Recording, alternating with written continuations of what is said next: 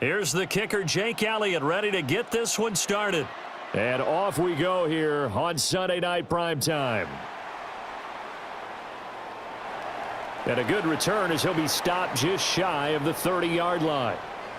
So out comes the Washington offense onto the field. And a look at a guy, definitely got a little razzle-dazzle to him. Can do it with his arm or his legs. Their mobile QB. His ability to adjust on the fly is almost unmatched in the game right now because it leads to a couple of snaps per game where you just sit back and ask yourself, how did he pull that off? Opponents can practice and prepare each and every week all they want, but this guy, he is hard to corral.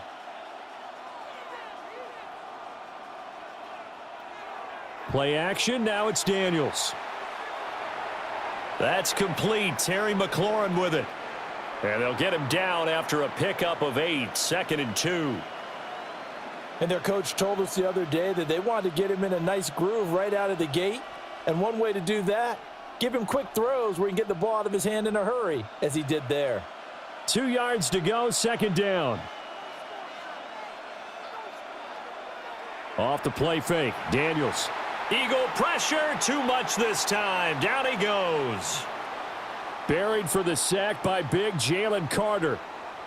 But just 2 plays in, and Charles already their first sack defensively. Yeah, how about that? That didn't take long, did it? And now they look at 3rd down, and that's another time to try and go and get the quarterback too.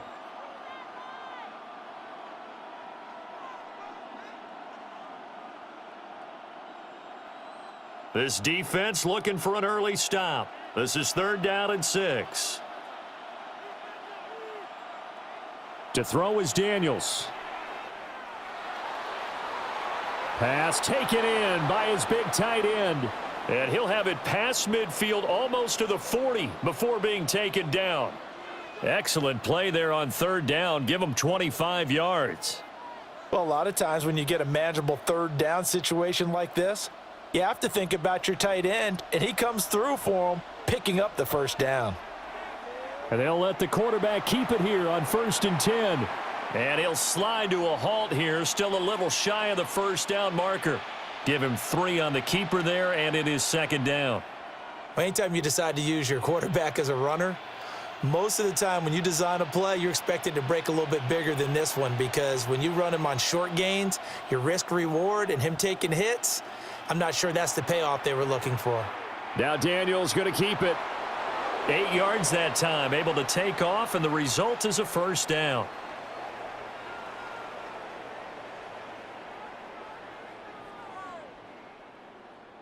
And that's an early scramble that can be viewed positively by either side.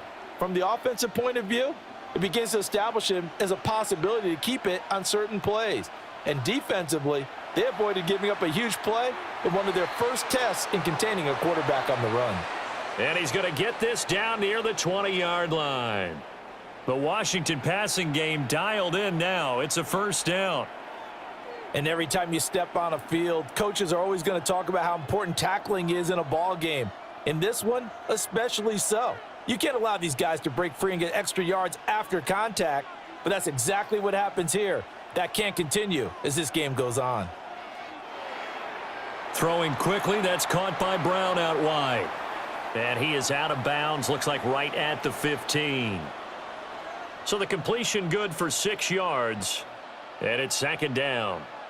But yet another completion here on this opening drive, and he's now perfect 4 of 4 to start. Pretty solid execution here. And how about how everyone's handled their nerves? Because you know what it's like to start a ball game. You're so amped up and ready to go, and sometimes the execution isn't there. They've been... And he is into the end zone for a Commanders touchdown. Terry McLaurin, a 14-yard touchdown. And the Commanders put the Knights' first points on the board as they take the early lead. The underdog here is showing no fear. Great opening drive. Now, we weren't in the locker room for the pregame speech, but I will guarantee you somewhere along the way the head coach said, let's just grab a big stick and smack them with it and let them know we're going to be here today. They may be the team that's supposed to be superior, but we're not backing down to anyone. And on the road, no less, setting the tone. Moody good with the extra point. And it's now a 7-0 game. So that one, an 8-play drive. It spans 75 yards. And it was polished off by a Washington touchdown.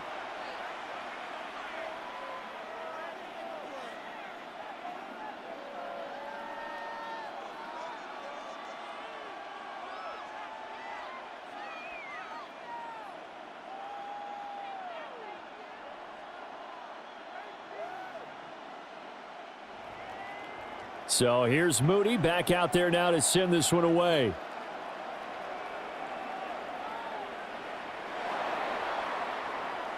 And fighting down inside the 25.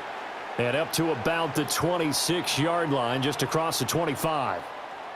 Philly's offense getting ready, and Jalen Hurts ready to lead them. The second-round pick who started his career at Alabama, then finished with an electric senior season at Oklahoma. Tremendous production in college at 2 different universities, and this is a guy who was a finalist for the Heisman Trophy.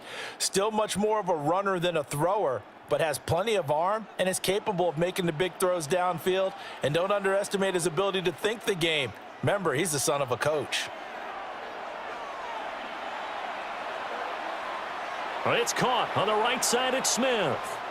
The completion, but they go in the wrong direction. A loss of yards, and now they're dealing with a 2nd and long.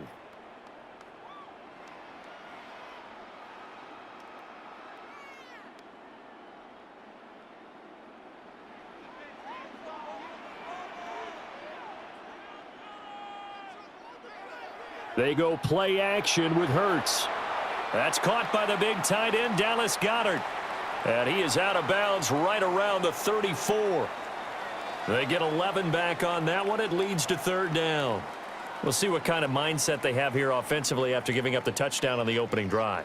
And based on our time with them, prior to this game, I feel like they've got a good mindset going in. In fact, the discussion that we had with the coaching staff was, we may give up some points in this game, so our offense has to be ready each and every time to either equal or try and get us ahead and try and keep us ahead. This is their chance to respond to that first touchdown given up. Looked like a pretty smart decision that time to keep the football by the quarterback. It was, because you saw how the runner got swarmed. So you've got to pull the ball from his arms, keep it yourself, and get what you can. And the most underrated player on this play is the running back, because even if he doesn't have the ball, he has to act like he does in order to attract the defense. A gain of 3, 2nd down. Not a huge carry there on 1st down, but not all of them will be. But still, all in all, a positive play for the offense. It's all about picking up at least a few to set up what you're going to do here on 2nd down. From the 41, here's 2nd down at 7.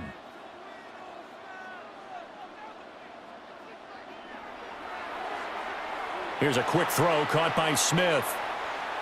Just a gain of a couple there. And now 3rd down and 6 to go. I think defensively you're okay with that. You're in the first quarter. He's going to get some catches, but they rallied to him quickly. And that's what you count on, and I like what you just said. First quarter, can you do it all game long? They catch it, you tackle them, they go down on the spot. Because when you're able to do that and you don't give up big chunks of yardage after the catch, now you put the offense in a position where every series they have to work hard to pick up 1st down.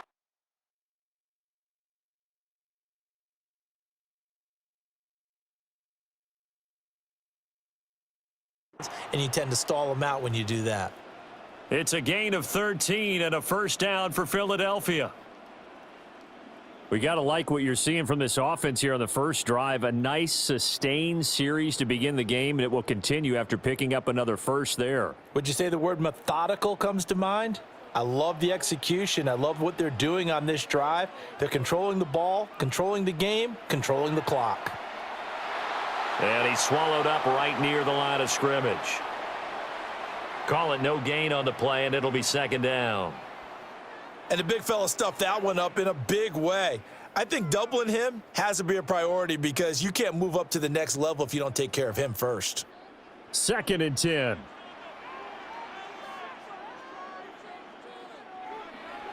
On the option left, it's Hurts.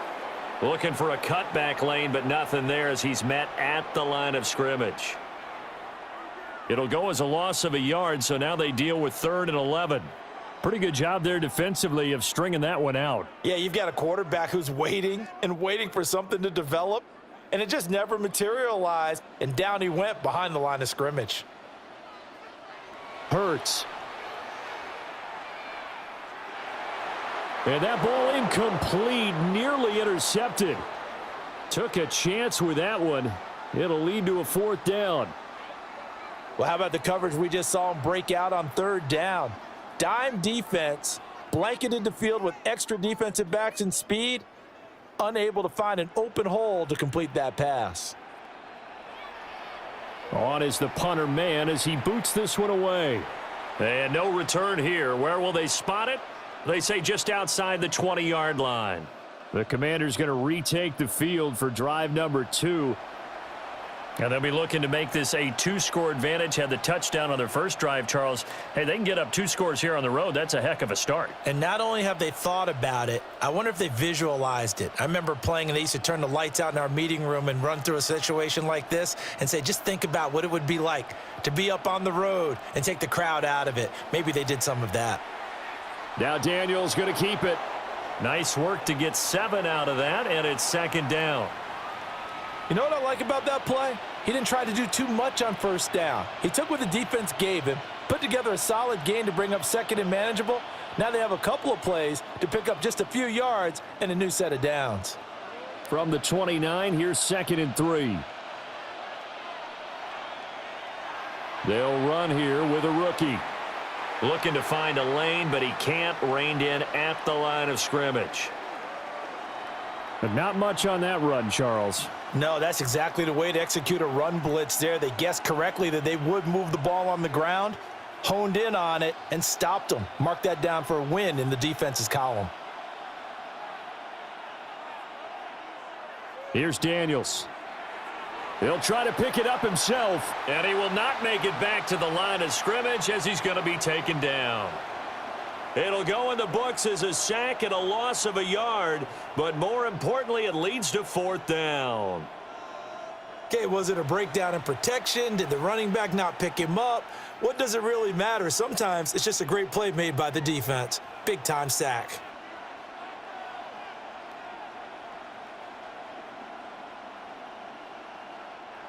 So on 4th down, Washington going to call on Tress Way to punt it away. Britton Covey deep for Philadelphia. Oh, able to avoid him. It'll be a 51-yard punt that time. And the Eagles will have it, taking over 1st and 10. So back onto the field here come the Eagles for their 2nd drive. Over on the sideline, hoping to hit that reset button between possessions. Last time out, they had to punt it away. This time hoping to finish this thing off in the end zone.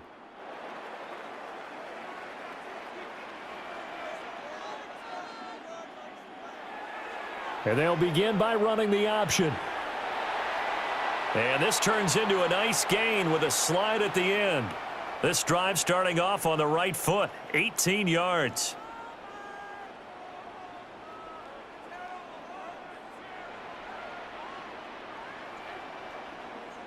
Well, he is certainly dangerous when he spots a lane, and he keeps it himself there. Worked out well. And how about the moving parts on a play like this? You know you have to practice it over and over because it's almost like a ballet that has to be choreographed. But how about once he made the decision to go, he committed to it and went. And let's face it, most teams are going to defend the running back much more than the quarterback on that type of a play. And taking it across midfield and inside the 45. 15 more yards there, and quickly another 1st down. It's a game of matchups, and that's why you take your receivers and move them around a bunch, especially your best guys. And when they work out of the slot, you often hear the coaches talk about how great it is because it gives you a two-way go. You can break out or you can break in. That makes it hard to defend. And he stopped immediately there. And credit the tackle to Percy Butler. So nothing there that time, and maybe you need to look to the O-line. They weren't able to create any space. No, they weren't, and you know as well as I do, as many offensive line coaches we've ever met, I think that'll be addressed loudly when those guys get to the sideline. And they're usually loud and big. They'll set up the screen to Barkley. They get 6. That'll leave them with 3rd and 4. That's a nice design there, but sometimes, though, you get so many blockers out ahead of you, they kind of slow you down and force you to adjust. You always appreciate guys trying to help you, but maybe one less there could have turned this into a bigger gain. Here is 3rd down and 4. From the gun, it's Hurts. Under pressure, and he will go down. Sacked back at the 38. Multiple players combined for their team's first sack of the game. Got to give him points for the attempt, but there's just a wave of pressure there. A host of people in the area. Evades a few, but couldn't evade all of them.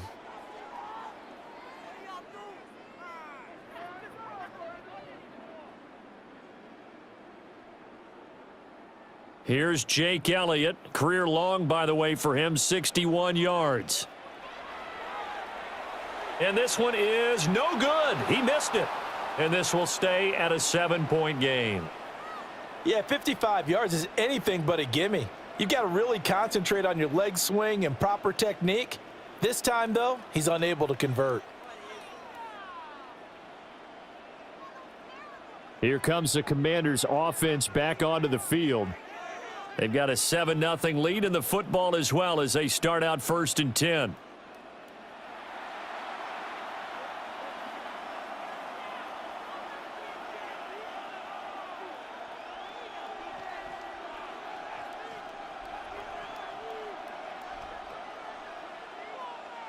Now they're set up nicely at the 45-yard line after the missed field goal from 55. Throwing now is Daniels. Hurts over the middle. And this will be good for a pickup of 9 to the 46. Such a tough position to defend near the line, even when you add a second defender, but the big man shrugged off the extra body and made the play call a success. From the 46, here's 2nd and a yard. He'll keep it himself. Only a yard there on the keeper, but that's all he needed. 1st down. So that was all you're looking for on a play like that. Get the 1st down and keep the drive moving. Yeah, it just looked to me like he just said to himself, I've got this. I'll take it. I'll pick it up, and let's keep moving. Get the 1st down, get a new set, and let's start over.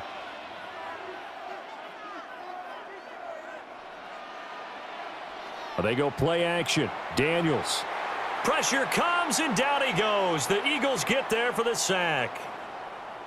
They'll wind up losing 8 on the sack there, and it's 2nd down.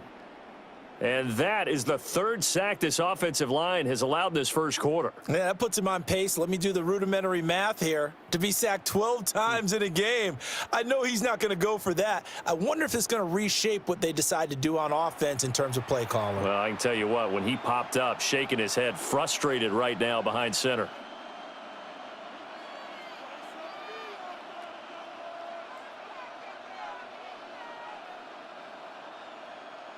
So that complicates things a bit here. 18 yards to go now on 2nd down. To the air goes Daniels. That's complete to his receiver, McLaurin. Call it a gain of 6 on the play. And that's going to lead to a 3rd and 12.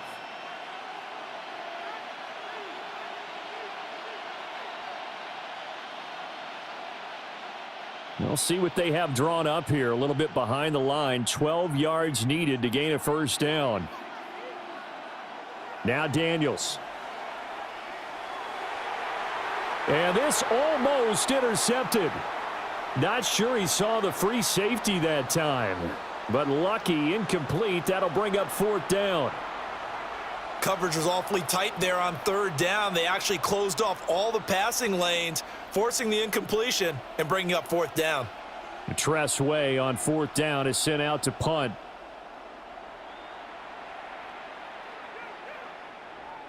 And he couldn't get it to check up. That kicks all the way into the end zone for a touchback. Philadelphia getting set to take the field. Last time out, they had that long 50-plus yard field goal that they missed. And I'm sure on their sideline they're thinking to themselves, okay, do we still want to try one if we're in that position again? And I would dare say that the answer would be yes. They're going to have a lot of confidence in their kicker. But just to be on the safe side, I'm sure they told their offensive guys, can we get a little bit closer this time? Yeah, get a little closer. Yeah, you know, I'd rather get in the end zone first and foremost. But if all else fails, less of a field goal attempt for him. Toward the sideline, and look at that catch. Dragging the toes, and that's going to be a first down. Well done. A good pickup there, a 22. All right, say it with me now. There's a lot of different words we can come up with. Maybe we go back and forth after that play, getting his toes tapped down to make that catch. Crafty. Yep. Wily. Oh, definitely. All the veteran names. You name it. Has every move in the book and continued to get better throughout his career so he can make that type of a catch. And he'll take this to the other side of midfield before going out of bounds. The Eagle passing game looking good on this drive. It's a first down. Well, I think when they look at their offense, they think to themselves, weapons, weapons everywhere, and they want to move the ball around. They want to spread it to different people, but you absolutely know they want to get this man involved as well, and that's what they just did on that play. And it's complete, right back in the hands of Smith. The goal of a wide receiver screen is get enough blockers in front to create a wall and let him pick his spot to run the football. How about the defense there, swarming to it and not allowing that to happen? Did not let him get downfield. From the 44-yard line, here's a 2nd and 8.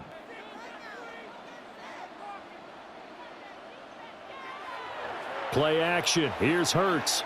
And that went too far in front. He couldn't reel it in. It's incomplete. That is the first time that they've targeted him that he has not come down with a catch. He's caught everything that's been thrown his way, a dominant pass receiver that can break down any defense, because when he's doing that kind of work, it really hurts you on the back end. And even though it's an incompletion there, I think they're going back to that well. Hurts sets up to throw it. And that's incomplete. The coverage keyed in on him since that last completion his way. He earned a little more attention on that route, and that made it a lot tougher to get a clean throw his way.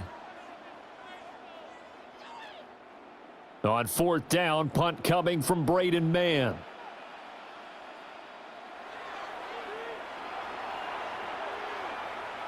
And this will be out of bounds. Now it's a question of where they'll mark it, and they'll say it crosses at the 11-yard line. After one, 7-0 on EA Sports.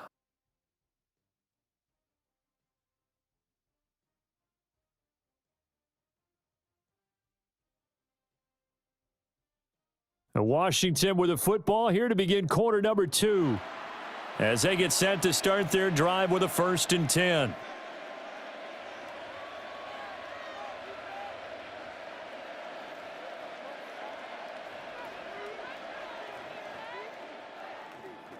The Washington offense at the line and ready to roll.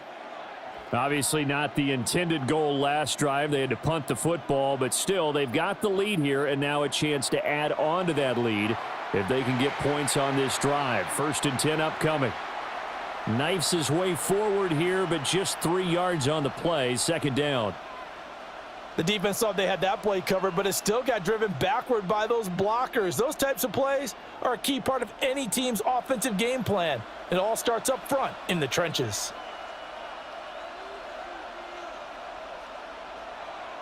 They'll run once more with JCM. And he's going to be met at the line of scrimmage and taken down. No gain on the play there, so they're left with a 3rd down and 6. As usual, the hallmark of a good run defense, linebackers making plays near the line of scrimmage. Absolutely nowhere to run there. The offense on 3rd down tonight, just 1 for 3 thus far. This will be 3rd and 6. Now Daniel's going to keep it. Gets around him. And the broken tackle helps lead to a 1st down gain. Give him 7 on the tuck and run, and it'll get him a new set of downs. No surprise to see his sideline fired up by that big play. Heck, we're fired up, and we're supposed to be neutral. That's a quarterback putting his body on the line to fight and just barely get the 1st down. When he does something like that, it gets everyone ready to lay it all out there and try and match his intensity. Now Daniel's going to keep it. And he'll be out of bounds across the 30-yard line. He'll wind up getting 9 after tucking it and running, so it'll leave him with 2nd and a yard. I do think it's fair to say that they were caught off guard a little bit when he decided not to throw it on 1st down. But give them credit, they recovered in time to deny him the 1st down yardage. But it's only 2nd and short, so that run is still likely to lead to a new set of downs. Daniels with a give to Krosky Merritt. And running room scarce here. He's going to be stopped in his tracks at the line of scrimmage. He winds up giving a yard back there, and now it's 3rd and 2. That was well played there defensively. 2 tight ends in the formation, which essentially gave them 7 blockers up front. Hard to imagine with all that size and beef that they could let a tackler through, but that's exactly what happened. A loss resulted. Eagle pressure, too much this time. Down he goes. Give that sack to Nakobe Dean. So that now 4 first-half sacks. This pass rush has been unrelenting. And, partner, you hear that sound of paper being ripped to shreds? That's a game plan that they've had so far because they've got to say to themselves right now, we have to do something differently.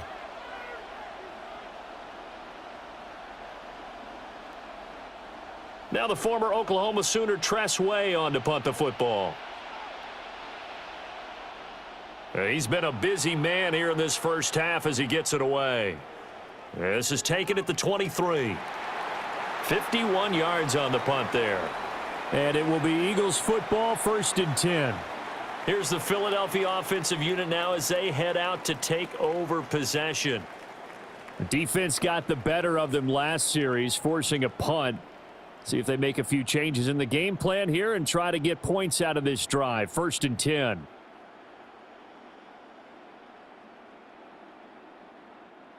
Hurts and the Eagles come up here 1st and 10 at about the 32.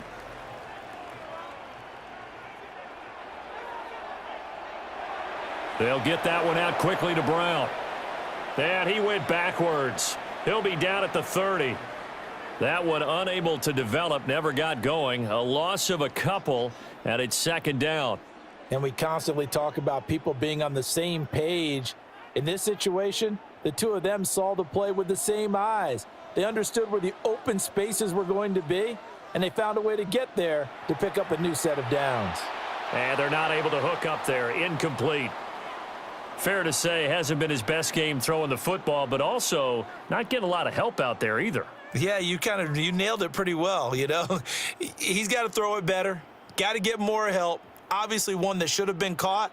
They've got to find a way to bring those two elements together so they can make some progress in this one. Here's Hurts to throw. Able to find the open man. That's complete. And they're going to have this across midfield and inside the 45. Well, that's one way to convert on 3rd down, picking up 26 yards. We often hear the phrase sure-handed tight ends, and he certainly fits into that category. Plus, he's got a quarterback who knows to look his way when they need a big pickup. And on this play, he finds him for the 1st down. Throwing is Hurts. And that one drops down, incomplete. Good coverage there, forced the ball free, and it's 2nd down. My first thought is surprise because that's one of the better tight ends around, and I've seen him pull in balls like this before. But how about a little credit to the defense forcing that incompletion? Now a 2nd and 10. They'll look to throw again. Man open left side is Brown. And they're going to have another 1st down here as the tackle's made at Washington's 27-yard line. What an intelligent play as he found open grass and uncovered quickly. A nice clutch play to move the chains. The defense, they've got to do a much better job of accounting for these shorter routes.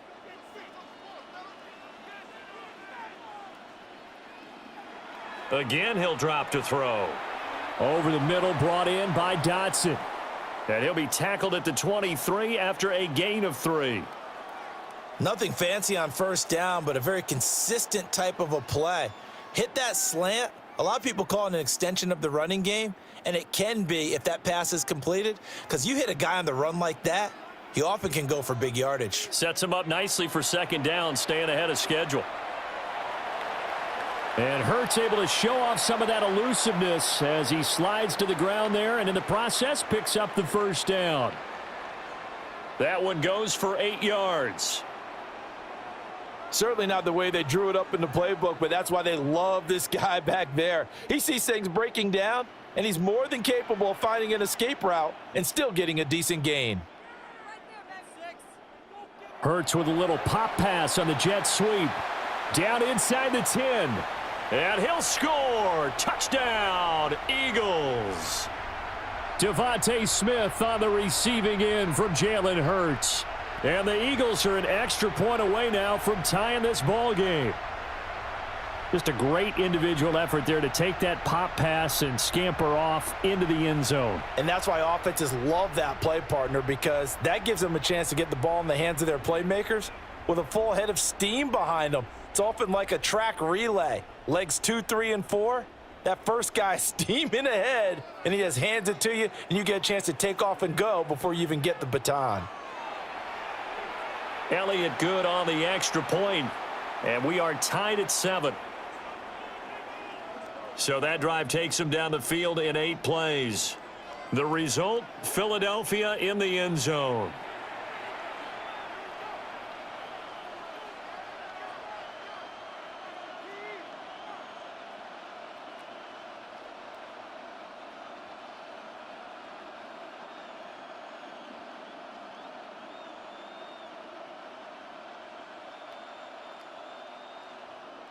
So all even at 7 now as they kick it away.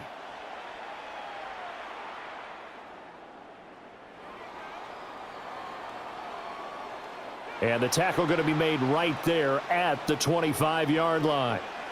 Out comes Washington's offense as they get set to take over here. And right now these guys, they're shuffling a little bit, maybe doubting, because 3 straight drives have ended with them punting the football away. Yeah, so you start pointing fingers at each other a little bit, asking a lot of questions. What are you seeing? What are you getting? Maybe trying to narrow down your playbook a little bit and maybe get simpler rather than more complex in order to try and fashion together a drive. Play action, now it's Daniels. Now he's going to step up and run. A nifty bit of scrambling there. 12 yards, first down.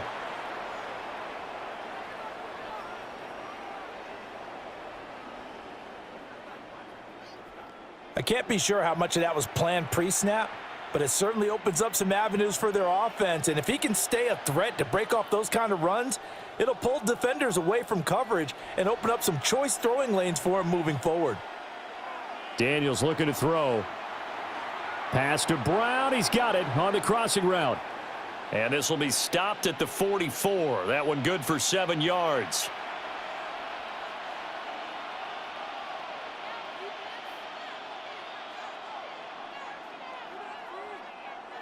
Now a 2nd and 2.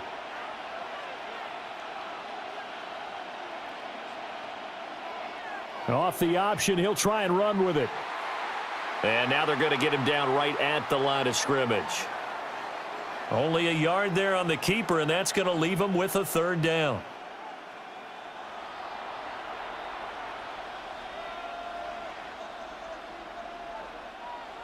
They'll come to the line, needing only 2 yards to gain the first here. To throw is Daniels. Work in the middle of the field, and he's got a man complete. And he's going to have a Commanders first down by a couple of yards as they're able to convert there on 3rd and 1.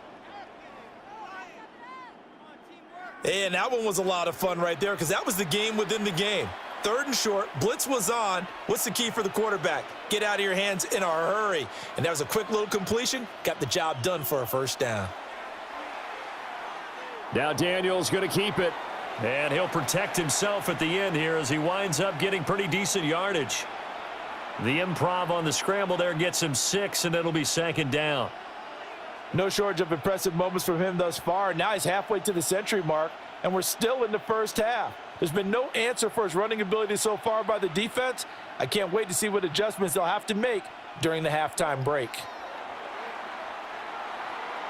And that'll be incomplete. Took a pretty good shot as he tried to pull that one in. Couldn't hang on, 3rd down. Well, he certainly thought he had an open look beyond the first down marker to his receiver, but they just couldn't connect, and that will send them back to the drawing board.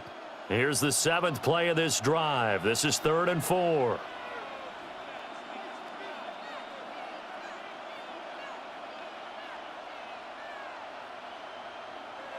Operating from the gun, Daniels. He'll try and do this himself. And he can't find anywhere to go with it, and he goes down. Nakobe Dean That is now 2 sacks for him here in this first half. But, Charles, this has been something to watch so far. This is where you really feel for a quarterback. He's been running for his life in this first half. Brandon, that's 5 sacks already, so you know he's got to be saying, can we get some more guys in here to block, please? Because if we don't, we're going to need another quarterback. And they're going to at least line up to go for it here on 4th down. They'll send Brown in motion right. Daniel's going to throw for it. And it's incomplete. They cannot convert, and they turn it over. Washington goes for it, but it does not pan out. And the Eagles defense able to hold. And he'll have a tough time living that one down. It's one thing, Charles, to drop a pass. It's quite another to drop it on 4th down. And so many teams work on that in terms of locking in on those key downs. You know, you and I have both been to practices where we've seen, hey, 3rd down situation, big 3rd down alert, lock in here, 4th down play, make sure you focus just a little bit extra. It didn't pay off in that situation.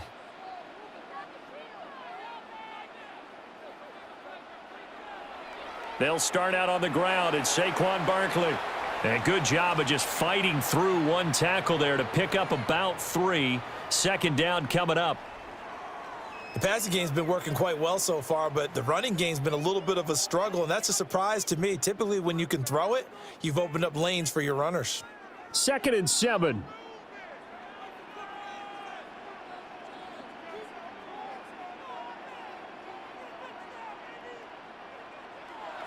Off the play fake. Here's Hurts. Throw right side, caught by Goddard, the tight end. 10 yards there and an Eagle 1st down. A lot of tight ends just use their size and their strength, try to occupy some space and kind of body people away and catch the football. But not this guy. He's a refined route runner. Makes me wonder if he took some dance classes in his background with his footwork. A 1st down carry for Barkley. And he's going to take this ahead for right around 3 yards, but no more than that. 2nd down. Now, that was a quality play to start a new set of downs. That was simply an offensive line winning the battle up front and winning in a big way and giving their guy in the backfield a nice lane to hit. From the 37, they work on 2nd and 6. They go play action with Hurts. Dancing away at the 30. Hurts dangerous when he runs that football. He's got a 1st.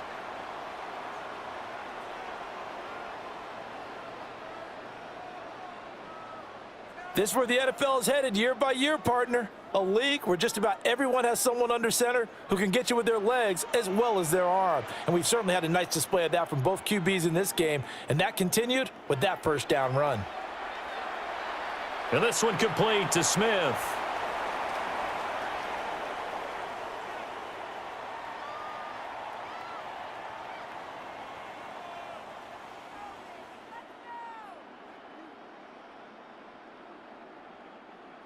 From the 21, here's 2nd and 3. Up the middle with Barkley. And he's brought down just outside of the 10 at the 11. 10 yards there and an Eagle 1st down. Partner, there are strong running plays, and then there are plays where you simply outclass the defense, and we saw the latter there. They ran straight up the heart of that front for an excellent gain and 1st down. Simply put, you've got to put up more of a fight defending the middle. Otherwise, this is going to be a long game. And he'll take it into the end zone for an Eagles touchdown. Saquon Barkley taking it in from 11 yards out. And the Eagles have taken the lead. Great call to hand that one off, and his running back did the rest. Someone read their keys correctly, and on the defensive side of the ball, they certainly did not, because they really essentially were just going to swarm the quarterback. They kind of guessed themselves out of the play, and guess who benefited? The guy with the football.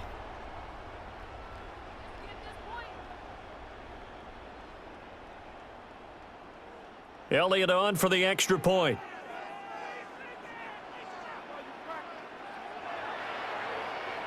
And he's got it. It's now a 14-7 ball game. So that winds up a 7-play drive all told. And it's capped off by a touchdown run from Saquon Barkley.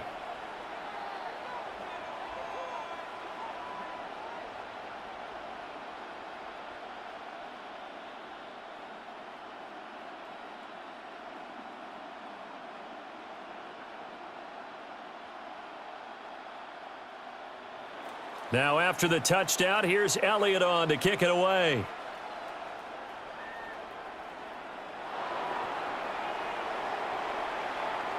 And a nice return sets him up pretty good here right at the 30-yard line. So out comes Washington's offense to take over. That 7-0 lead of theirs short-lived as they've now given up 2 straight touchdowns to fall behind by 7. Yeah, but no cause for discouragement here. Yeah, they've fallen behind, but haven't they proven that they can go down and score? So what was the formula that got them down there the first time? Get back to something close to that, and maybe they can get this game tied up. Looking to put a drive together. Throwing to start the drive. Daniels. Now a run here off the RPO. He'll keep it. Nothing open downfield. He keeps it himself for 11 and a first down.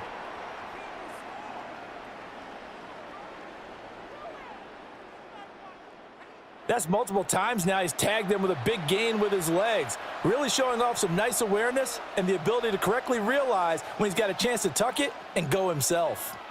On first down, it's Krosky-Merritt. And he'll get this up past the 45 to the 47. It's a 6-yard gain on the ground, and that'll make it 2nd and 4. We've hit the 2-minute mark of the second quarter, 14-7. Here now, 2nd and 4.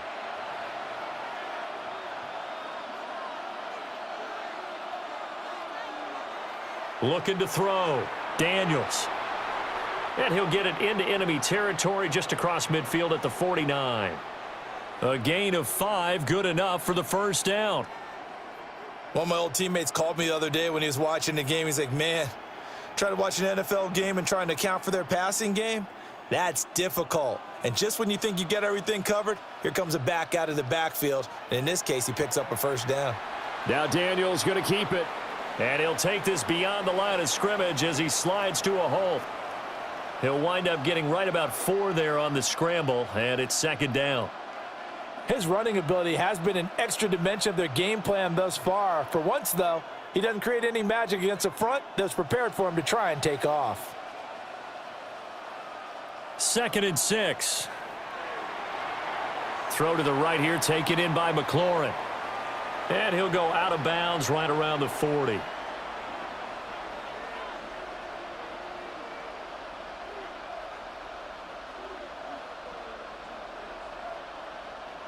This is 3rd and 1. Very likely 4-down territory, even if they don't get it, though. Here's Daniels. Pass taken in by his big tight end. And he's going to have a Commanders first down as they're able to convert on 3rd and short yardage with a gain of 4. Got to say, I was a little surprised to see him, Charles, come out in the shotgun on 3rd and less than a yard. Yeah, but the way the NFL is nowadays, we hardly ever see anyone really run for it on short yardage. So they're going to throw the football more times than not. That was a nice, easy rhythm throw right there, and they pick up the first down.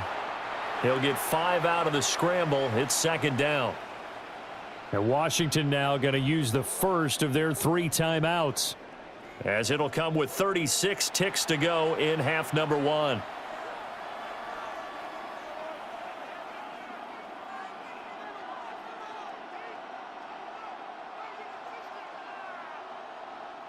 Here's a 2nd and 5.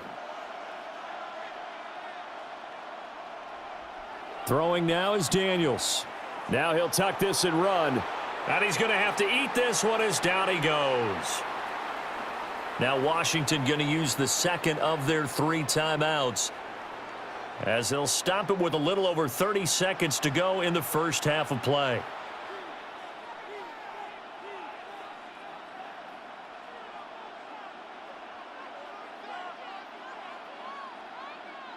Got to get to the 26 for a first. This is 3rd down.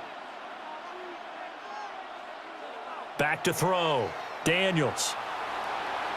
And he'll be stopped short of the first down as they rally to tackle him at about the 28. Now the defense going to use the first of their timeouts as they'll stop it with 27 seconds remaining here in the second quarter.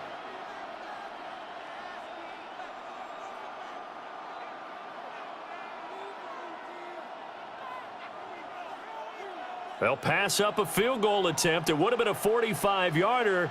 Now they'll go for it on fourth. They're going for it with the option right. And I don't think he got there. He did not. They stop him a yard shy. The Commanders went for it, but they cannot pick up the first. And this 10-play drive winds up yielding nothing. And a design QB run in that spot, maybe trying to catch the defense off guard a bit. It didn't work, though.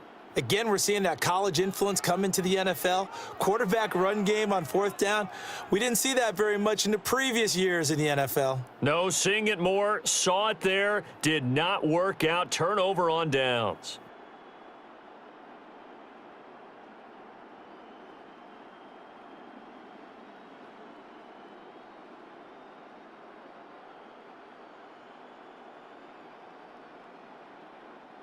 A little over 20 seconds remaining in the half as they'll line up here 1st and 10.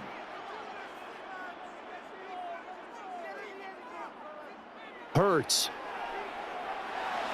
gets this to Saquon Barkley out of the backfield. Give him a gain of 5 on the completion, and that'll bring up 2nd down.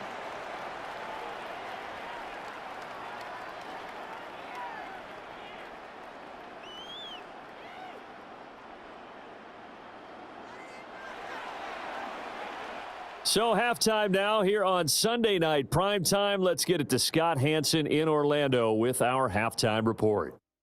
And okay, so much for our halftime break. Apparently we're going to get right back to it. Welcome back. Charles and I settled into the booth ready for quarter number 3.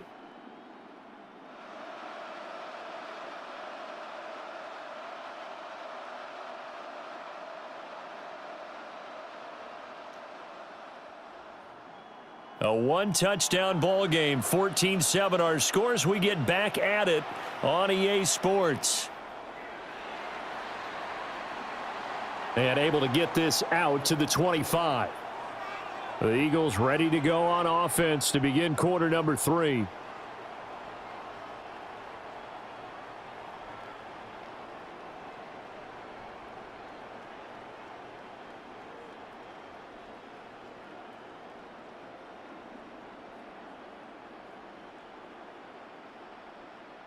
Hurts and the Eagles come up here 1st and 10 at their 25-yard line.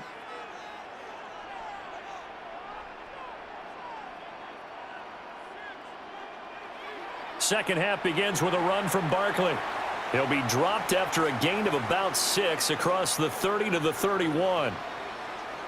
Well, I think after that run, the defense is getting back in the huddle and looking at each other and maybe starting to question their confidence a bit. They gave up a significant run, 6 yards, and now you're saying to yourself, how do we stop them, and do I have enough confidence to make a play? On second down, here's a keeper by the QB. And he's able to take this one up to the 35-yard line. Give him 4 yards as he does it himself, and it's a 1st down. Well, you certainly have to give a little credit here because they're playing this game now at their pace. This is ball control football. Sustained runs, taking their time, and making it work. Hurts going to keep it again. And he works his way past the line of scrimmage and then slides to a halt. Give him 4 yards there on the 1st down keeper. Well, if you're going to run the read option, typically, you've got to keep an eye on the defensive end. And what does that mean? What are you looking for with a defensive end? Well, you want to play off of what he does. If he collapses inside towards the running back, then you pull it and take it yourself outside in. If he stays outside, you go ahead and leave it with the running back. In this case, pulled it and got good yardage himself. So the completion good for just 3. And all of a sudden here, it's 3rd down. Well, offensively, that's the mismatch that you want. You want to force a linebacker to try and cover your back out of the backfield, out in some open space. But linebackers nowadays, They run like backs, and they take a lot of pride in covering. What a nice play he made there in the open field. Throwing from the gun, it's Hurts. And that one goes incomplete on the drop. That's one he definitely normally catches. 4th down. And those two just haven't been in sync thus far. They've done a nice job against him, but still, with his talent, you would expect them to have more completions to him in this game. The Eagles send out their punter now as he's on to kick it away.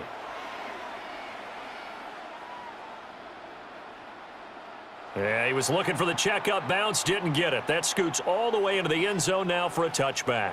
First possession of the second half now for Washington.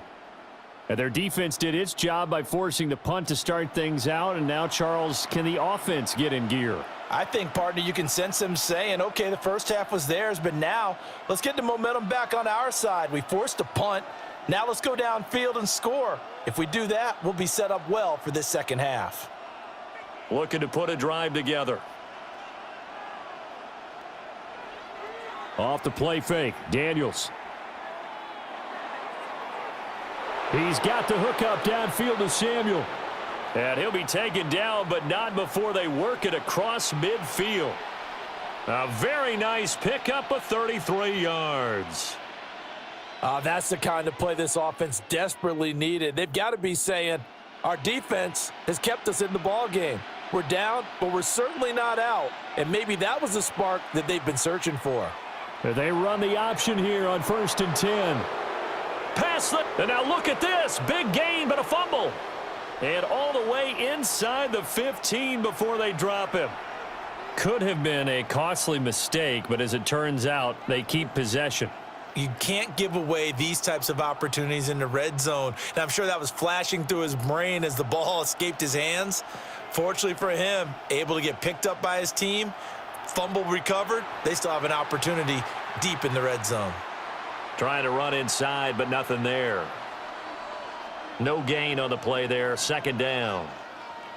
And as a defensive end, getting off the ball quickly, swarming to the football, making a tackle, that's what we saw right there. Yeah, that's what their job is, and really a lot of the time they have to throttle back a little bit in the run game because you know those defensive ends, they're like in a sprinter stance. They're just headed straight for the quarterback. That was good recognition on that play to hold him to no gain.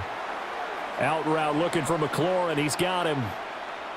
Yeah, that's good for a gain of 6, and it brings up 3rd and 5 now. Well, that's what you're looking for when you want to throw the ball downfield. You want one of those guys who can play out on the perimeter, can play out wide, who can not only get open, but when they're covered, can uncover themselves downfield and create catches. Daniels from the gun on 3rd down. And that is incomplete. Oh, he had a defender right there with him to force that to the ground. And 4th down now coming up. As his old brain remembers, when I see 5 wide receivers on the field as a defender, I know the ball's coming out hot. They expected it and got there and popped it free.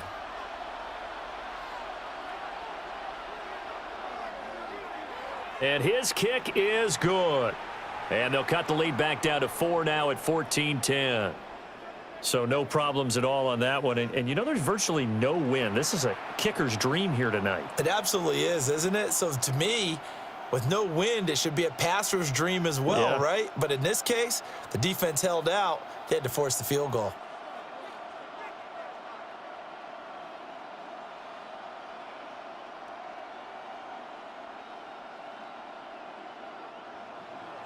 So following the touchdown, here's Moody back out to send it away.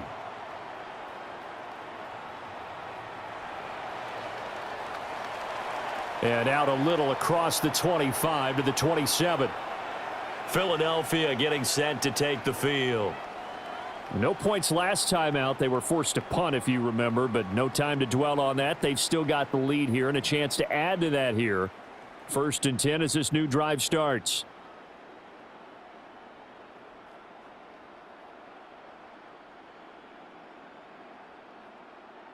Hurts and the Eagles come up here 1st and 10 at their own 27. He'll drop it off with Saquon Barkley. And he'll just plow right into a host of tacklers. Nothing there at all, and it'll be 2nd and 10. Early down stuff's to put this offense in a precarious position. We know that securing the point of attack, especially against the big-bodied guys in the middle of this D, has got to be priority one. Here's 2nd and 10.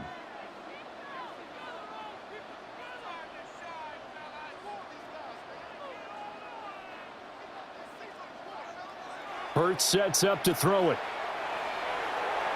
Throw right side complete to Dotson.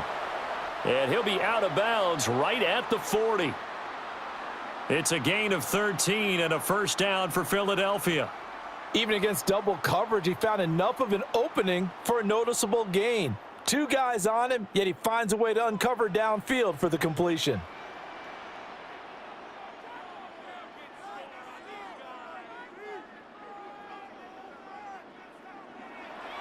And they'll let the quarterback keep it here on 1st and 10. And maybe the wrong read there as he's going to go down immediately. He'll lose a yard there, and it's 2nd and 11. Well, he's had success running the football in this one. Yeah, that's undeniable. But that time, the defense was on to it. And, partner, I think the more you see a play like this, the more they're able to diagnose it quicker and easier for them to defend it. I think you have to dress it up a little bit and show maybe some different formations and looks. And this throw incomplete. Now, the defender all over him that time, but it's going to lead to 3rd down. I see the surprise in your face there, partner. That is a rare incompletion from him. He's been on point this entire game. He has percentage completion-wise way up, not that time. An incomplete pass on that last play, and that means they'll need to come up with something here on 3rd down. And this pass broken up. The contact well timed there, and now 4th down. And that's a really good job there defensively. They went into this possession knowing that they needed to get a stop. They're in a tight ball game, and they got it done. Great work to force the 3 and out. Got the football right back for their offense. They've got to go to the sidelines feeling pretty good about themselves and encouraging their offensive mates to get some points. The Commanders' offense and Jaden Daniels getting set for this next possession. And he's been a nightmare to scheme against throughout this one. This defense has been totally taken apart, and that is borne out in his numbers. He's been terrific all game long.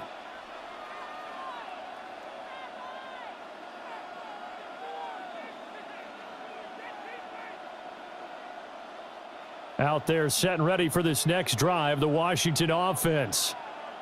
And last time they got 3 points, but it was a chip shot field goal. And when you go to the sideline after a chip shot field goal, maybe the offense not too happy. It's a balancing act, isn't it? Because you're exactly right. They're none too pleased that they didn't punch it in for 6 points. But they also have to remember they did put points on the board. 3 points is 3 points. And in this league, you take points when you can get them. Not easily done. Operating from the 27 now. Here's 2nd and 3. They go play action. Daniels to the sideline and incomplete. At this point in the second half, one mistake on a forced throw could doom your chances of a comeback. So that's the right call there to just throw that one away.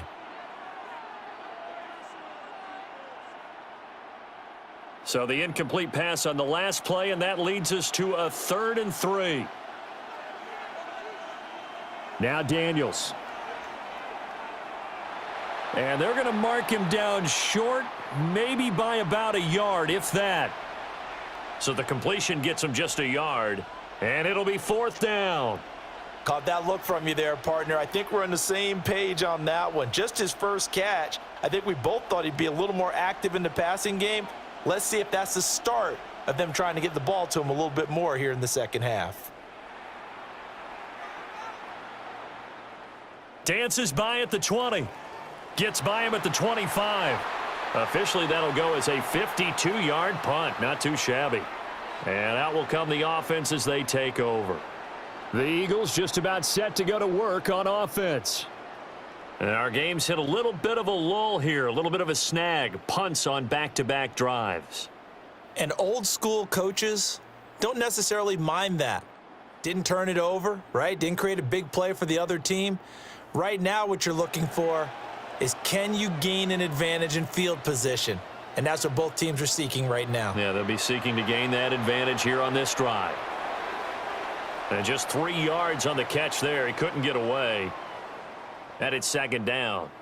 They gave up the completion there, but this is what zone defenses count on. Catching the ball and not much run after the catch.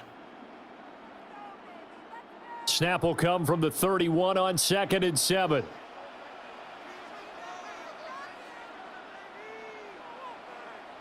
Throwing is Hurts. It's caught. Smith. And he'll be out of bounds, but able to get it up past the 45. Hurts finding Smith for the Philly first.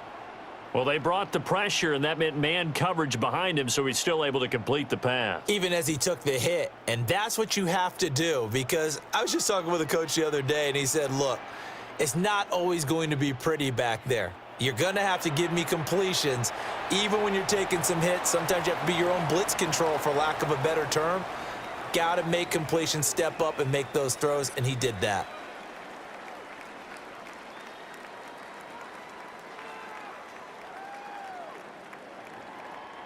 Ball right on the 50-yard line. Here's the 2nd down and 6. Play action. Here's Hurts. Oh, and that'll be incomplete. Oh, he took a shot as he let that go. And it's going to bring up a 3rd down. And when you're in a one-score game in the second half, now's not the time to force the football into places where you shouldn't. And that's a smart decision to just get that one out of there. So after the 2nd down incompletion, they'll come up now against a 3rd and 6. From the midfield stripe, they'll look to throw. This short throw caught by Goddard. And they're able to stop him short. On 3rd and 6, they'll only pick up 4. A short gain that doesn't get them the first down brings up a 4th down situation. Really nice job defensively. They knew where the sticks were. They got the stop before it. The offense staying out. They're going to go on 4th and 2. From the gun, it's Hurts. And it's incomplete. Took a shot, couldn't connect. The Eagles unable to convert there on 4th. And Washington will have it on the turnover on downs. Well, it was too far for a field goal try. You don't really gain a whole lot out of a punt, so I don't think you have much of a problem with that, do you? No, not at all. I think it's the right play, the exact right play, because even if you want to play defense and pin them deep, you know how hard it is for a punter to knock one dead inside the 10-yard line. That's not necessarily easily done. So I think going for it there was the right call. And that is incomplete. Oh, the coverage a little too good there, and it's 2nd down. Well, it's easy to see when we review this that the ball needs to come out quicker, because if you don't throw it right on the break, you bring a crowd of people into the equation. And that's why it got knocked away there. After the incomplete pass, here now is 2nd and 10.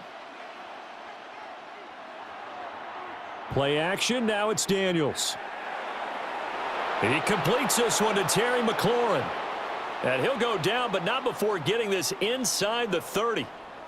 A 1st down there on a pickup of 25. And that's the kind of play this offense needs to maybe kick them into gear a little bit. They've been stuck in neutral much of the game. Perhaps that can give them a little bit of confidence that big plays are out there. Out of the gun, they go with Krosky Merritt.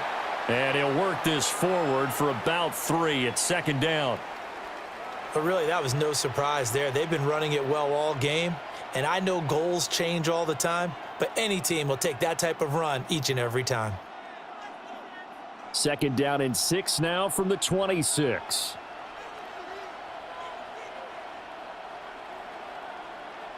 Debo going in motion left. Daniels looking to throw.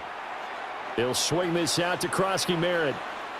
So 5 yards here, 5 on the play. And that's going to bring up 3rd and 2. That might feel like a little bit of a lost opportunity there for the offense, because the defense brought pressure that time. And sometimes against that, you can get it out to your running back, and it could turn into a big gain downfield. But what a nice job they did getting to him quickly and holding him to a short gain. They'll try and run for it. Krosky Merritt. And he will be very close to a 1st down, but I see the closed fist of the referee, and that means 4th down. I'll bet they thought they had picked that one up, because it was a 3rd and 2 call. And they got awfully close. Now we're at 4th and inches. I wonder if they think they're feeling lucky here and maybe want to go pick it up. Jake Moody now on for the field goal. From the left hash, it's a 36-yard attempt. And his kick is right there. It's good. And the lead is down to 1 now at 14-13. So they're content to take the 3. Somewhat of a conservative call there, opting not to go for it on 4th and inches. And that's from a team that you and I know is not usually playing it close to the vest. It's a little bit of a surprise that they opted for the 3 instead of going for it.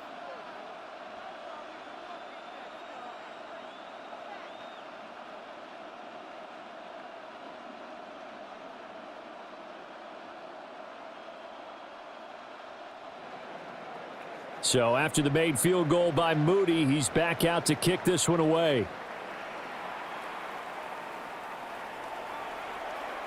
Oh, he shifts past him. And it's a pretty good return here as he'll get this up to the 29. Here comes Eagle offense now as they get set to take over here. And they're coming off a 4th down gamble that last drive that backfired, CD, but really not as badly as it could. Their defense held up and only gave up 3 points. And what they want to do is play off the momentum the defense gave them. Only giving up the 3 points in that situation after they failed on 4th down. Now they want to make it pay off. They want to pay homage to the defense and have their own drive pay off in points for themselves.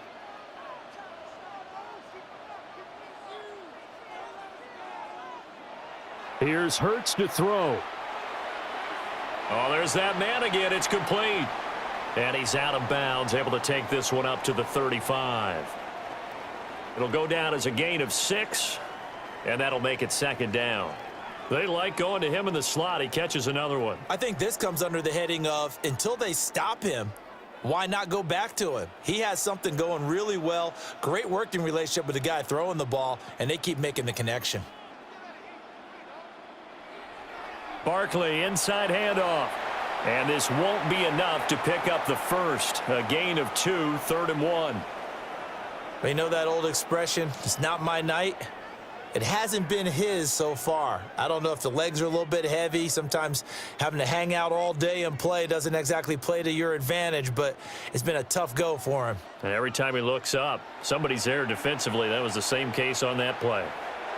And this pass broken up. Excellent coverage there on 3rd down, as that was not an easy one to hold on to. That's an excellent job right there on 3rd down. Like any defense, you never want to let them get anything started, and that would have been a 1st down. Instead, you saw the contact on time, no penalty, and before this drive could get wings, it's 4th down.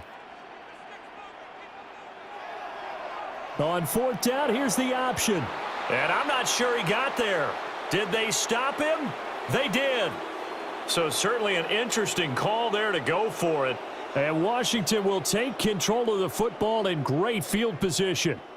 A gutsy decision there at this stage in the 2nd half in their own territory, and a decision that they might regret. Can't wait for the postmortem. You know, this post-game press conference, because the questions are going to come fast and furious about this decision, no matter how the game turns out, right? What were you thinking there? Why? Did you have a certain play call? Were you confident in your defense? Oh, yeah. Why? It's going to keep coming up. Yeah, no matter the scoreboard, just tough to justify. So here's a 1st and 10 at the 38. Brown goes in motion left. Up the middle, Krosky Merritt. And not a whole lot of room to operate there on the 1st down run. He gets maybe 3.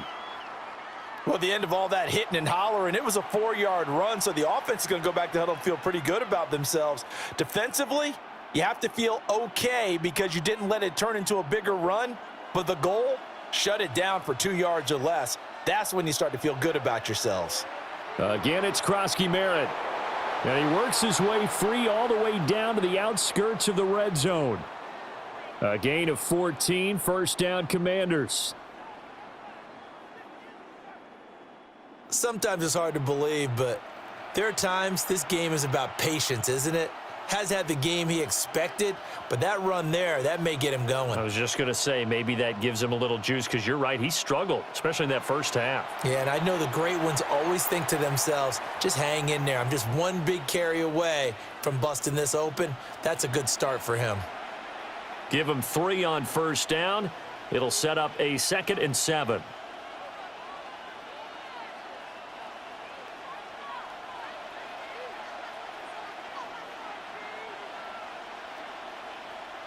To throw is Daniels. On the throw, led him too much that time. It's incomplete. He shook his head right when he released that throw. He knew it was going to be a little off target. Yeah, the excitement got him on that one. Wasn't able to control the fact the receiver was open, and it would have been an easy throw. A field goal would get him the lead, but that's not what they're shooting for as they come up on 3rd down. To the air goes Daniels. And he can't find a receiver, and he's brought down. It'll be a sack and a loss of 3, but more importantly, it brings up 4th down. This offensive line flat out cannot handle this pass rush. We've seen it demonstrated time and time again to the tune of 7 sacks in this game thus far.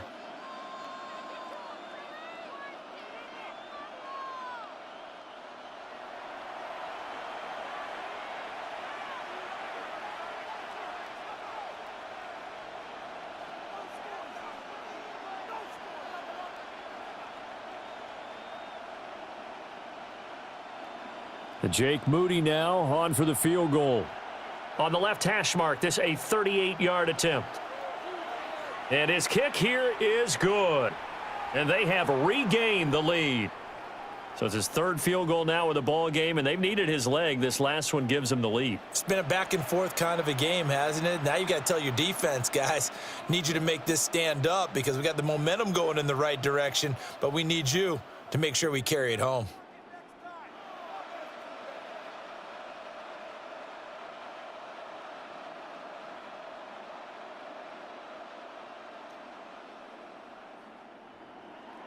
So here's Moody back out there now to send this one away.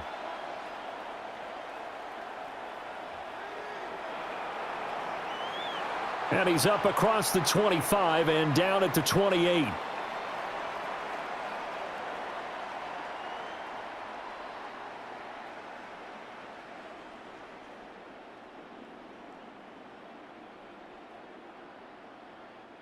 The Eagles offense set to begin their next drive. And last time, went for it on 4th, didn't get it. We'll see if they can pick themselves up off the mat and do better this go-around.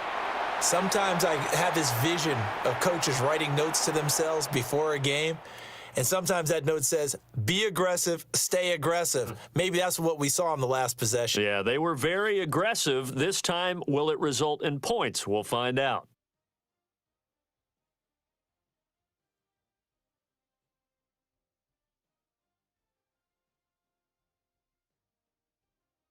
And welcome back. We are in the city of brotherly love, Philadelphia.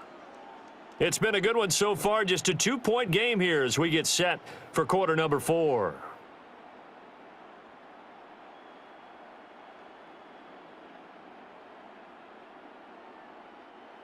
Second and a couple.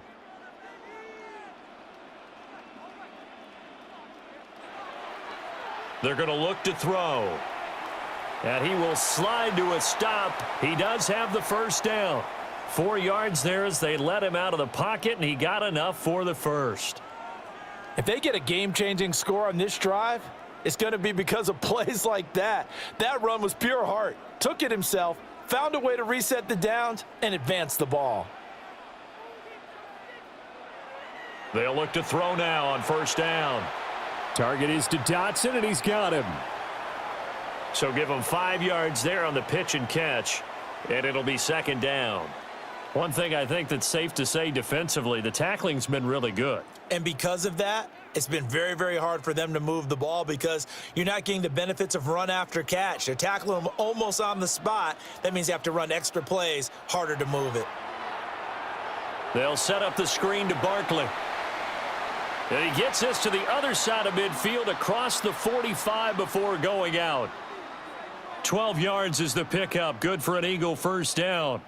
And here we are in the fourth quarter, partner, and watch them drive for what would be a go-ahead touchdown.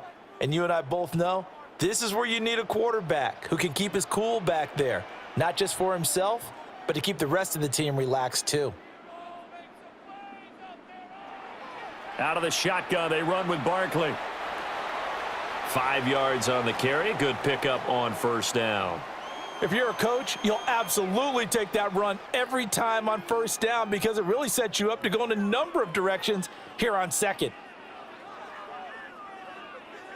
Now 2nd and 5.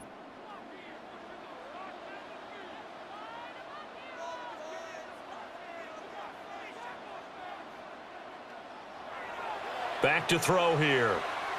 This one goes out wide for Barkley. And he'll work it inside the 30 to the 29-yard line.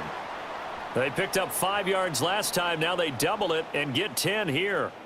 Another catch for him there on this drive, Brandon, and it looks like they're going to utilize him out of the backfield any way they can. And that time they pick up a first down. So now on defense, do you assign a man to him and try and cover him before he gets going? Back to throw now on first down. He finds him again, Saquon Barkley. And they will eventually get him down, but he's inside the 5 all the way to the 3. A good pickup there, 26 yards.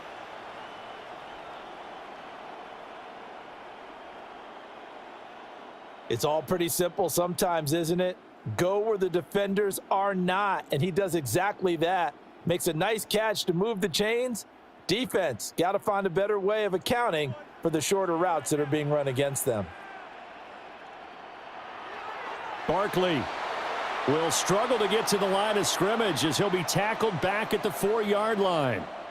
It's a loss of a yard there, and it's second down. There's no question that coming into this game, this defense was pretty vocal about its desire to take this running back out of his game, and all that pregame wolfing has turned into results. From back at the 4, here's 2nd and goal. And this one incomplete. Threw it down at the feet of his receiver. Okay, I'm not quite sure how to judge that one. Maybe didn't have enough legs underneath him. Mechanics might have been off. Maybe some fatigue. That one came up short. Yeah, fourth quarter. Maybe you do start to watch as the arm there, the leg's still there. This has been a tough game. For the lead, here's 3rd and goal. Hurts. He shakes him off, and he is going to go down. Back at the 11-yard line. A nightmare on 3rd and goal. He's sacked, and multiple players broke through the line to get him. Like the footwork back there, I thought he did a pretty good job of evading that first wave of players. Tried to buy a little extra time out of the pocket, but in the end, oh, that was a tough one. Yeah, winds up getting buried for the loss. So here we go. Maybe the biggest kick of the game forthcoming. This for a fourth quarter lead. The kick by Elliott is good. And they have taken the lead here in the fourth quarter. So the drive here ends with a field goal. It does give them the lead, but this one's still certainly a long ways from over. It definitely puts a lot of pressure on your defense to hold the lead, right? They're happy to have it and happy to be out there trying to do so. But I know as a former player, in the back of their mind, they're thinking, why don't you score the touchdown and seal this thing?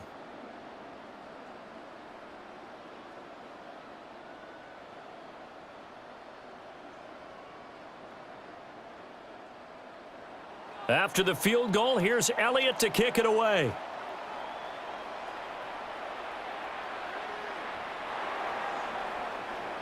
Gets past one man. And not much happening on the return as he'll get this to about the 23. The Washington offense back out there. And now they find themselves trailing following the field goal. Still a good amount of time in this fourth quarter, but this drive very well could determine the outcome of this ball game.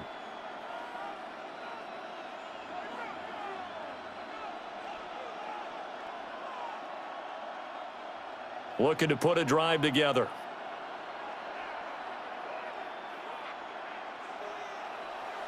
The drive begins with a carry by Krosky-Merritt. And he's tackled a yard short of the marker. Good gain of 9 on first down. First play of the drive, let's give credit all around. Excellent blocking, but the guy carrying the ball, he was the finisher. A really nice run. Second down and a yard.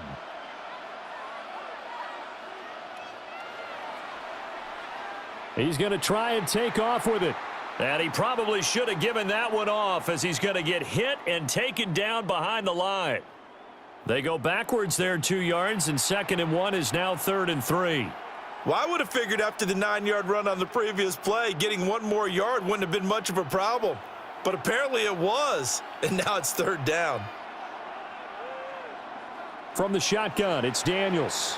He's going to leave this for his running back. It's complete. And he's going to have a Commanders first down. They needed 3. He doubled that. He got 6. Well, they certainly had success throughout this contest, getting him the ball in the passing game, and there he picks up another first down.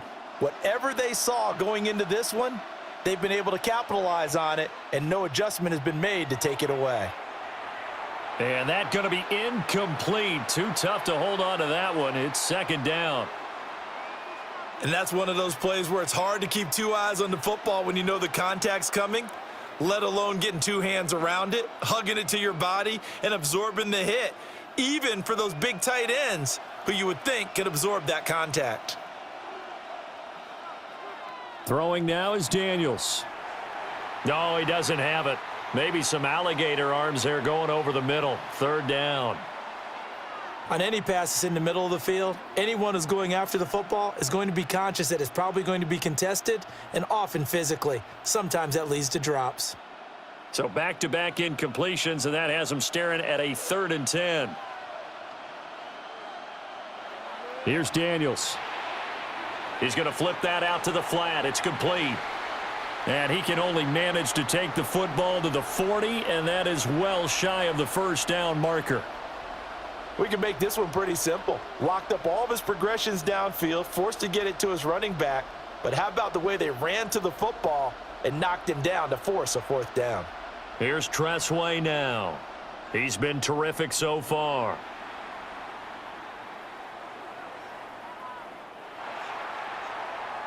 Well, the Eagles offense and Jalen Hurts ready to take over once more.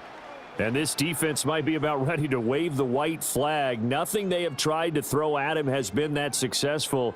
He just processes things so quickly and makes a right read seemingly every time.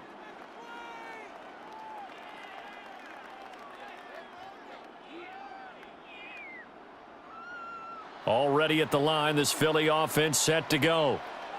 Their defense got the stop, forced the punt, and now you really start to monitor the clock as they nurse this slim lead. And they're able to get this one across the 35. 60 yards rushing for him now as he's carried it 13 times. And what a tough spot for this defense, because they know it's coming, but they're just powerless to stop it. What a great run there to start the drive. And you can bet there'll be more where that came from as they try to ice this game away. They keep it with Barkley on first down. Ooh, with a juke. Now he's going to get this all the way down inside the 35. Another big gain or 2 in succession as this one goes for 32. No doubt those are the types of carries they're looking for here, Charles. The lead in the 4th quarter. This is when coaches that have a reliable running game, they breathe a little easier on the sideline. Yeah, they love the idea that they can take the air out of the football at this point of the game. That means they're really counting on that offensive line, counting on the runners, taking care of the football. Because you're going to tell your quarterback, hey, no time to be a hero. We're not going to throw it here. Just eat up that clock. And if you have the ball, they can't score.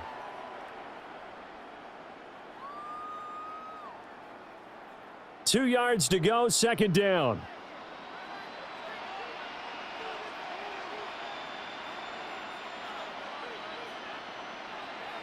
A give to Barkley out of the gun.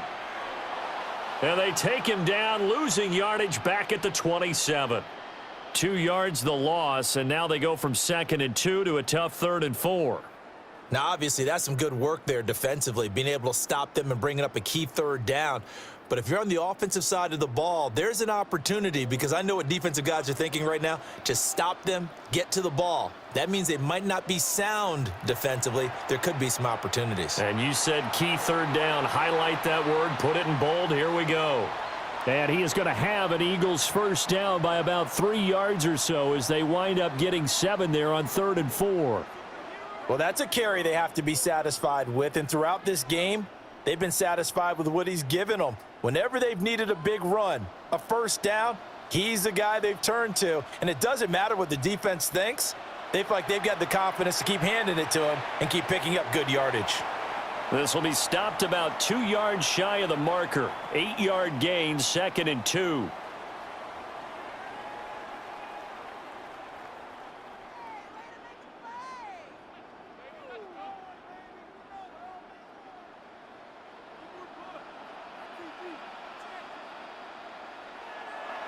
Here's a give to Barkley. And here he'll get it down to the 7. A 5-yard gain, and now they're set up 1st and goal. How about this offensive line? They're really starting to establish themselves, take over this game. And before the series began, I know exactly what was said in the defensive huddle. Guys, we got to get no less than a 3-and-out. Let's get off the field. Instead, they can't find any traction towards doing that. Right now, they're just getting muscled all over the field and getting pushed down it. That'll bring up 2nd and goal after the gain of 5.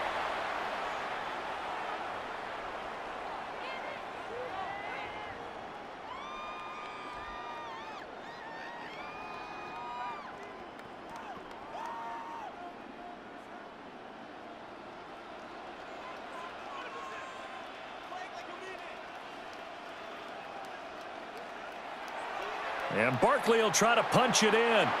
And he goes backwards on this one, losing yardage to the 7. That's going to go down as a loss of 5, and it brings up 3rd down.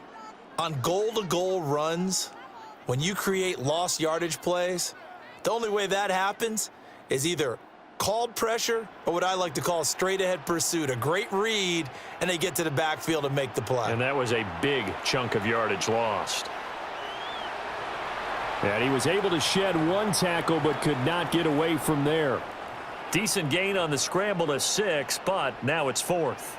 That was a good effort there, trying to do it on his own, but as a defender, you're in a tough spot because you have coverage responsibilities behind you, and if you take off too quick to try and get him down, he might loft it over your head. So better to track with your man defensively than try to go up and make a stop on the quarterback. Exactly right. What you're hoping is that your guys in the front 7 can get him down.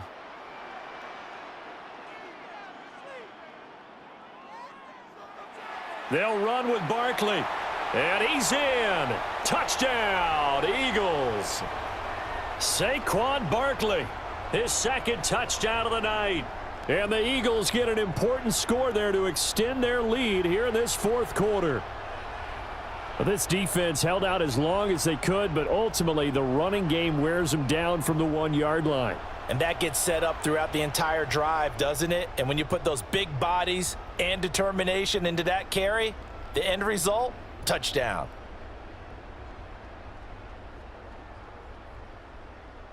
Elliott now to add the extra point.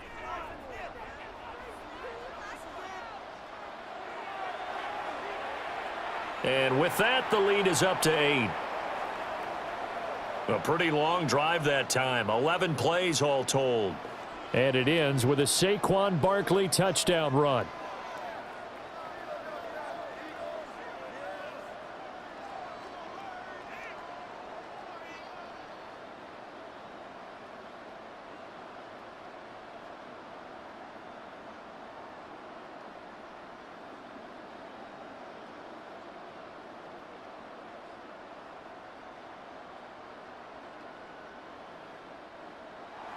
Now after the touchdown, here's Elliott on to kick it away.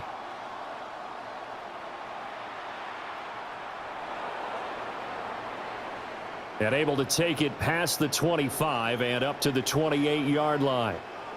Now here we go on the next drive for Washington. There's still plenty of time here in the 4th quarter. Just a 1-possession game, down 8. They'll be looking for the touchdown and 2-point conversion. A field goal here on this drive does very little at this stage.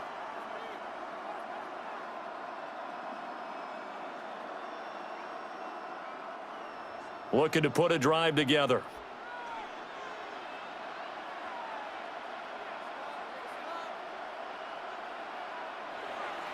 Here's Krosky Merritt to start the drive.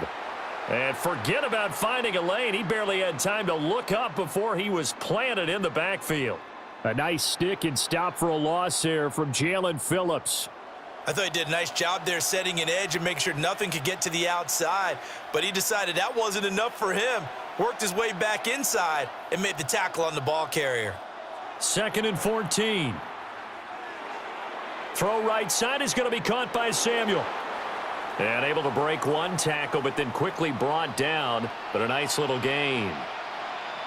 When the hitch route is run really well, that jab step off the line of scrimmage by the receiver, which is designed to back up the defender and give him a little bit of space, all you want there, get that space, catch the football, and then make a move and pick up extra yardage, and that's exactly what he got done there. Well, a tough throw there across his body. It's incomplete.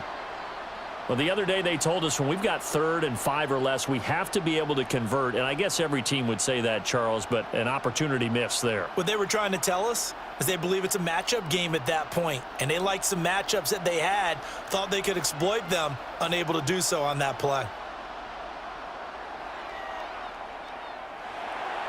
And he's got the first before he's brought down at the 39-yard line.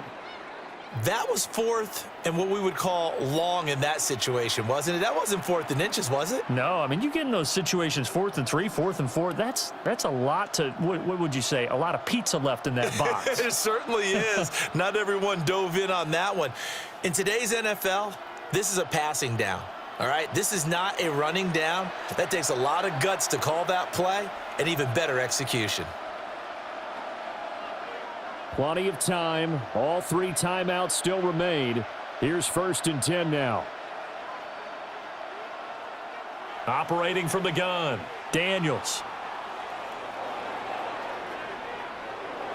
And he takes this one down almost all the way to the 30. And Washington now going to use the first of their 3 timeouts. And as the two teams talk it over on their respective sidelines, we take a break.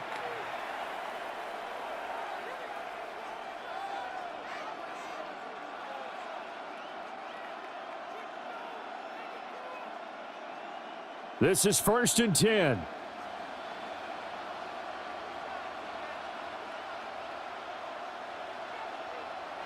Back to throw. Now Daniels going to keep it. And he's taken down, but not before reaching the 10-yard line. These are running back numbers that he's accumulating right now. Received double-digit carries and has rewarded them by breaking the century mark in rushing, in addition to what he's done through the air. Definitely MVP caliber football we're witnessing.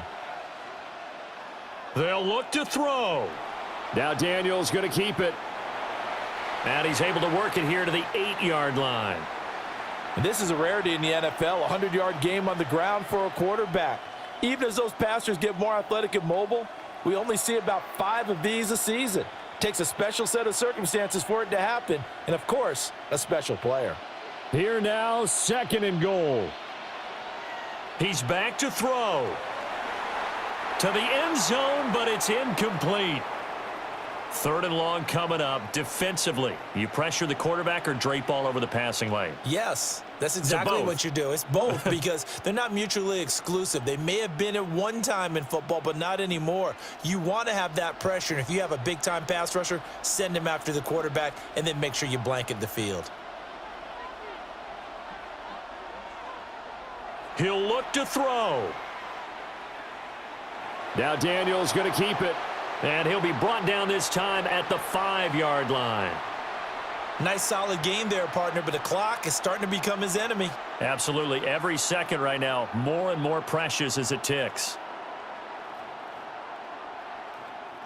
Here we go. The noise deafening. 4th and goal. Daniels going to throw for it. And it's incomplete. They cannot convert, and they turn it over. The 4th down pass from the 5 falls incomplete, and this Eagle defense stands tall down near the goal line. Well, that's the fourth time that they've tried to go for it on fourth down. They've only converted once, Charles. And obviously not a good percentage. And if you're going to go for it on fourth down, you think that you've got the right play dialed up. You can't be stopped. Your momentum's going to keep going. But 1 for 4, that tells you that you need to look at things in a different way, and you need to tip your cap to the defense. They've done a great job.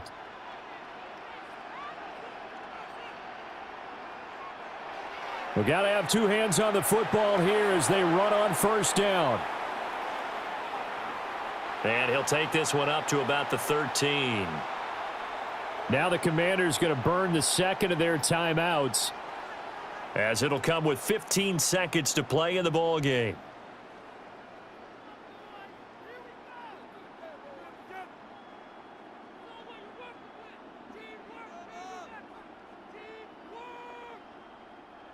Just need a yard here. 2nd and 1.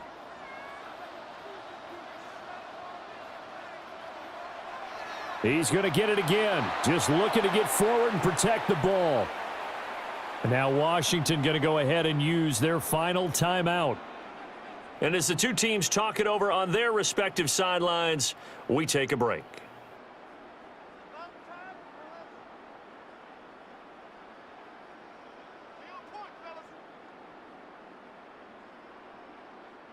Two yards still to go. 3rd down now.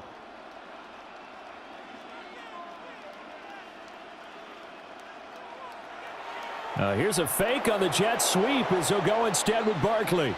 And Barkley did not get there.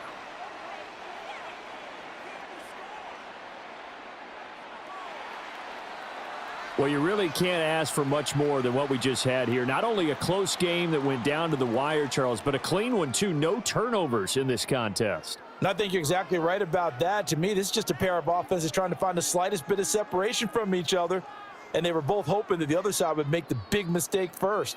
But today, neither side made that mistake. And what we got, a very entertaining game throughout.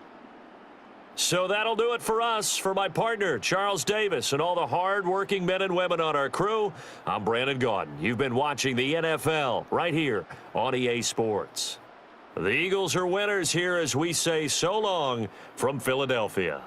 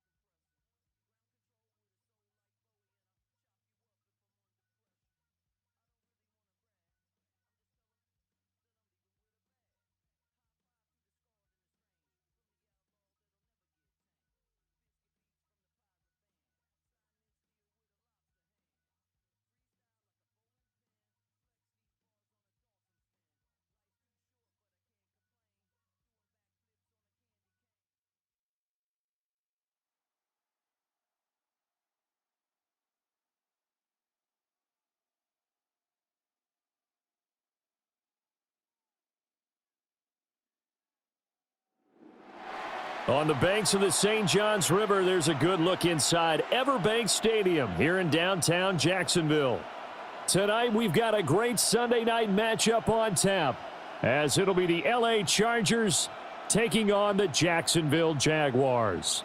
Alongside my partner, Charles Davis, I'm Brandon Gaudin. Happy to be with you. And, CD, as we get this thing going, give the folks at home something to keep their eye on. The running game for both teams, because I think this is going to be an old-fashioned, old-school type of a game. Physical, who wins up front, who runs the ball the best and controls the clock, they will come out the victor.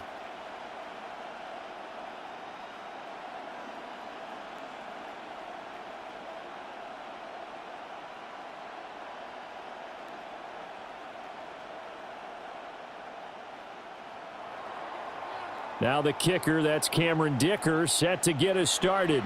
And we are underway on Sunday Night Primetime. And he'll go down as this drive will start at the 25-yard line. So here's the first drive now for the Jags. They're led by the #1 overall pick in the 2021 draft, Trevor Lawrence. And you want to talk about enormous expectations being placed on a quarterback. How about what Trevor Lawrence faced coming out of college? But the good thing for him, he's used to it. He had the same type of expectations leaving high school and going to Clemson. They always expect him to be a franchise savior, whatever team he joins. And to his credit, he shouldered those expectations, and he's doing everything in his power to follow through. That's to about the 28. Second down coming up. Well, that's just a pile of bodies there, and that's when you kind of find out who's a tough guy, right? Who can stand up and make a play. It was only a 3-yard run, but for both sides, they had to walk away from that feeling like, okay, I can stand up when the going gets tough in here. Here's 2nd and 7 now from the 28. In motion, the tight end. Here's Lawrence. Over the middle, open is Thomas. And they nearly get this all the way to midfield. Mark him down at the 49.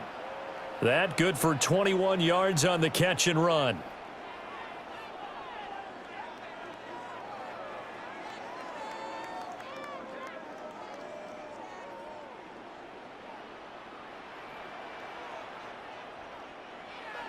On play action, Lawrence.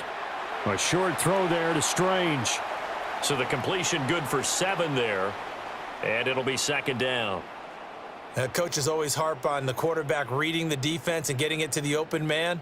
That's good recognition there. And how about what he did after the catch? Yeah, hit your tight end, let him get some rack. Yeah, when he gets moving, not many guys want to come over and put a hit on him, do they?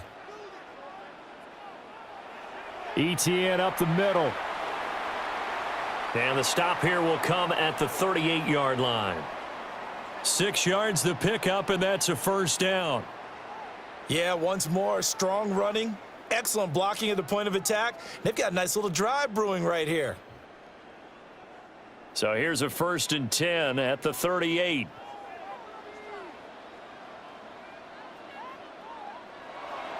ETN once more. Oh, a heck of a move. Man. Touchdown, Jaguars. 38 yards for Travis Etienne. And the Jaguars will claim the early lead as they're on the board first here tonight. Throughout the game, we're going to track so many different statistics, but one is becoming increasingly in vogue: explosive runs of 20 yards or more, and we just saw one right there to open this game. Now we'll see how the other team responds, because when you get a play like that against you this early in the game, you got to feel like your back's against the wall a little bit. Yeah, the pressure now increases on you because your first thought is we have to answer right now.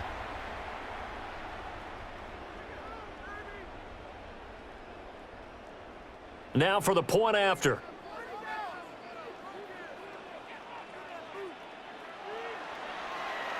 And this is up and good. The score now 7-0 Jaguars.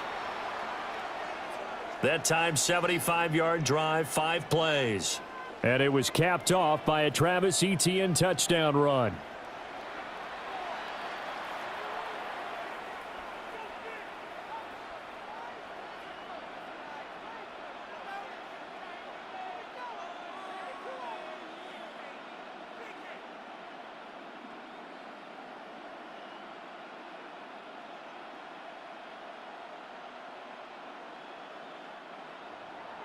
The kickoff unit is out on the field, and they will send this one away.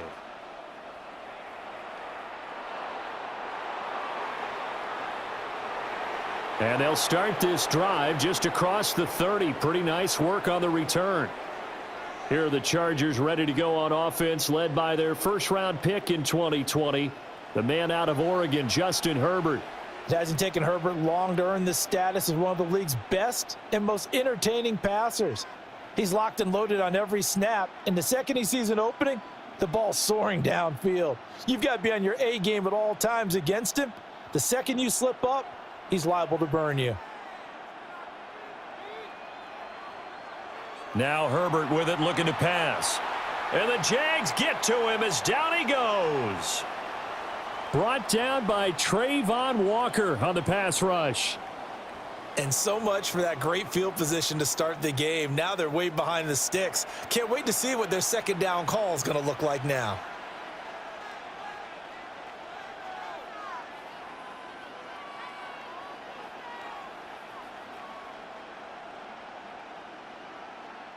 Coming up now on a 2nd and 15 following that sack.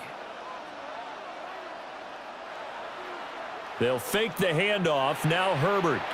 That's complete to Disley, the tight end. And he'll be out of bounds across the 30-yard line. Let's not quibble about the gain there on 2nd down. That was a positive play because that was a take-what-you-can-get situation. Got out to the tight end. Now it gives them a much better opportunity to convert on 3rd down. Here now a 3rd down and 8. Now it's Herbert. It's taken in by Quentin Johnston. And he is going to have the Chargers 1st down as they're able to get the 3rd down conversion.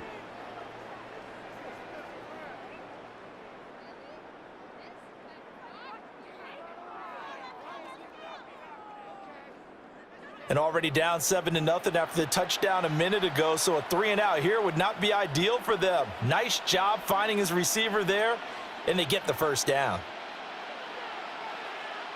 Herbert now. And that'll be incomplete. I know tight ends love this route because a lot of times they'll fake a block first and get a little bit of space and then come across the middle because in their mind, they're thinking catch the ball and then drop the hammer on the little guys in the secondary. Unable to drop the hammer, he just dropped the pass. Here's Herbert. Short throw to Disley.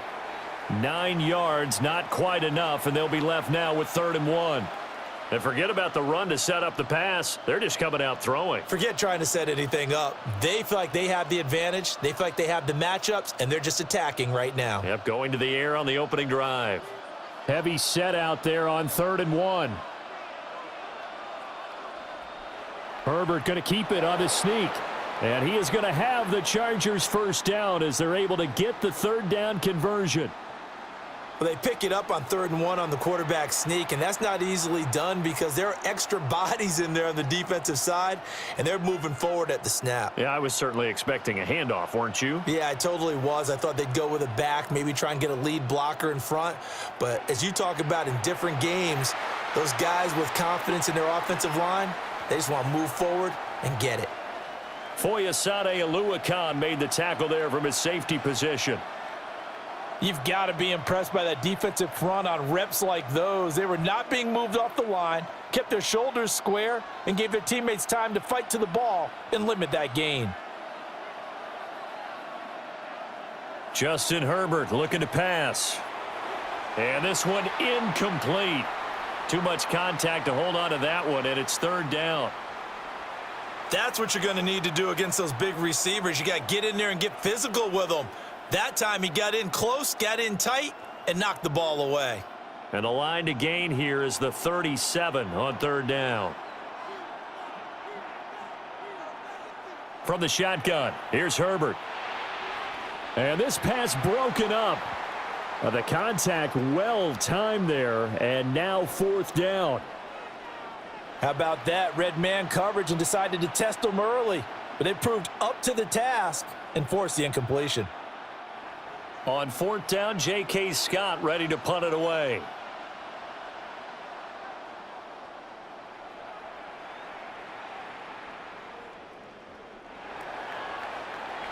So time to see Jacksonville again on offense for the 2nd time here in this game. Well, just 2 series in here, Charles, but everything's gone to script so far. They got a touchdown on their first drive. Their defense holds, and now they've got a chance to take a 2-score lead. And to co-sign with you, exactly the start they scripted up. And really, that kind of start, that can set the tone for the game for them.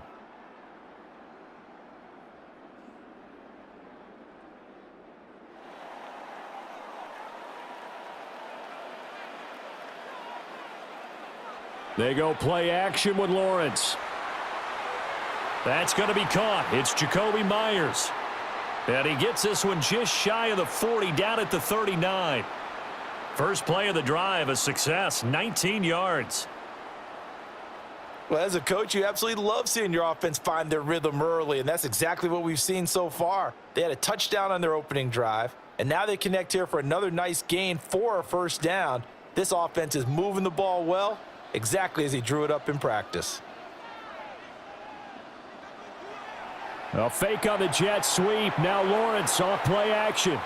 Normally, he's pretty reliable. Usually catches what's thrown to him. On that play, he simply dropped it.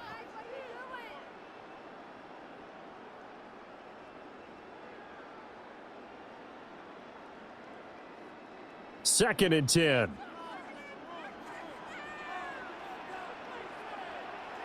Now Lawrence. And that falls to the ground, incomplete. Well, a nice job of bodying him up defensively, and now it brings up third down. Well, anytime he reads man coverage, I don't think it's going to be the only time he'll try and hit that route to the outside in this game. He'll test the perimeter, but that time, they were up to the challenge. From the gun on third down, Lawrence. And now another one thrown incomplete. Now that's a good bounce back after giving up a touchdown on the opening drive. Just one first down permitted and then out. Obviously no loss of confidence with that defense, and now they get to turn it back to their offense. So on fourth down, here's Logan Cook to punt for Jacksonville. Back deep for L.A. is Darius Davis.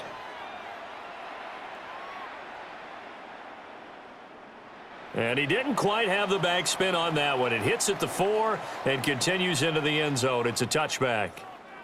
The Chargers get set to go here for their second drive. The last series form a little disappointing, forced to punt. And now they'll try to do better here and come away with some points as they begin this drive. First and 10.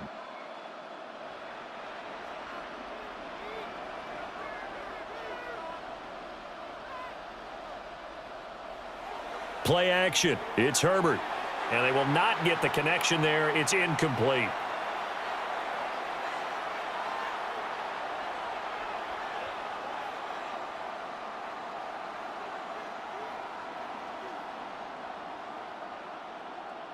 After the incompletion, here's second and 10 from the 20. Here's Herbert. They'll set up the screen to Hampton. And he's able to get this one up to his 30 before he's out of bounds. A 10-yard pickup, and it's enough for a Charger first down. We've seen quite a bit of the short passing game here early on first quarter, haven't we? We have, and I think it works a couple of ways for this team because, number one, you throw the short game until they stop it. And if they're not going to stop it, you keep throwing it, and occasionally you'll break a tackle and turn it into a bigger gain. Also, if they start to creep up, start to pressure receivers, now you go over the top, take it deep, and now you get some of those big. And he works free. And he takes this one down almost all the way to the 30. A big pickup of 38.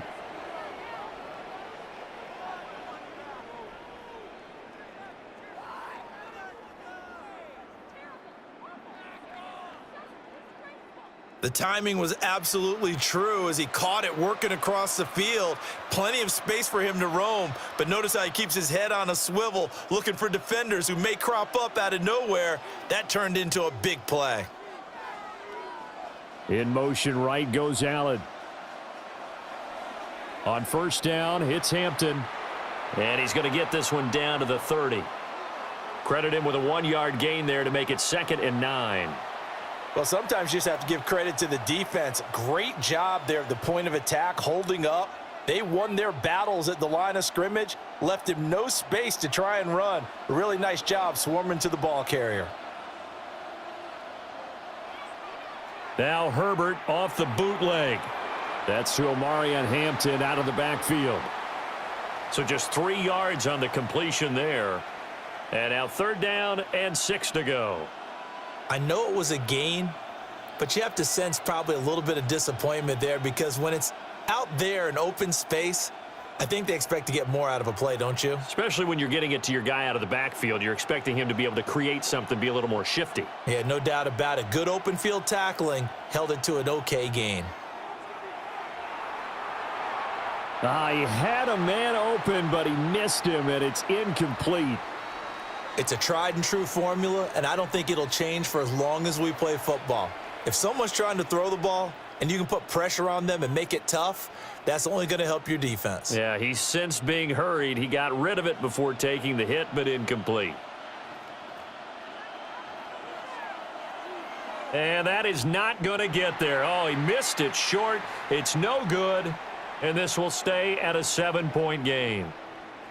So it's an empty possession there, and you'd have to say it's not like him to come up short on a kick like that. Yeah, and it's real easy for me to say this, but anything in the 40 to 49-yard range should be pretty automatic for an NFL kicker, especially in terms of at least getting it there. So you're right. That is a surprise that this would come up short.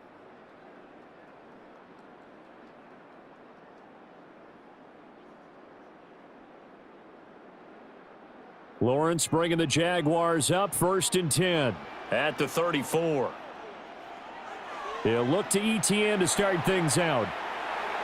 And the result here, a pickup of 8. Leaves him with 2 to go on 2nd down. Well, they're making an effort to get the ground game going tonight. So far, it's working. I like what we're seeing from the offensive line. They seem to have the leverage going, and they're controlling things and reestablishing the line of scrimmage, moving that defensive front backwards, but also like what the runner's giving us, too. It appears that he's been waiting all day long to get out here and take off. Trying to bounce it outside, but he's only able to get it back to the line of scrimmage. Just a gain of a yard there, and now it'll be 3rd down. Just not a whole lot of room to operate there on that carry. No, not at all. They did a really nice job staying in their proper places and not allowing any lanes to open up.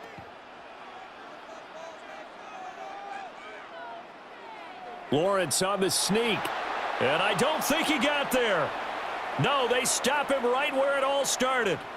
Only a yard on the sneak, not enough. And he's a few inches short for 4th down. Well, that wound up backfiring. Instead of handing it to your workhorse fullback or running back, they went quarterback sneak, and now they have to punt it away. On 4th down, on is Logan Cook to punt.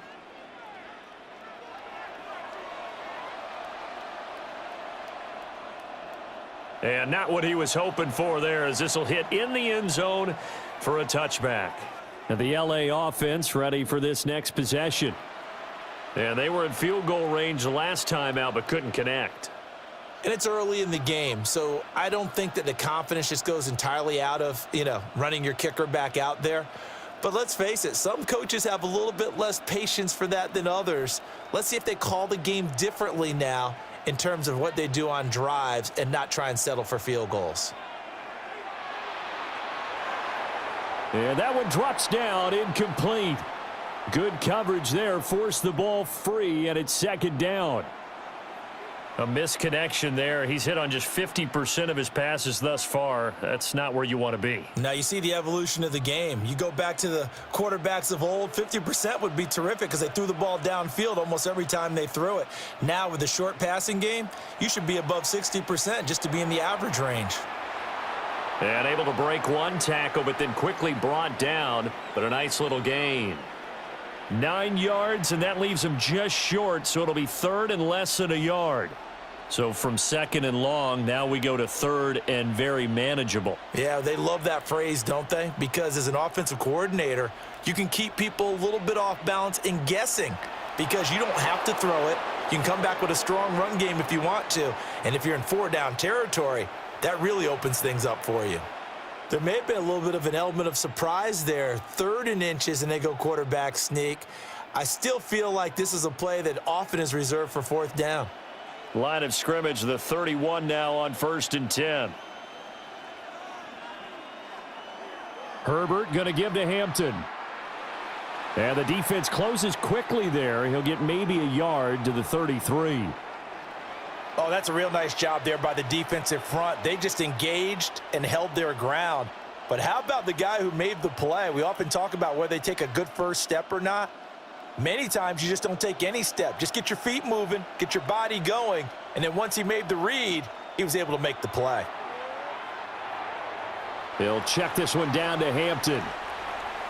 And we see another pitch and catch there to the running back. This position just continues to evolve. They become just as critical to the passing attack as a lot of receivers, tight ends, because their ability to make people miss in the open field can really generate big plays for an offense. In motion goes the tight end. From the gun, Herbert on 3rd down. Now this one finds McConkey. And he is going to have the Chargers 1st down as they're able to get the 3rd down conversion.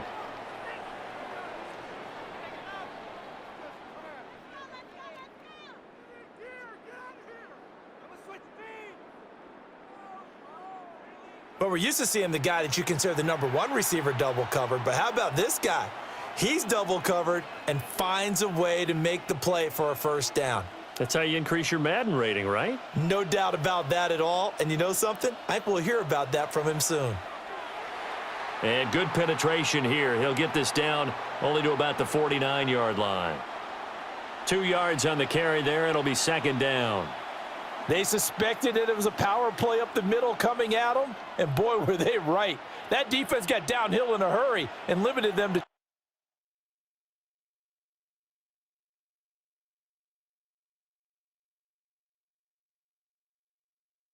just a couple on first down. Back to throw here, Herbert. Now a quick throw there, but it's going to be incomplete. A lot of times it's that first read that you have. Maybe you get it in pre-snap, and he locked in on his target, but he was covered quite well, and that one's incomplete. Out of the huddle now for play number 9 on this drive. This is 3rd down and 8. Herbert. That is caught. And he's going to have another first down as the tackle's made at the Jaguars' 36.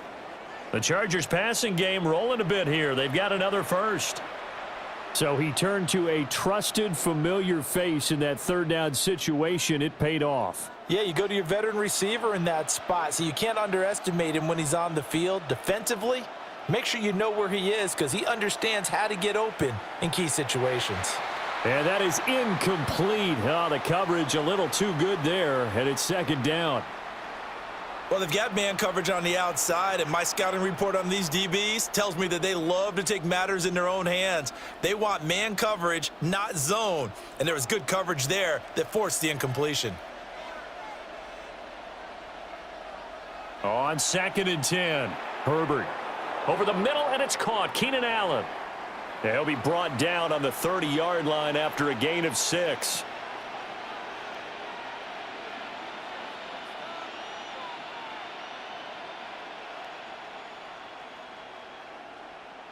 They missed a field goal on their last drive. Here they need something to even get into field goal range on 3rd down. And Johnston sent in motion. Back to throw again. And he's unable to haul it in, so it falls incomplete over the middle third of the field, and that brings up 4th. And that drive is going pretty darn well. 3 previous times converted on 3rd down, but on that one, the defense rose up and said enough of that. Cameron Dicker on now to try the field goal. It'll be a 47-yard attempt from the left hash. And that'll be off the crossbar and out. It's short. He couldn't get it there. It's no good. And this will stay at a 7-point game.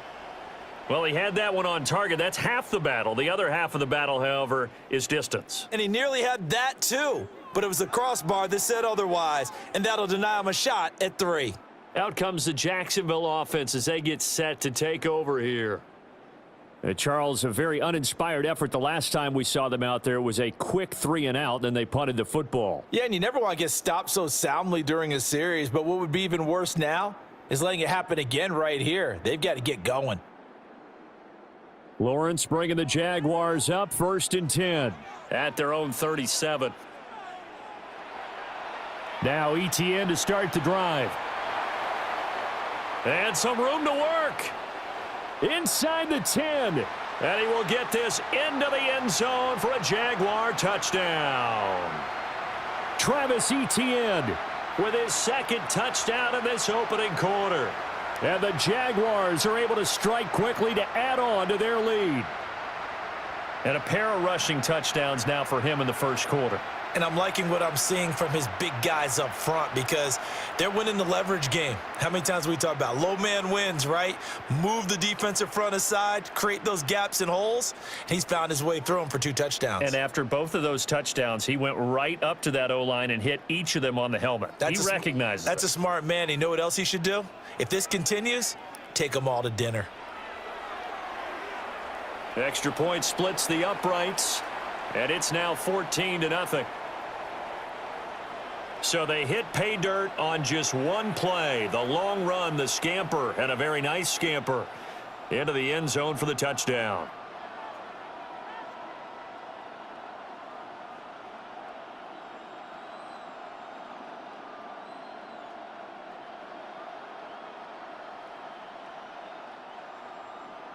Out is the kickoff unit as they run up and send this one away.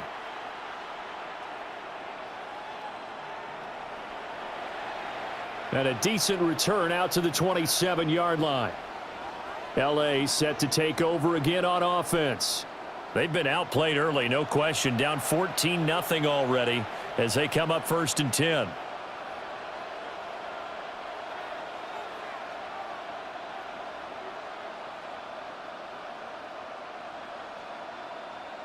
Looking to put a drive together. Throwing to start the drive. Herbert. And that is incomplete. He couldn't hold on through the contact. Brings up 2nd down. And I think we're all starting to wonder with this early deficit, what will that do to their play calling? Do they feel like they have to be more aggressive because they're throwing to start the drive here, but it winds up incomplete?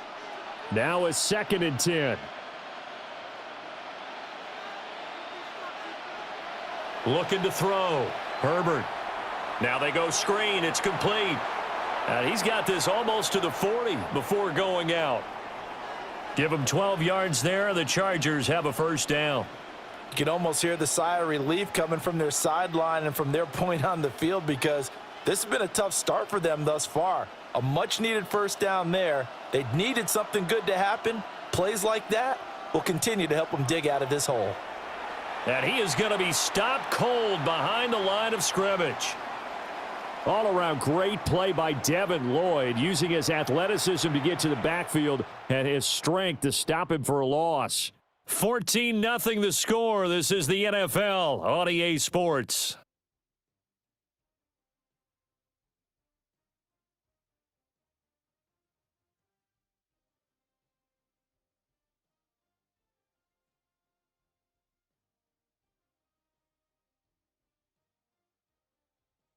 Charger football to start quarter number 2 as they've got it with a 2nd and 13 forthcoming.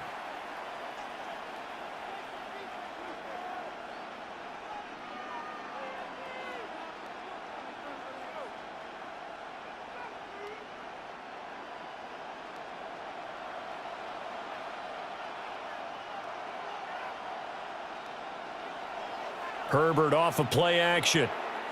He's got the tight end. That's Gadsden. And he'll take this to the other side of midfield before going out of bounds. It's his first catch, and it'll be good for 15 and a 1st down. Well, these guys have definitely been outplayed in the first half. I like their countenance. I like the way that they haven't panicked out there, the way they're carrying themselves. They're starting to move the ball, and what you have to do, maintain your poise and start to put together some drives. Out of the gun, Herbert. Right side, he has Johnston. It'll be a gain of 5, and that's going to bring up 2nd down. He decided to run a hitch route. It really helps to have a guy who can turn it loose, and boy, he rifled one in there on that one. Not much run after catch, but it worked really well. From the 44-yard line, here's 2nd and 5. Up the middle, it's Hampton. And he'll be brought down at about the 42. It'll be a pickup of a couple, and it leaves him with a 3rd and 3. Well, he hasn't made much of an impact in the running game thus far, and after that last run, not much is going to change in that area. He hasn't been able to get anything going, and really the offensive line not helping him much. Now Herbert with it, looking to pass. And the throw there going to be incomplete. So a couple of 1st downs on this drive, but it's looking like another empty possession. And those empty possessions are certainly starting to pile up. So the adjustments that teams talk about all the time have to be taking place. They've got to analyze what's breaking down and figure a way to fix it. On is the punter Scott here as he gets this one away.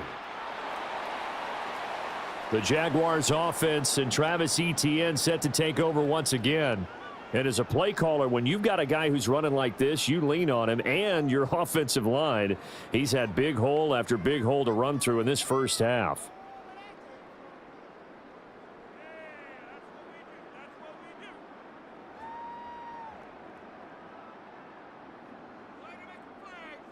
Jaguars come to the line to start their next drive.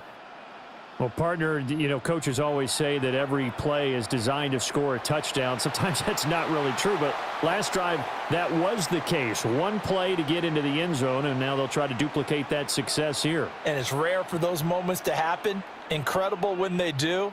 And you saw the celebration. Pure, unbridled joy after that one. 2nd and 9 now from the 21.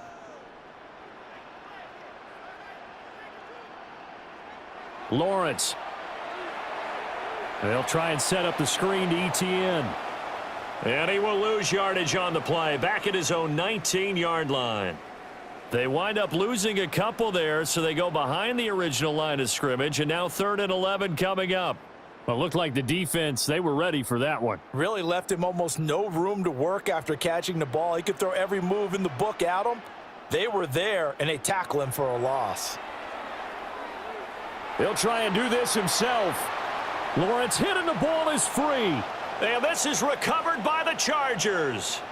Had some good yardage there, too, before he fumbled that football, Charles. Yeah, just think about it this way. Running backs, as a general rule, they kind of know when the end of a run is near, and you notice how they cover up, right? They protect the football. Sometimes quarterbacks forget that out in the open field.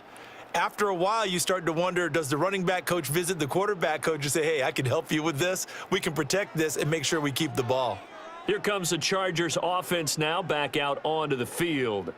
And they're in a bind early here, down 14-0. Are you worried at this stage or still too early? You're worried. You're just trying not to transmit it to the rest of your team. You want to make sure that they stay positive. But at the same time, you're wondering, how are we going to move the football? What do we have on this play sheet that can work? Get back to basics is usually your answer, and make sure you find the guy who can move the ball fastest for you if you just get it in his hands. Yeah, still second quarter. You get points on the board here. I think you're feeling okay. He finds some way to turn this into positive yardage as he struggles forward for a pickup of about 2. If they want to start getting back into this game, it behooves them to get better on first down. Yeah, certainly not what they were looking for there out of the opening play of this drive. Ball at the 23, 2nd and 8. Now it's Herbert. And his throw here's incomplete. The turnover put him in great field position. They don't want to squander it with 3rd down coming up. No, not at all. And you know what else you do? You make your defense mad. Yeah. They got you the football, gave you a great opportunity. You got to cash in and get some points. Well, good field position to start the drive, but under the gun now here on 3rd and 8. A shotgun snap for Herbert. And this pass broken up. Excellent coverage there on 3rd down, as that was not an easy one to hold on to. I thought that was a completed pass until he came in and forced the ball from his hands. Not only did he make a nice play, he brings up 4th down. Cameron Dicker on now to try the field goal. This a 40-yard attempt from the left hash. And his kick is indeed good. And they will get themselves on the board here at 14-3. So the fumble recovery had them set up in ideal field position, but they can muster only 3 points out of it. Yeah, when you're able to force turnovers, especially when it results in field position like they had, you really want to make it hurt. Here, they take the field goal. That's definitely not what they were hoping for.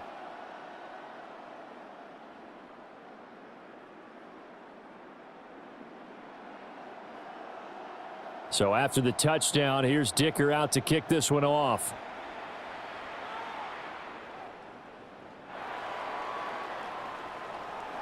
And they will wrangle him down a couple yards shy of the 30. Out comes the Jaguar offense now as they get set to take over.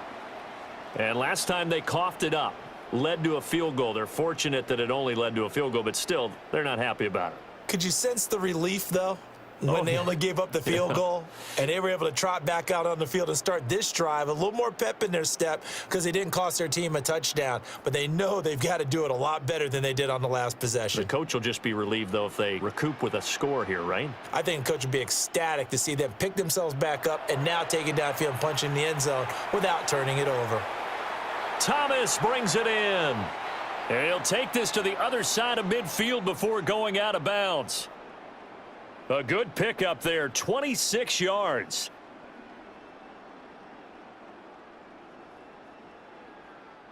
So from Charger territory now, here's a 1st and 10 at the 46. A give running right, ETN. And for one of the first times tonight, he's going to be held up at the line of scrimmage. Officially, it's a 1-yard loss. That's going to bring up 2nd and 11. Well, that was one of the few times they've been able to contain him thus far. He's over 100 yards for the game, but he lost a bit off his total on that carry. Looking at a 2nd and 11 now after the loss.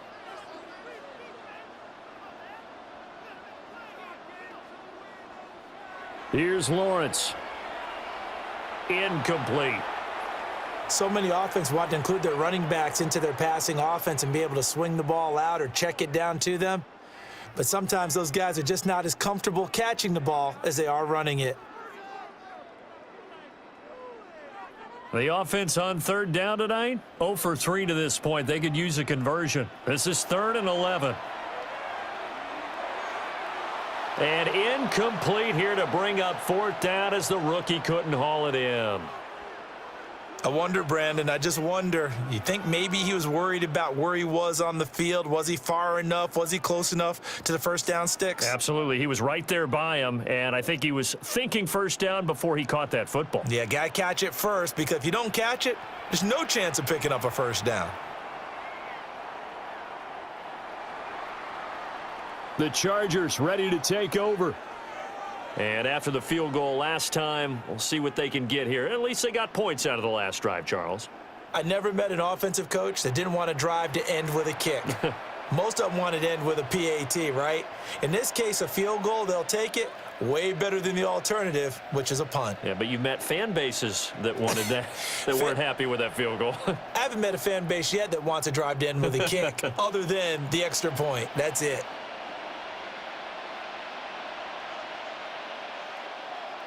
They'll start it out with a run by Hampton. Give him a couple on the carry there, 2nd and 8. Defenses always talk about earning the right to rush the passer on 3rd down, and you know what offenses want?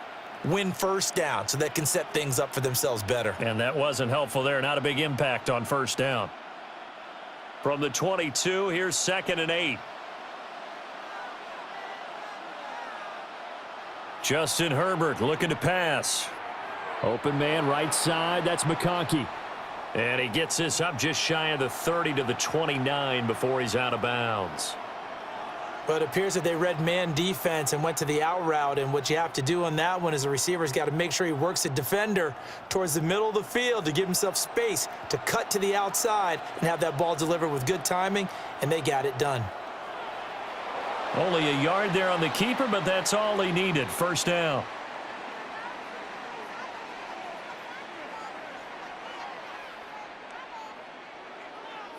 And when all you want to do is keep your drive going, the quarterback sneak's a great call, isn't it? Pick it up, get a new set of downs. And on 3rd down, usually you'd think 4th down quarterback sneak. There, though, it worked on 3rd. He'll get a nice chunk there on the first down run, and it's 2nd and 4. They just keep trying, but so far, finding no room for him to run. None whatsoever. In fact, you run the numbers, he's under 3 yards a carry at the moment. Ball on the 36 now. Here's a 2nd down and 4. Here's Herbert. He's got a man. That's Keenan Allen. And he'll be taken down, but not before he works it past the 50. 17 yards for the Chargers there as they've got themselves a first down. Well, this hasn't really been a first half to remember on either side of the ball, but I think this kind of makes this an important drive. You'd love to get this back to a one-score game if you can, and that's good work there to get some yardage here and pick up the first down.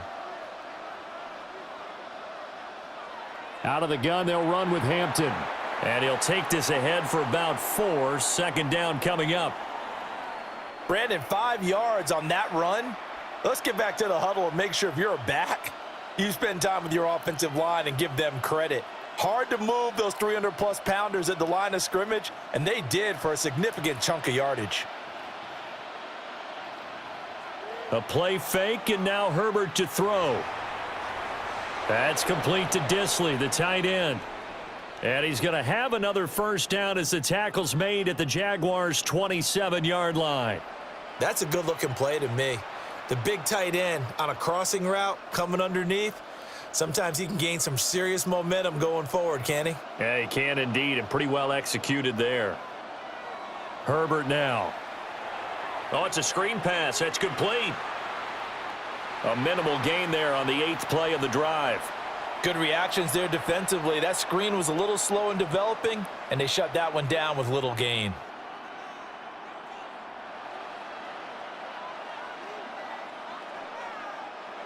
This is 2nd and 8.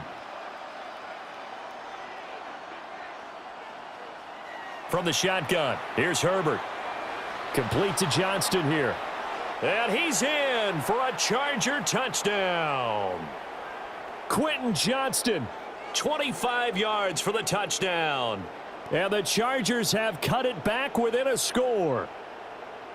And on that one, able to catch it, also able to have the wherewithal to take it in for the score. And how about the phases of a successful catch and a completion of a play? Look the ball in, secure the catch, and then, of course, the run after the catch that ends up in the end zone.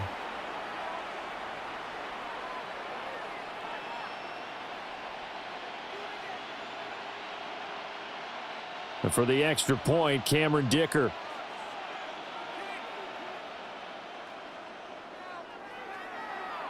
And he's got it. That cuts the lead. It's now 14-10.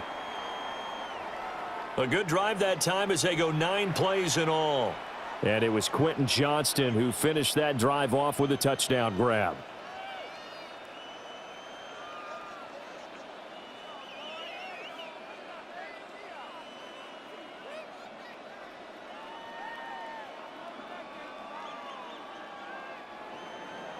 Here's Dicker now as he'll send this one away.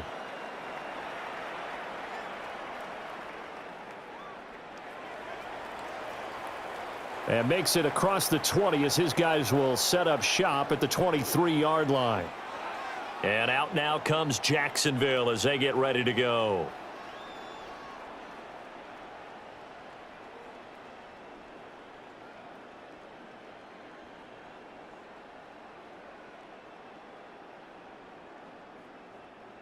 Lawrence bringing the Jaguars up 1st and 10.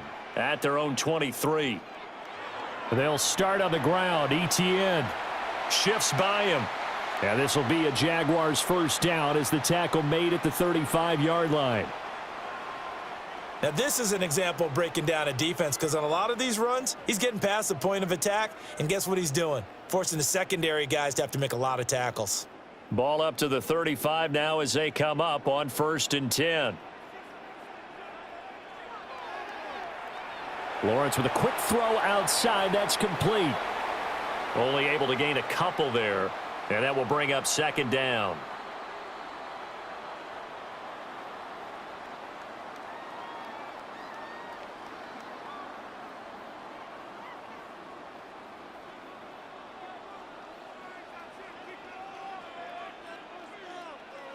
Looking to throw, Lawrence. He's got Thomas yet again, complete. That'll go for a gain of 7. And that's going to make it 3rd down and less than a yard.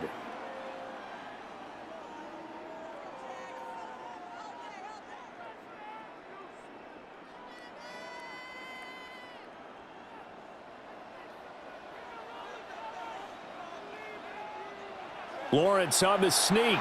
And he will have a Jaguars first down, maybe by about a yard as they find a way to convert on 3rd and inches. I don't know about you, but I like this call. 3rd and inches, and instead of worrying about getting it back to a running back and maybe there's some penetration from the defensive front, just go ahead and take it, move forward, and pick up the first down. And as we say often, shows confidence in your offensive line. Now Lawrence. He'll drop that underneath to ETN. And he'll take this from 147-yard line to the other, a gain of 6. Just about every quarterback is trained to really look downfield first before you come back and make a nice, safe throw. And in this case, that's exactly what he did. Found his running back, let him create some space, and it turned out to be a nice play for the offense. A give to ETN running right. And this won't be enough to pick up the first, a gain of 2, 3rd and 1.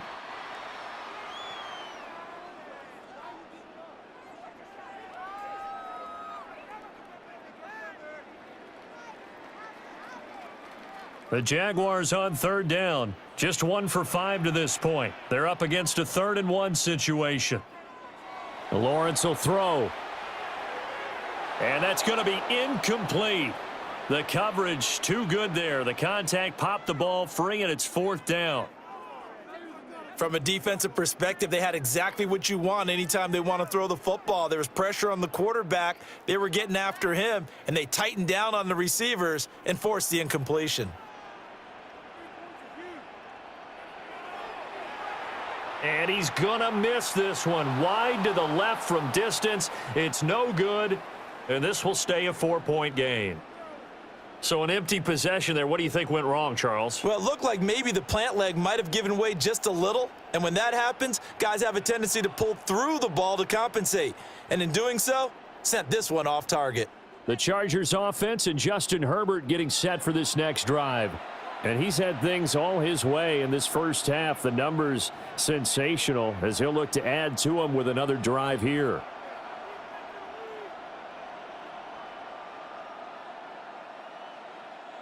Two sides to every coin. This is the bad side of missing the 58-yarder. Now they start at the 48.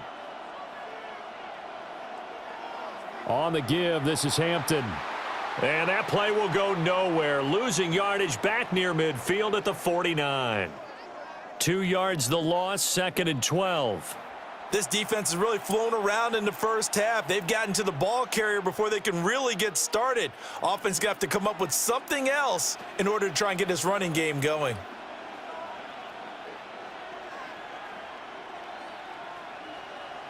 Back to throw here, Herbert. Throwing quickly there, but it's incomplete. You've always been very good about checking my math. Am I correct? That's the first time that it's been incomplete when they've thrown it to him? Yes, he had caught every other ball coming his way. So they feel like they've got something really good going there, and they're going to continue to go there until the defense makes an adjustment and takes it away. Well, they finally made an adjustment there. We'll see if they can build on that stop. From the gun, Herbert on 3rd down. Able to find the open man. That's complete. And he is going to have the Chargers first down as they're able to get the 3rd down conversion.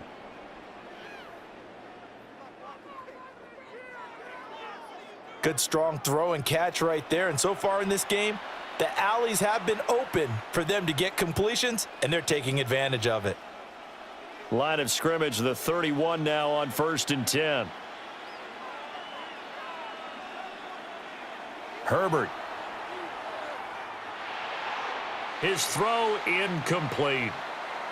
Tight end has become a bigger and bigger part of the passing game in the NFL, but if you drop the football, that position could get swapped out with a wide receiver in that spot, a running back in that spot. There are other ways they can go if you're not going to catch the ball. And that's not just his first drop, his 2nd drop of the game.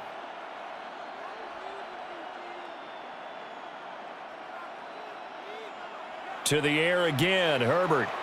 It's a short one here, complete to the tight end. And he's going to have another first down as the tackle's made at the Jaguars 21. The Chargers passing game rolling a bit here. They've got another first. And that's a more than acceptable read right there because it's zone coverage, so timing is everything. This time he waits for his man to come open, puts it right on him, and they pick up a first down. They'll work inside here, Hampton. And he'll be taken down after a short gain as that takes us to the 2-minute warning. And we've hit the 2-minute mark in this first half of action. 2nd and 7. Here's Herbert. And this is going to be incomplete. His back has been a dependable safety valve all game, so he went back to him when his first read was covered. just unable to connect, so the play results in no gain. This will be the 8th play of the drive. It's 3rd and 7. Back to throw. Herbert. And he takes a shot on the release as this will be incomplete. Oh, that's going to hurt a bit because they needed to come through with a completion there. Now a drive that started with great field position is facing 4th down. Cameron Dicker on now to try the field goal. From the right hash, it's a 35-yard attempt.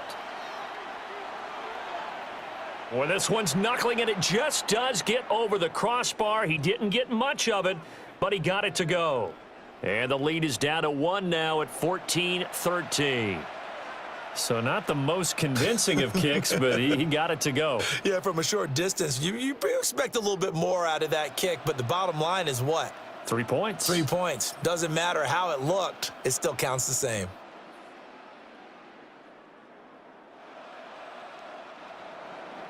Now after the Dicker field goal, he's back out ready to send it away.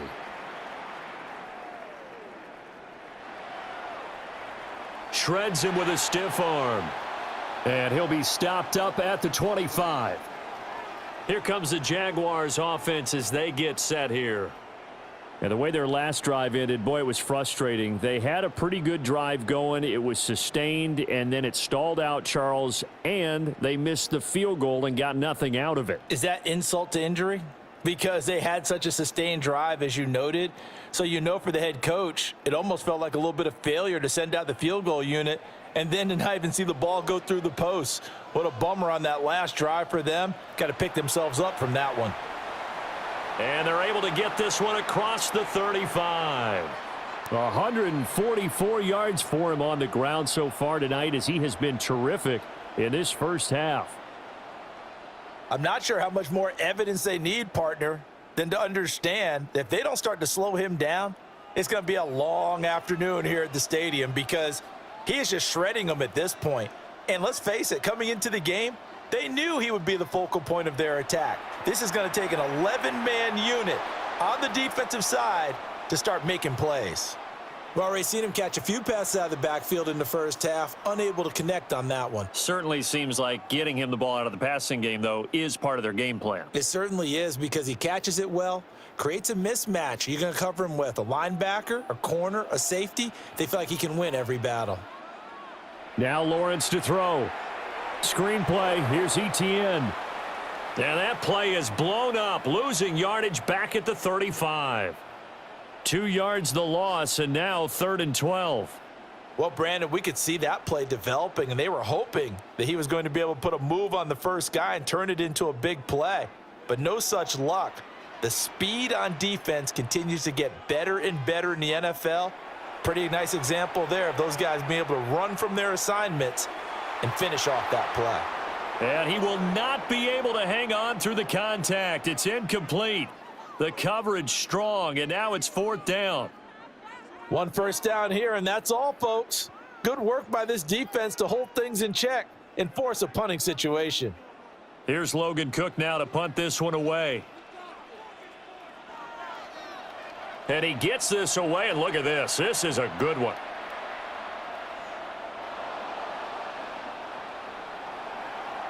The Chargers offense and veteran Keenan Allen set to go once more. And seemingly every time they've looked his way in this first half, it has resulted in a big play, as borne out by the numbers.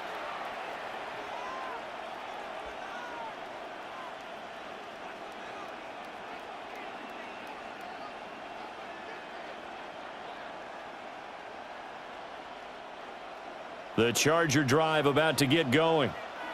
And with them trailing, there is still enough time to try to string a few plays together, maybe get into field goal range. The Chargers going to signal for the first of their timeouts as they get it right at the 32nd mark of this first half. Any questions of how they'd approach this drive were answered right there. They come out throwing, and they get a nice pickup here toward the end of the first half. So quickly all the way up at the 40-yard line.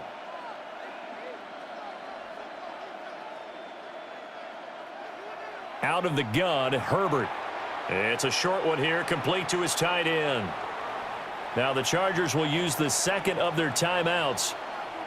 So as they talk it over, we step aside. Now that's staying ahead of the chains. Really good pickup on first down, hitting the tight end there. Now it brings up a second and manageable. Just found a hole in that zone. Second down and 3.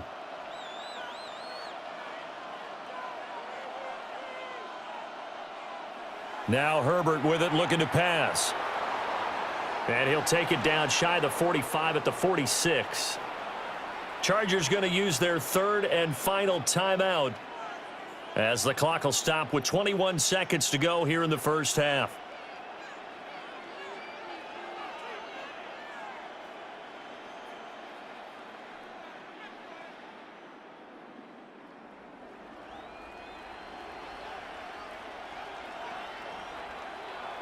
Again, Herbert. Now that's to the left sideline and incomplete. And not a common sight, at least on this drive. A momentary setback, though, for this passing game that has been moving well this series. Good thing for them, though. Still 2 more downs to connect and try and pick up another first down. Here's second and 10. Back to throw again. And incomplete on the deep ball. It's always tough trying to keep your guy upright when he's trying to throw the football. And when you're dealing with those big, bad guys on the defensive front, it's even tougher. And this time, those guys on the opposite side won the battle, getting to the quarterback and knocking him into an incompletion. Now they face a 3rd and 10 after back-to-back incompletions. Now it's Herbert. And that's going to be incomplete. That's some good closing speed there defensively because that looked open for a minute. But that's great work with the ball in the air. Never gave up, converged on his man, and broke the play up. Here's J.K. Scott set to do the punting honors.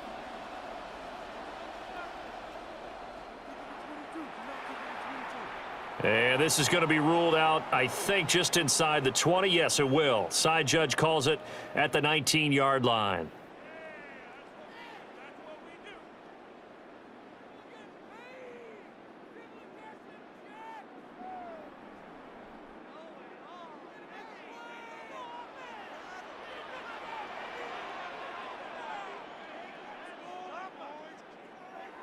All that remains is to snap this once, and that'll do it for the first half of play.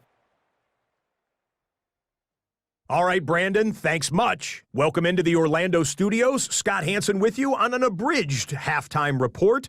Good competitive first half. This game kind of has a punch-counterpunch feel to it, as reflected on the scoreboard. Tight game going into the second half. Can either team pull away? To find out, let's go back to the stadium and our broadcast team, Brandon Godden and Charles Davis. Okay, Scott, thank you. And this one's still anybody's game. We'll see who can come out with a hot hand in this second half as we are about to get underway.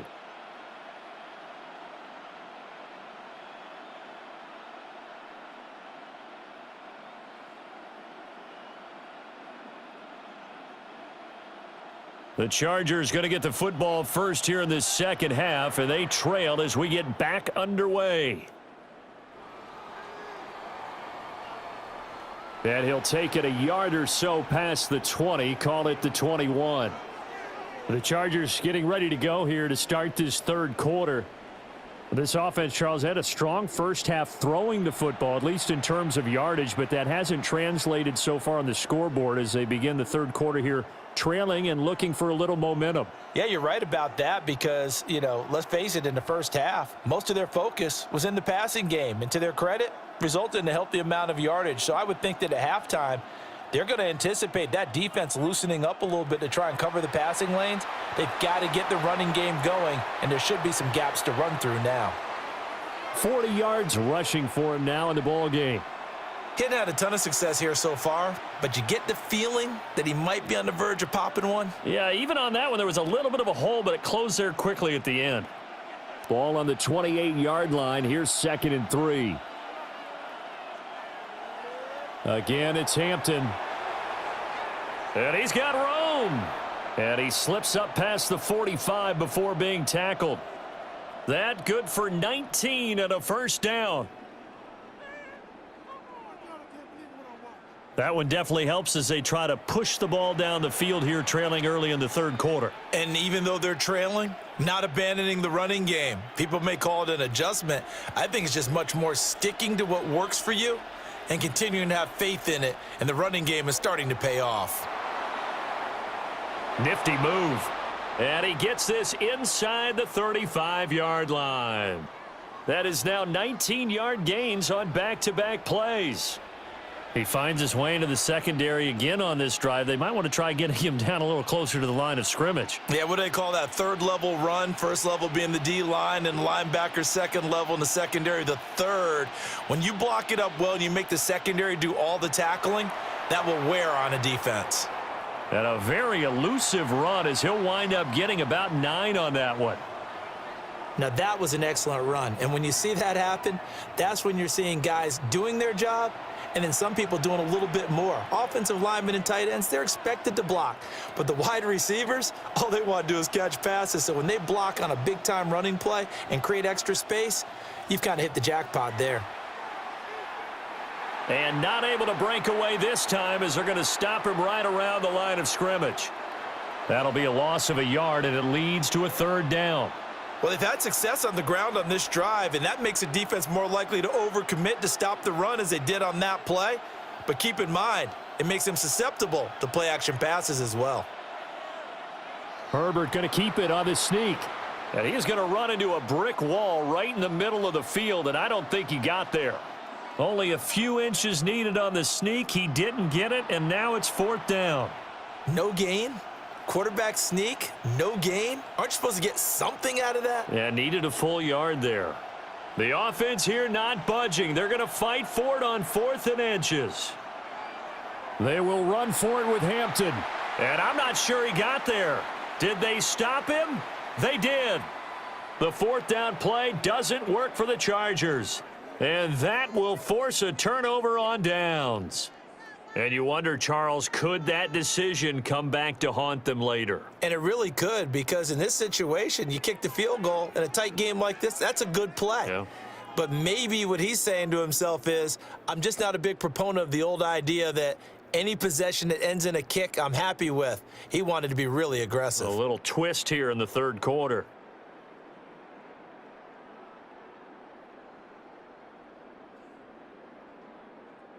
Lawrence bringing the Jaguars up, 1st and 10. At their own 25-yard line.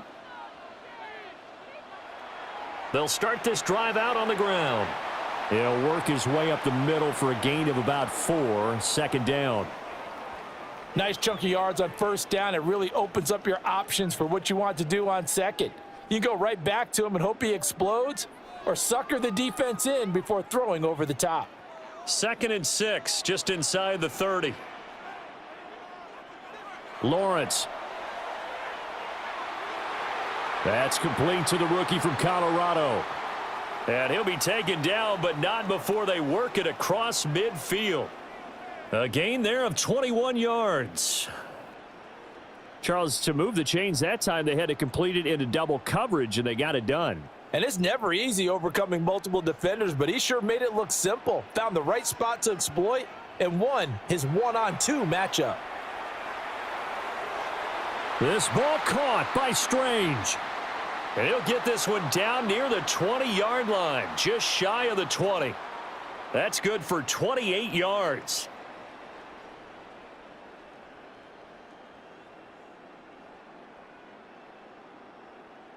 Good work there. You're going to see on play action, they run an out route with the receiver on the outside and let the tight end work the seam in the area beyond him. A great concept, and it leads to a first down.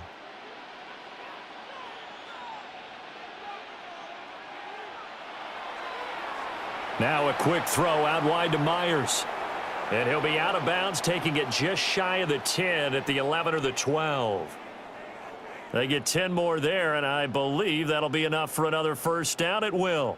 Another nice play there. They've gotten down into the red zone in no time at all. That's what this offense can do when they get on a roll, and now they're set up with a 1st and 10. Again, it's Lawrence. Got a man, and he hits him in stride. And a pretty little juke move there on a nice gain. So the completion results there in 9 yards. And that'll give them a short yardage situation here for 2nd down.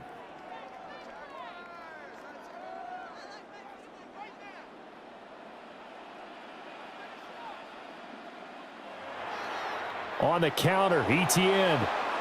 And he'll be brought down right on the edge of the goal line at about the 1-yard line. Just a gain of a yard, but it's going to set him up with a 1st and goal. Another good run for him. What else is new? That'll put him right at 150 yards for the game, so he's really made his presence felt in this one.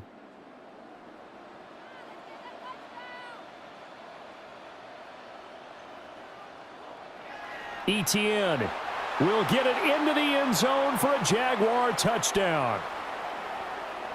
Sometimes offenses can get too cute down near the goal line, but there's nothing fancy about this one. As Coach Lombardi would say, we get a seal here, and we get a seal here, and we run this play in the alley. And that's good work to hit the hole hard and finish in the end zone.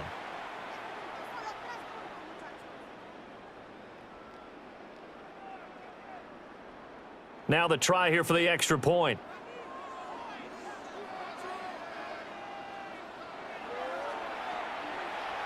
And with that, the lead is up to 8. So this drive spans 7 plays. And it was capped off by a Travis Etienne touchdown run.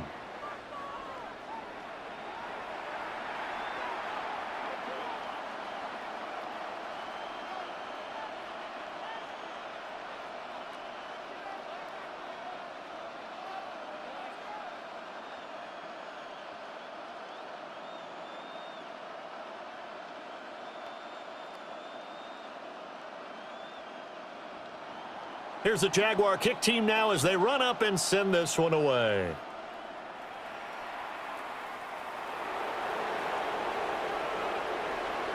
And he's up across the 25 and down at the 28.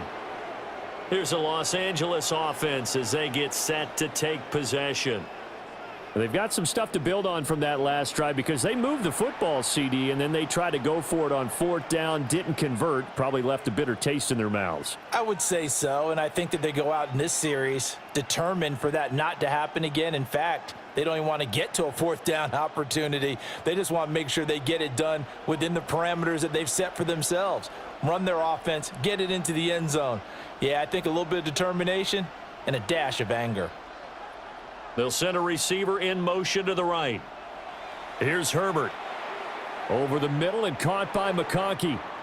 He'll be hit down at the 33, 5 yards on the play.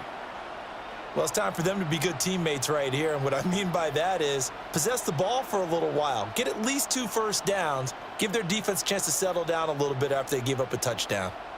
Here now, 2nd and 4.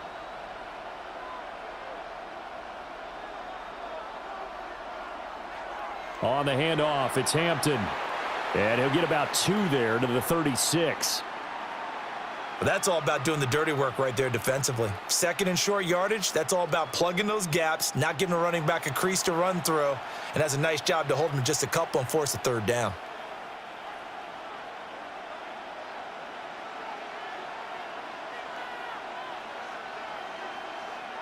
Justin Herbert looking to pass.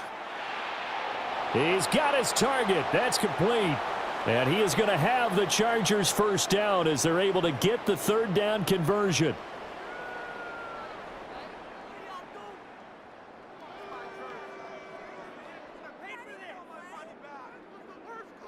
That's a play that will likely be forgotten when you talk about big moments in this game.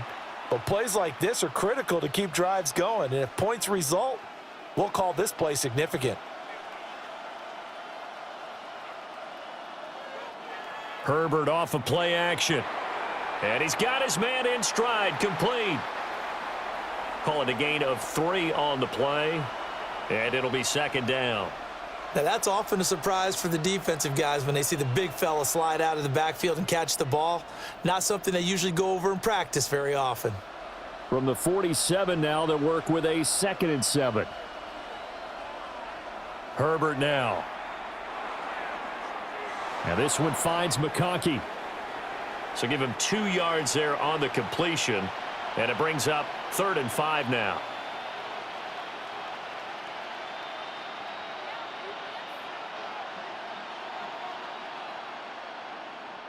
They'll need 5 on this play to move the sticks. Herbert back to the air.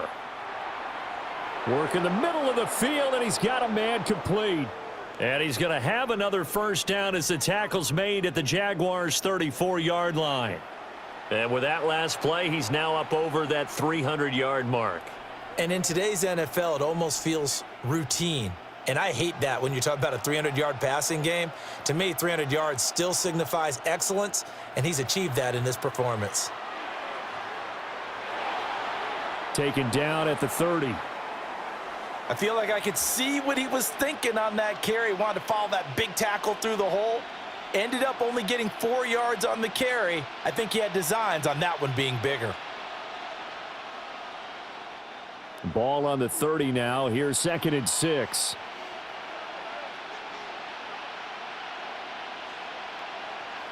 A run once more with Hampton.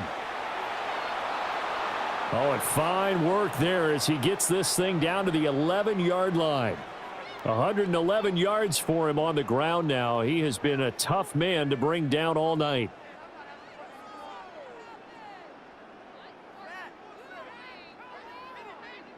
Well, that last run makes this a 100-yard night. I've loved the way he's hit the holes. He's been quick, he's been decisive, and he's been a whole lot of fun to watch.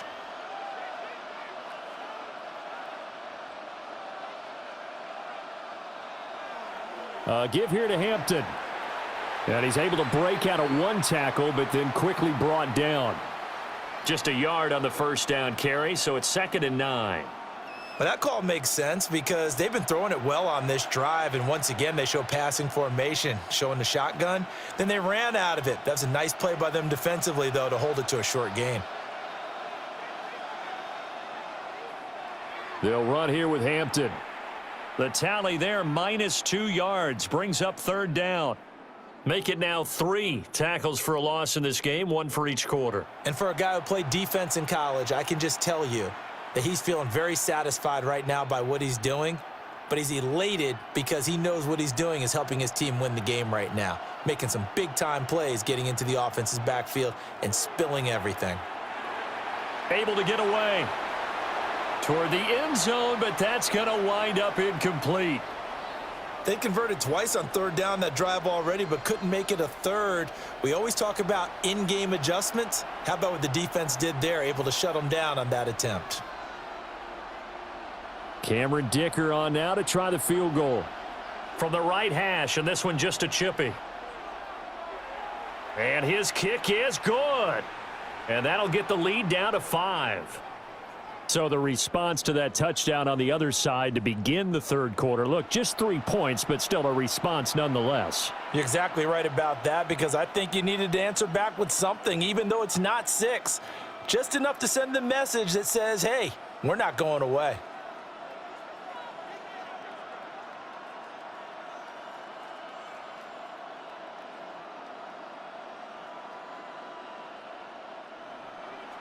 So after the touchdown, here's Dicker out to kick this one off.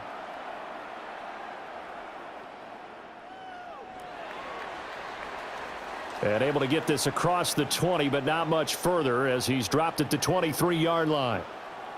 Jacksonville offense gets the ball back. Travis Etienne and company head back out there. I guess it kind of goes without saying at this point, but he's had a great game, as we like to say, a nose for the end zone, no doubt. Continues to find it throughout this game, and I'm sure he's got a nice place to live. He might want to make an offer on the end zone for a second home because that's what it's been like throughout this contest. He knows how to get there, and boy, he looks happy when he does. He's already bought all the property in the end zone. That's the problem. He's going to sell to himself now. 2 yards on the pickup there, and it's 2nd down.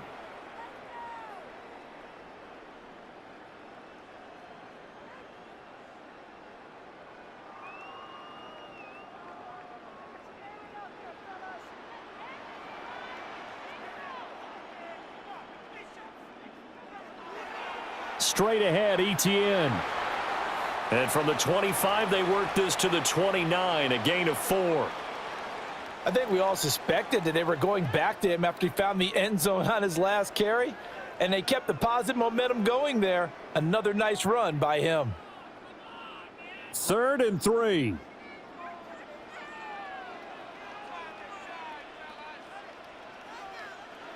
Now Lawrence. And unable to connect. If he had caught it, it would have been a first down. Instead, it's 4th. Maybe just a lack of concentration there as he couldn't haul it in. And when you're going across the middle like that, you know, he's running that drag route, you are conscious of all the bodies and the traffic in there. But let's face it, if you're going there, you might as well come down with the football and absorb whatever else happens after that. Cook now on to punt as he gets this one away. And no one there to stop it. Hits at the 8, but it carries all the way into the end zone for a touchback.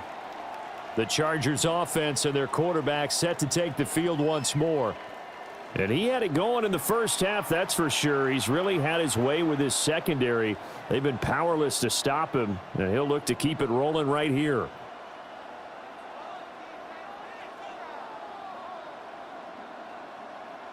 The Charger drive about to get going. Their drive last time, it stalled out. They were forced to take the short field goal. And the key phrase, you nailed it, forced to, because you know coaches look at these short field goals as a last resort, right? To them, that's not how drives are supposed to end. You're supposed to put 6 on the board. That's a consolation prize, like going to the county fair. You don't get the big stuffed animal on that one, do you? No, you don't go top shelf. That's bottom shelf material. Ball up to the 35 now as they come up on 1st and 10. On the ground, this is Hampton. And space tough to come by there as he'll get maybe a yard to the 37. That felt like a trap because it looked to me like the opposing front was on that play from the get-go. They had everyone crashing the ball carrier before he even made the line, and they hold him to just a yard. 2nd and 9.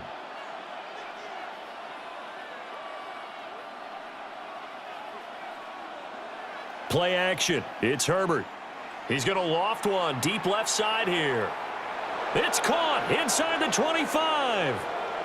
And he'll get this way down into Jacksonville territory. A big play there for L.A. 51 yards.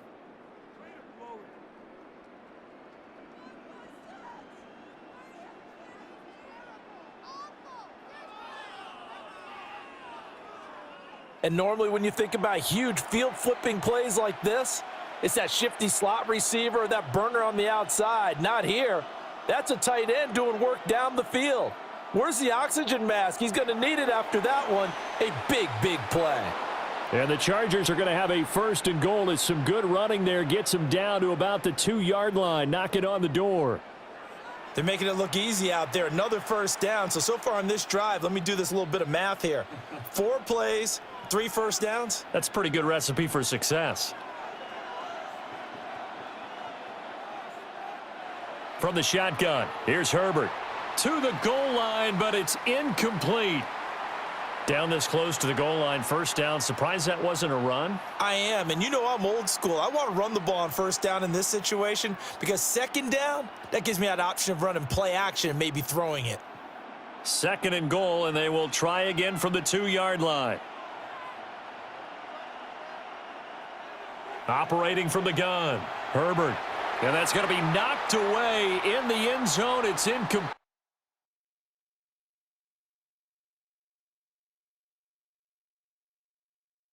Well, he's smart enough to avoid the taunting rule, but I'll guarantee he quietly has told them, you might want to stop coming after me downfield because I just broke up another pass and took away a big shot that you were trying to succeed with.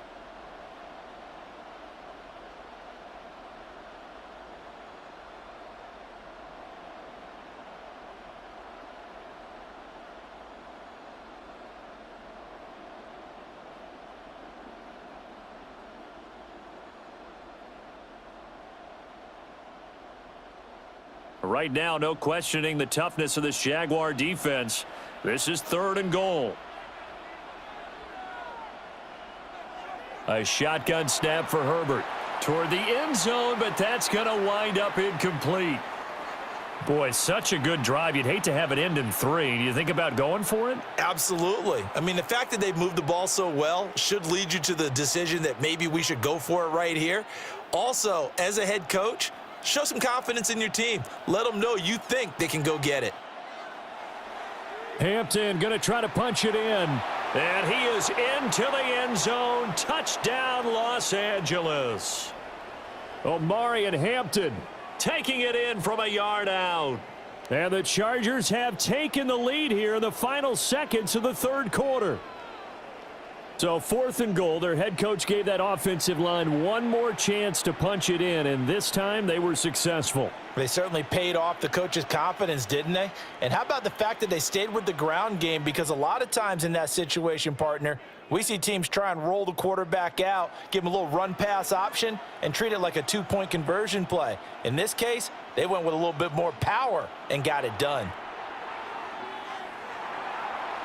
And he's going to be taken down. It's a sack, and they fail on the try for 2. And in the third quarter here, they were trying to push that to a 3-point game, but instead it'll stay at 1. And I'm a big proponent of not chasing points or going for 2 too early. But in this case, I understand why. You know, if you kick an extra point, you're just up 2, right? So a field goal still puts the other team ahead. So you go for 2 here and protect the field goal lead. They didn't get it done, though.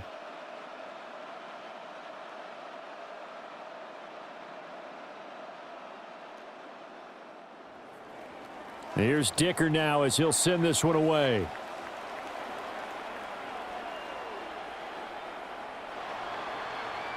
Oh, a nifty juke there. Not much fun for a guy trying to tackle him.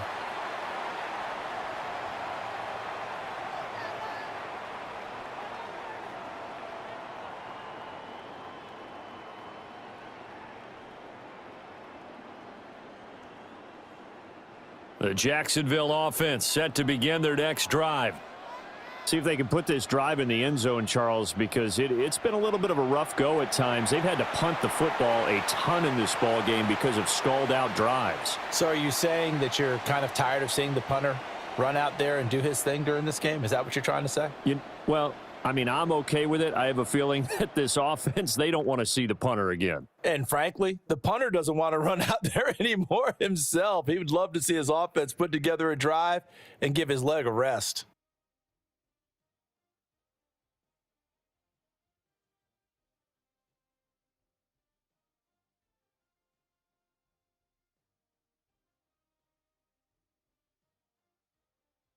Back now in Jacksonville. And we've got a dandy here. A 1-point game as we begin the fourth.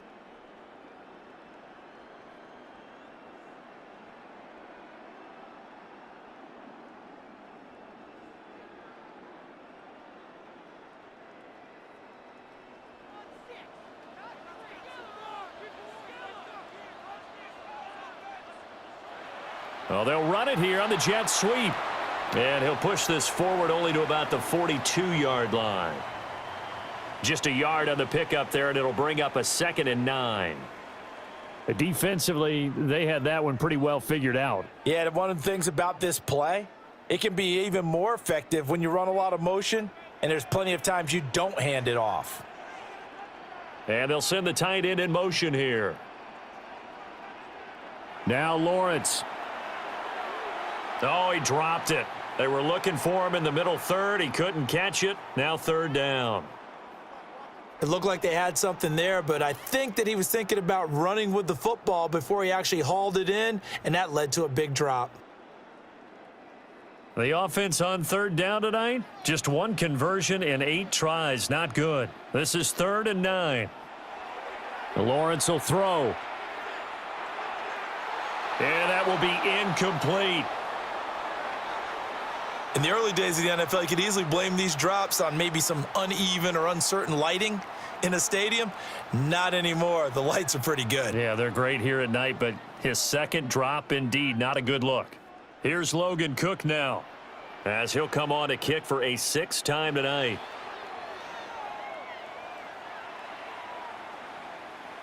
And he couldn't get it to check up. That kicks all the way into the end zone for a touchback. A look at the running back, the man out of the backfield as he gears up to go again. He's been a good workhorse. I know we use the word workhorse a lot, but he's been a good workhorse for him in this one. No doubt about it, and there's nothing wrong with that. That's what you're looking for if you're a back, because that means everything's come together for you. The big guys up front have created space.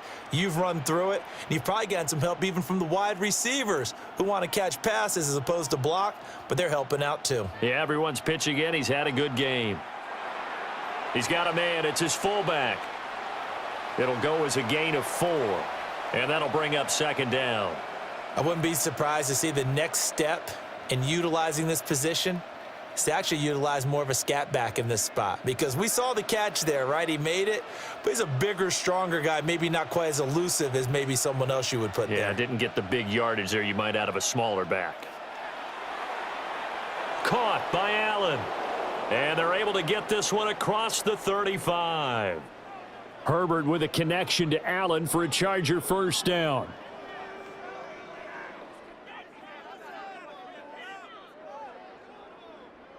Well, that should be a reminder defensively, and I think it's a reminder to myself, because you just can't sell out to stop the run. There's still enough time that this offense can move the football through the air, even on first and second downs, and they obviously picked the right spot to throw the ball there.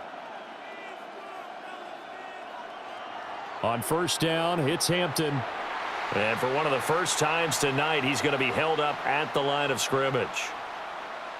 Credit the tackle there to Jordan Lewis.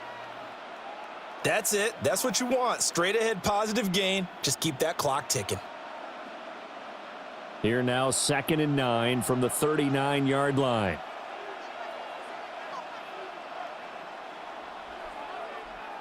A play fake, and now Herbert to throw. He's going to loft one deep left side here. And that will be incomplete. Tried to dial up the long one way out there, but it'll be 3rd down. And you just know when that play call came in, their eyes lit up, because anytime you get a chance to take a big shot downfield, that's a lot of fun, and they missed an opportunity.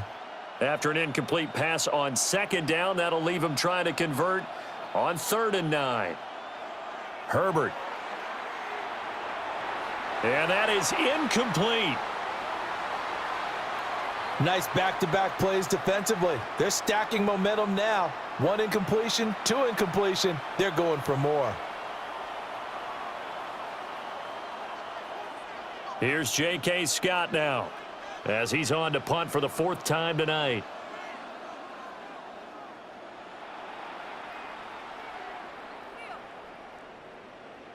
And this one hits at the 3 and then bounds into the end zone for a touchback.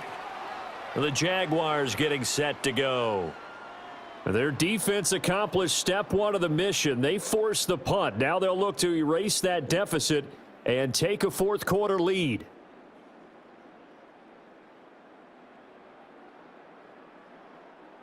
Lawrence bringing the Jaguars up, 1st and 10. At their own 20-yard line. Myers in motion right. From the gun, it's Lawrence. And his throw's going to be incomplete. He has just not had his focus in this game. It's not 1 drop. It's not 2. That's 3 for this contest. Yeah, uncharacteristic for any NFL receiver, and he's no exception. After the incompletion, here's 2nd and 10 from the 20.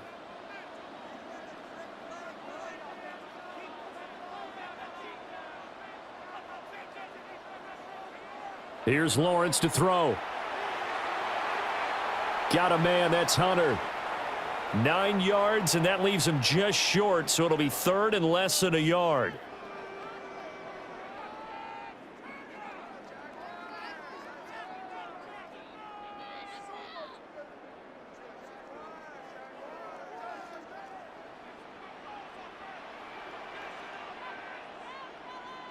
Lawrence on the sneak. And he is going to have a Jags first down as they're able to get the 3rd down conversion. How about that there? No frills, no additives, right? Nothing crazy. Just find a way to pick up the first down. A nice run right there. Line of scrimmage, the 31 now on 1st and 10.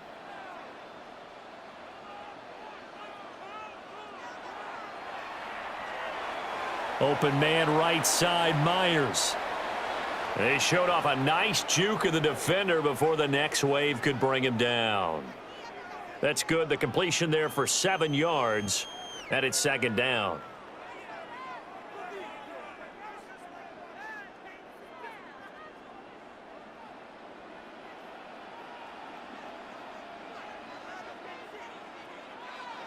Here's Lawrence.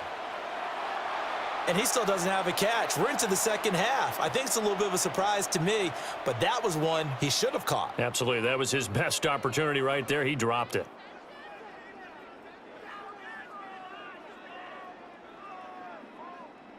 So the incomplete pass on the last play, and that leads us to a 3rd and 3. Looking to throw, Lawrence. Oh, they would have gotten the conversion if he could hold on. Instead, the drop means it'll be 4th down. That was a classic example of trying to run with the ball without securing the catch. He was thinking about those rack yards instead of making the catch first and then taking off. Here's Logan Cook now as he's on to punt for Jacksonville. He steps into this one, and this is a rocket. And we spotlight Keenan Allen as he gets set to go back to work. And I know that they've double-teamed him a couple times, but not a ton. Whatever they're doing isn't working. He's up over 100 yards. We'll see how they adjust. And when they do that, they weaken their defense in other places as well. And how many times have we done games where we've seen a guy have a big game like this, but it's usually not by himself, is it? Right. Usually it opens it up for other people to have big games as well. They'll fake the handoff. Now Herbert. And his throw's going to be incomplete. As tight ends go, he might not provide the super flashy plays very often, but he's pretty reliable. Usually an excellent target and normally catches what's thrown to him, but he didn't on that play. Again from the 20 after the incompletion. Here's 2nd and 10. Now it's Herbert. Jaguar pressure and a Jaguar sack. That is Joshua Hines-Allen working his way in for the sack. Now Charles dealing with a 3rd and long. They'll have to try to go back to the air again, and this time avoid the sack. Certainly hard to try to establish momentum when all you're doing is going backwards, not protecting the passer, and he gets dumped on his backside.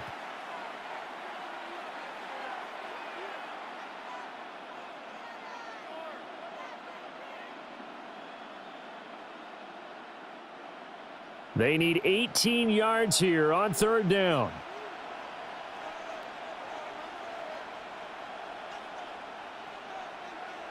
Here's Herbert. Under pressure, and they got to him again. Joshua Hines-Allen. 2 plays in a row now that he has gotten in there for the sack, and it brings up 4th down. I think most quarterbacks would love to have the goal line actually extend up into the air and turn into a wall. They can put their back against it and know exactly where they are on the field so they don't end up in the end zone. Didn't do it on that play, but perilously close to the goal line. Here's J.K. Scott now as the drive goes backwards, so he's on to punt it away. And he's able to get it out of there, and this is a pretty good kick.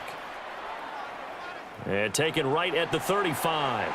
We'll call that a punt of 54 yards. Well struck. And the Jaguars go on offense, 1st down and 10. Jacksonville back on offense and ready to take over. Now, if you're a fan of punting, and I know that not many people are, but this game kind of turning into one for you. Well, it's okay if it's a skills contest, right? We're really into it then, but not during the course of an actual game. This has turned into a field position game, though. Sometimes the better punter may actually determine the outcome. Lawrence bringing the Jaguars up, 1st and 10. At their own 42. Thomas goes in motion left. They'll look to ETN to start things out. And able to work about 5 yards out of this as he's taken down up near the 47. That's a really good gain right there. They pick up 5 yards halfway to a 1st down. The only problem now in the huddle, everyone's going to want to touch the football. Be a lot of chattering now because they've seen that they can move the line of scrimmage. From the shotgun, Lawrence. A short throw there to Strange. 9 yards to pick up there, and it's a 1st down. And the tight end is certainly a position built to move the chains because they can control space underneath. If they've got good hands, then, of course, they're a dynamic target. But one other thing is they're right in the sight lines of a quarterback on just about every play, and that makes it easier for the quarterback to pick him out and deliver. And incomplete, he dropped it. Maybe a rookie mistake there, second down. We know it's not an easy job to go out and catch passes when people are trying to tackle you and knock the ball away, but the bottom line is that's a pass he's got to have and a pass he should have caught. An incomplete pass on first down. That leads to a 2nd and 10. Lawrence. Screenplay. Here's Etienne. And he gets this down inside the 35 before going out of bounds. 11 yards there for Jacksonville and a first down as well. When you run a screen pass really well, you got to like the look of it because so many parts come together to make it work well. The offensive linemen, where they're faking people out, the back slipping out there, catching the football, then all of them going together as one unit downfield. A really nice pickup. And he'll go down at the 26 following a gain of 6. Well, no matter how they phrase it, staying on schedule, staying ahead of the sticks, whatever you want to call it, 7 yards on first down, that fits the bill. So from the 26-yard line, here's 2nd and 3. Now Lawrence to throw. Over the middle, it's Thomas. And he'll only get a yard to bring up 3rd and 1.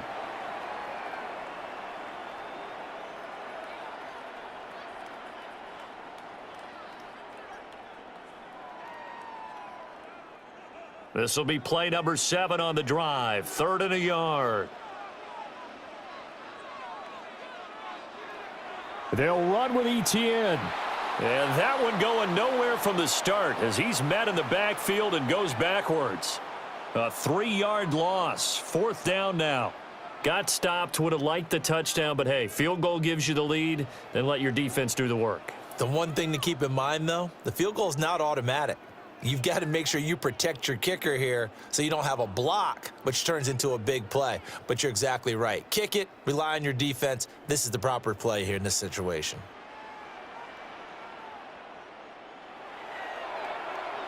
And this one is right through. And they have taken the lead here in the 4th quarter. So he missed his first attempt, remember, but this time he gets back on the bike and knocks it home. Yeah, and sometimes that first one can really impact you moving forward. It can just stay with you too long and affect everything else you do during the game. In this case, though, able to shake it off. He's riding high again.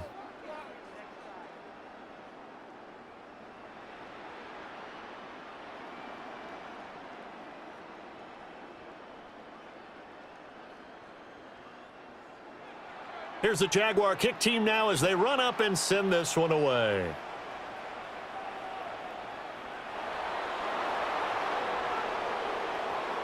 And he takes this near the 25. Just a little pass there. Call it the 26. The offense for Los Angeles returns to the field.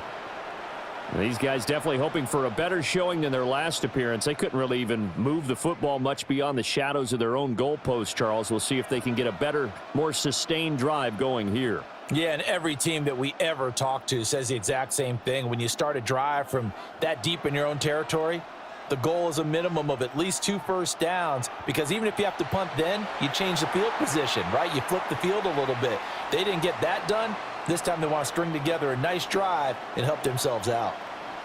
We've seen this quite a few times in this game. Offensive line unable to keep leverage, unable to keep people away, facing a lot of pressure. Fortunate just to get rid of it. One of the reasons they're down is that inability, though, to stop the pressure. We saw another example of it there. They'll set up the screen to Hampton. Room past the 35. And he's out of bounds, able to take this one up to the 35. 9 yards, not quite enough, and they'll be left now with 3rd and 1. And they've used him in the passing game to great effect so far, and here they get it to him again on the screen, and it turns into a nice positive play. Herbert going to keep it on the sneak. And he is going to have the Chargers first down. At least it would appear that way. He didn't get it by much, but yes, they do get the conversion on 3rd and 1.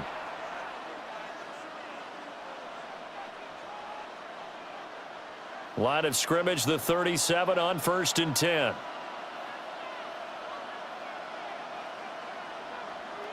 Play action this time for Justin Herbert.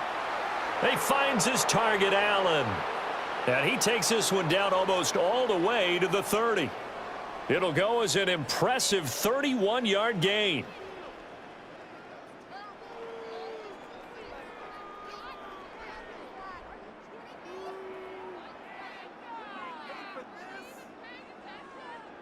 Well, this is where an offense needs to show what it's made of, and in fact, where a quarterback needs to show what he's made of, trying to engineer a fourth-quarter comeback, and he hits a big one right there.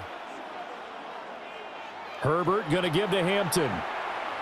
And a hard-working run here as he's got it inside the 20, down to the 17. 154 yards on the ground for him now as he has gotten better, really, as the night's gone on.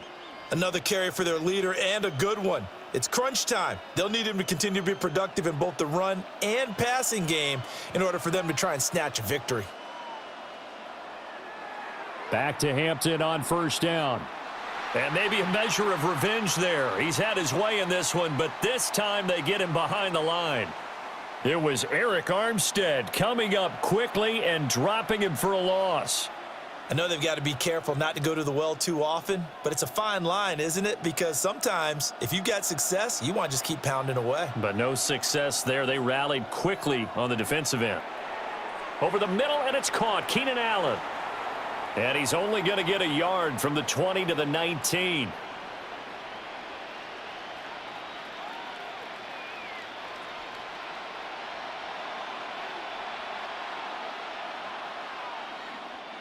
Possibly a turning point. Big play coming. This is 3rd and long. Back to throw here, Herbert. And the throw there going to be incomplete. Down here in the red zone, you know your tight end's going to be a favorite target. Couldn't hang on. And sometimes they just have to get out of their own head because they understand how tight windows are there and how many bodies are there. And sometimes they just overthink it and don't catch the ball.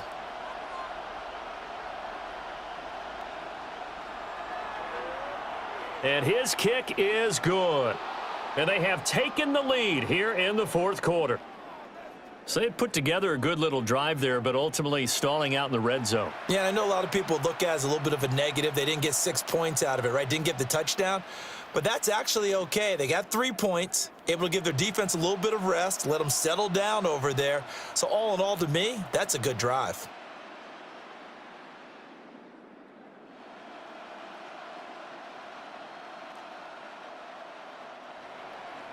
Now, after the Dicker field goal, he's back out, ready to send it away.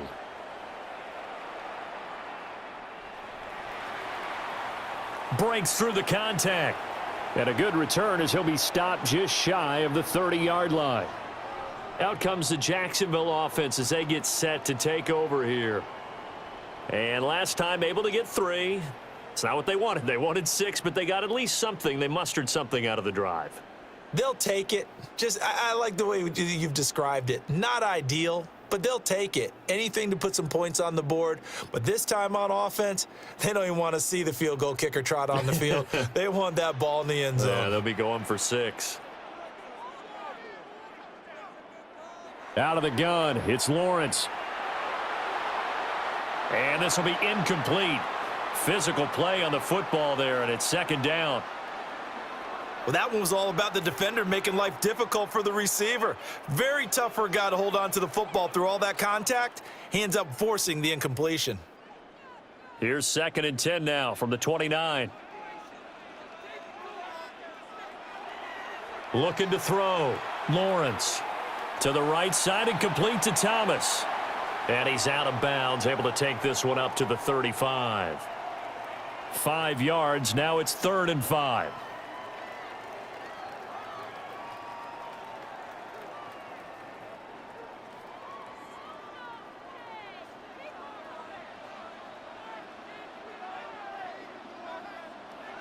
Back to throw. Lawrence. And he's unable to haul it in, so it falls incomplete over the middle third of the field, and that brings up 4th. After watching him drop that slant, I can hear my old coach's voice ringing in my ears right now. You can't run with the ball until you catch it, trying to get those rack yards before he secured it. So they're forced to punt on 4th as this one's away. Yeah, he was looking for the checkup bounce, didn't get it. That scoots all the way into the end zone now for a touchback. The visitors' offense and their quarterback headed out for this next possession. And he has been masterful so far in leading this offense. He's kept the mistakes to a minimum. He's been on point with his passes, and he's generally been one step ahead of this defense all game long.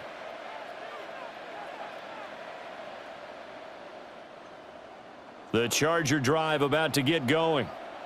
A little less than 4 minutes remaining, and the margin for error is small with this slim lead. Operate within your 4-minute offense here, Charles? Definitely. And remember, the 4-minute offense doesn't always correspond to what's up on the clock. What they need to do is play a little bit of keep away right now. Run the clock down. Make sure their opponent doesn't get the ball back. Their dream scenario, get enough first downs and make them eat up their timeouts so the game ends when you're kneeling down with the football. Clock continuing to run. They'll probably wind this all the way before snapping it on 2nd down.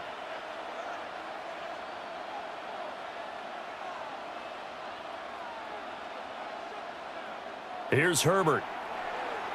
And that is incomplete.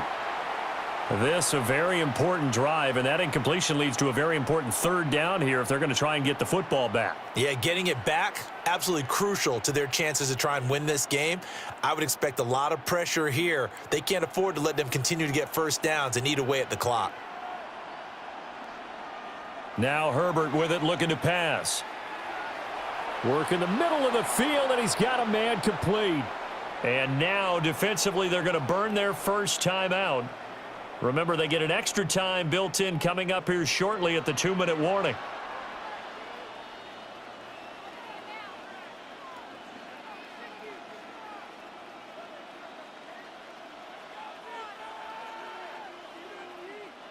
And not totally home free yet, but it's looking good as they come up 1st and 10.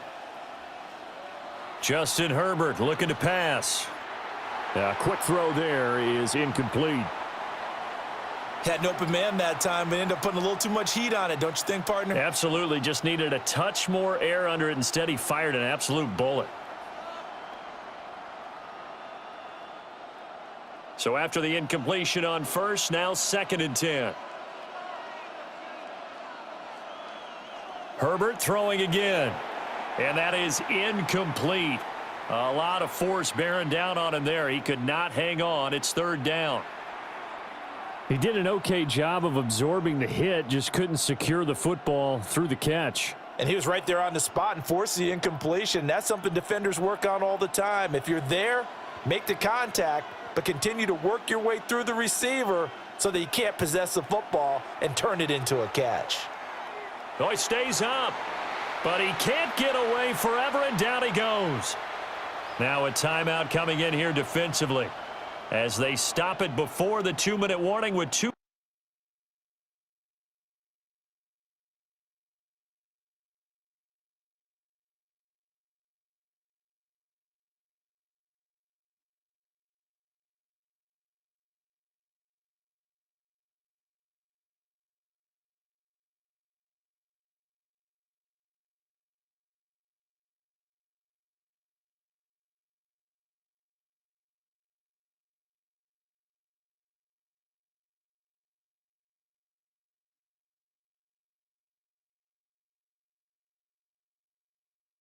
.09 to go in the game.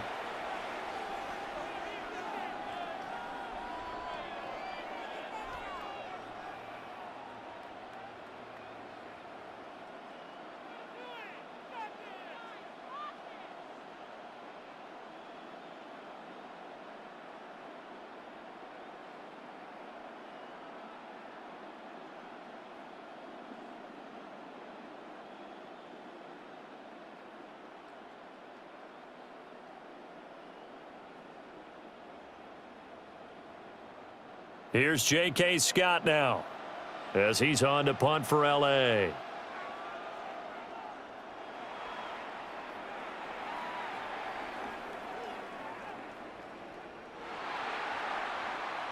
So here now, Lawrence and the Jaguars down by 1. 2:01 remaining. They'll have one play here just north of the 2-minute warning.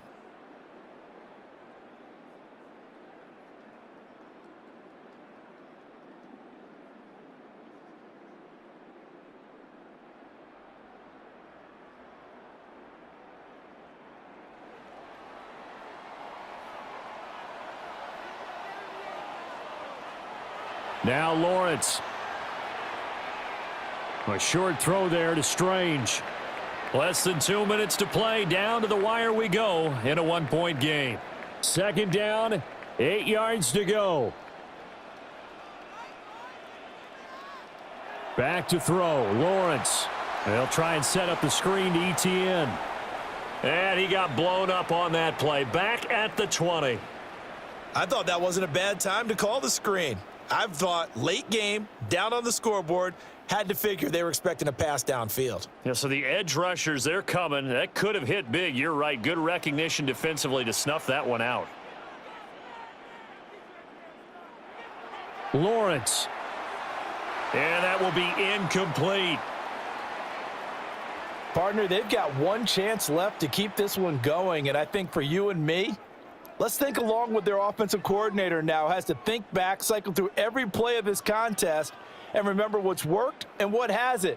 Because right here, he needs the best play of the game in order to keep this one alive. Here we go. Got to have it. Lawrence. And he's brought down, getting this one up to about the 35. They keep the game alive, at least for the moment, as it's a first down. Tell you what, he's been able to put the ball in some tight spots all game long. That throw, no different. Yeah, a lot of people would call it a gutsy type of a throw. I think he looks at it as, I can do it, so it's not that big of a deal to me, and I'm going to keep firing. And it's incomplete.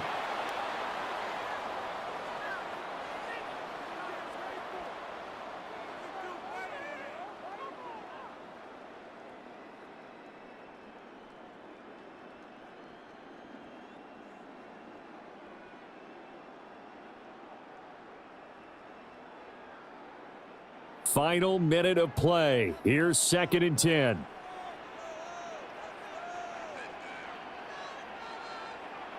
Throwing now, Lawrence. Oh, and that nearly ended it. That should have been intercepted, but he cannot corral it, and that is a lifeline there with 3rd down coming up.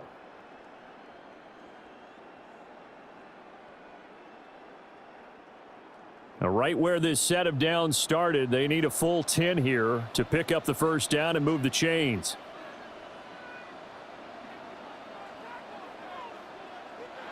Here's Lawrence.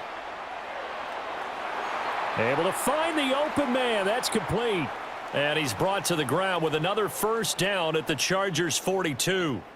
They're making steady progress, but I see your face. You're worried about that clock. I'm worried about the clock, and at some point, you have to have a splash play in there as well. Final minute, 1 timeout remaining. 1st and 10.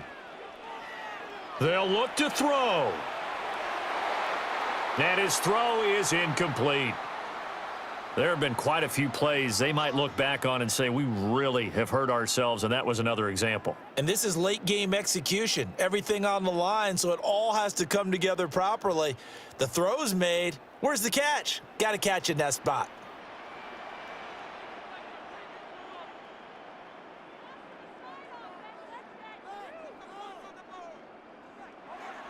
Back to throw. That's caught left side. Myers with it. The Jaguars now will use the last of their timeouts as they'll stop the clock with 24 seconds to go in the game.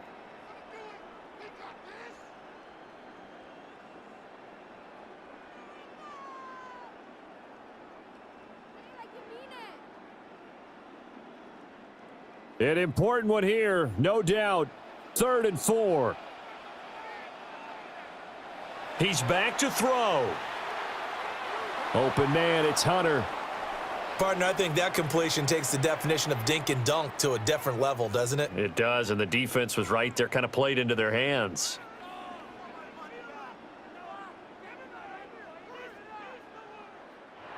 The Chargers going to signal for the first of their timeouts. That'll leave them with 2 remaining. We'll be back after this.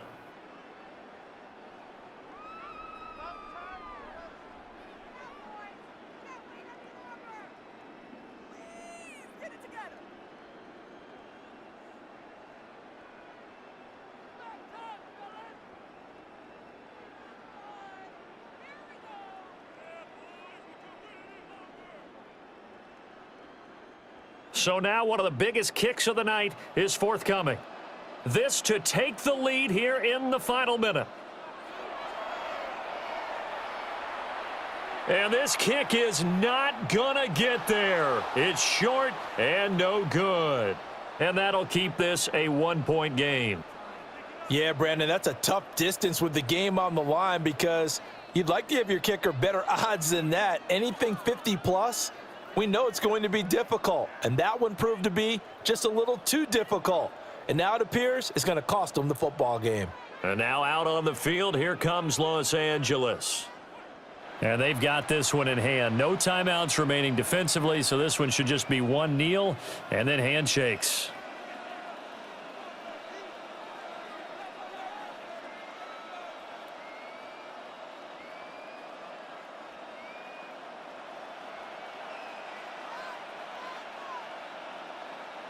Herbert to a knee, and that should just about write it into this one.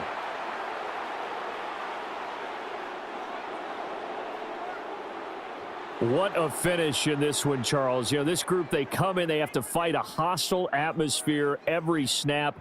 They get the late score, they get the victory, and that flight home, it's going to be a little sweeter after this one. And Brandon, just like you, I was fired up for that last sequence. How about that? Wouldn't you have loved to have been in the huddle when they were mounting that game-winning drive? Big-time moment. No one shied away from it. They tuned out the crowd, kept their heads, and executed the way they needed to earn that win. So that'll do it for us. For Charles Davis and all our crew, I'm Brandon Gaudin. You've been watching the NFL on EA Sports. From Jacksonville, good night, everybody.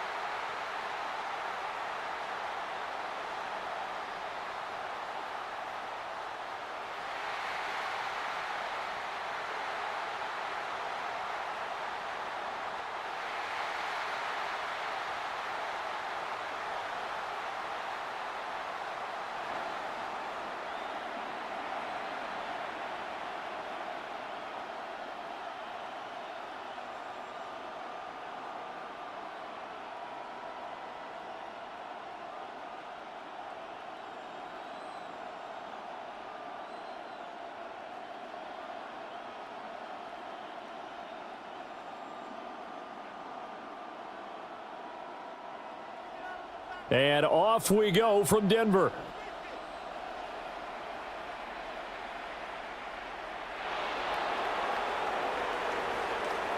And they'll start this drive just across the 30. Pretty nice work on the return. So the Colts now coming out for their opening drive. And trotting out there, their tall quarterback standing at 6'5". We knew about the great mind coming out of Duke, and we saw the athletic ability and the potential. Watching it all come together and get better with each passing year, that's been fun. He can throw it deep, throw it short, and, of course, take off out of the pocket and beat you with his legs as well.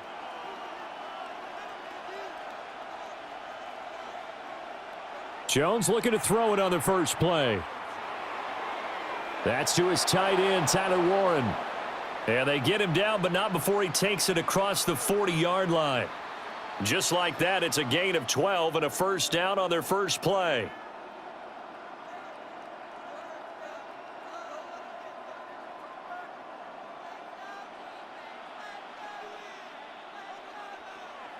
They'll run. This is Jonathan Taylor. And a good pickup there. He gets about 6 up to midfield. A quick burst there, and he nicely bit off a pretty decent gain.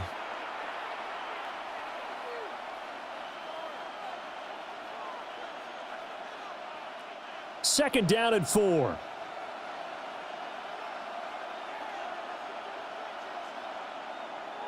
They run once more with Taylor. And he is out of bounds, but not before he's inside the 30. That good for 22 and a first down. Couple of nice carries back-to-back here, establishing the ground game a bit. Yeah, these aren't bare-bones runs now. I mean, they're getting substantial yardage, the kind of yards you're looking for, right? Let's go ahead and use a cliche. Stay ahead of the change, right? 5 or more yards each time, that's what you're looking for in setting a tone and getting your offensive line going. Good sign on the opening drive. Dre Greenlaw in there on the tackle. Oh, there's plenty of traffic waiting for him up the middle. But give him credit, he tried barreling through anyway. They're fortunate to get a yard out of that one. Still 9 yards to go on second down from the 27. Throwing Jones. On the RPO, he'll keep it himself. 6 yards there off the scramble, but it'll still leave him with a third down.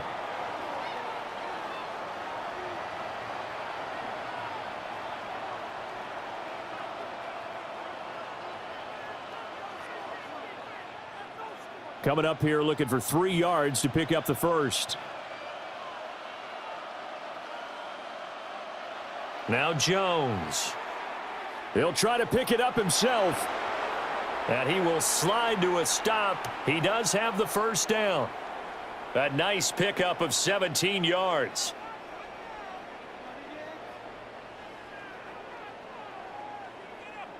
Ah, Brandon, that's a gamer move right there. Facing third down, steps up, calls his own number, and nearly makes the house call. If I'm the coach, I let him take another one right here. Give him a chance to be the first one to hit the end zone after that effort he just gave him.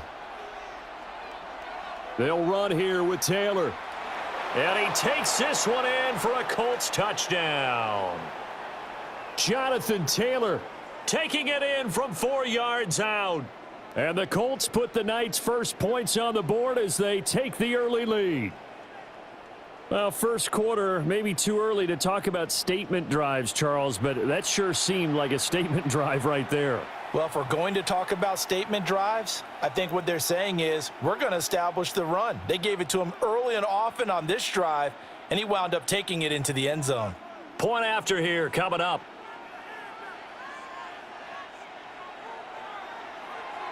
And this is good to make it 7-0 Indy. So that drive 7 plays in length. And it was capped off by a Jonathan Taylor touchdown.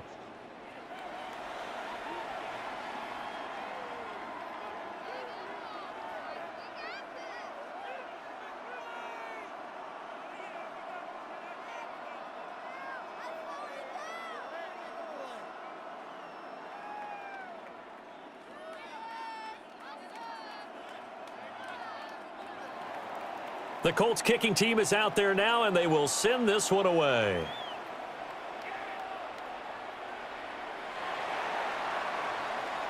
sheds off the tackle. And it's a pretty good return here as he'll get this up to the 29. So here are the Broncos now for their opening drive. And they will be led out by a man in his sophomore campaign as the quarterback.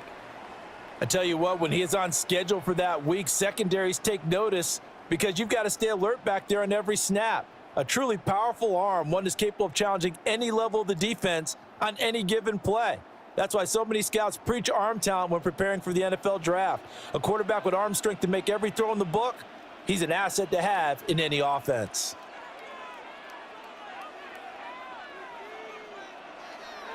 On the run, this is J.K. Dobbins. And he is met at the line of scrimmage, and he goes down right there. No gain on the play. It'll be second down. I think what we just saw there, partner, was linebacking speed that can trump O-line power. We see that at times because he filled the gap before the offensive lineman could get to the next level and take him on. They'll run with a second-round pick from April's draft. And give him 6 yards here as he stopped near the 35 at the 34. He had to fight for every yard on that run, shook himself free of a tackle, and kept fighting, even with the rest of the defense closing in on him. That's the kind of effort you'll take every single time. 3rd and 4. To throw is Nix. Oh, he had him. He was open, but he couldn't get it to him. It's incomplete. As a defensive back, you have some weapons at your disposal that we don't often talk about, and you can read the receiver's eyes, you can read his hands, and you know that the arrival of the ball is imminent, and that allows you to make a play on it and oftentimes knock it away. He'll send this away into the Rocky Mountain night, and it's a good one. Second drive coming up here for the Indianapolis Colts. They'll be looking to duplicate that first drive, the one that got them that 7-0 lead. Of course they would. I mean, look, they're on the road. So getting the 7-0 lead was huge for them, right? Imagine getting up 2 touchdowns on the road, taking the crowd out of the game. That'd be ideal.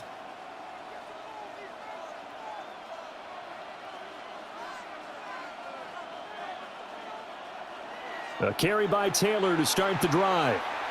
And he is met in his tracks behind the line of scrimmage. Hit and drop behind the line by Dre Greenlaw. An interesting and intriguing decision there defensively because they kept extra DBs on the field despite seeing the multiple tight end look that came out for the offense. I thought they were going to switch out of it. I didn't know if they felt they didn't have time or what the case was. Well, in any event, the extra speed allowed for great penetration as they stuffed that one behind the line of scrimmage. This throw incomplete, nearly picked off. And with his pedigree, he doesn't drop many of those. But third down coming up. They geared up and took the deep shot downfield, but it turned out it wasn't one-on-one coverage. Extra defenders in the area, and that one winds up incomplete.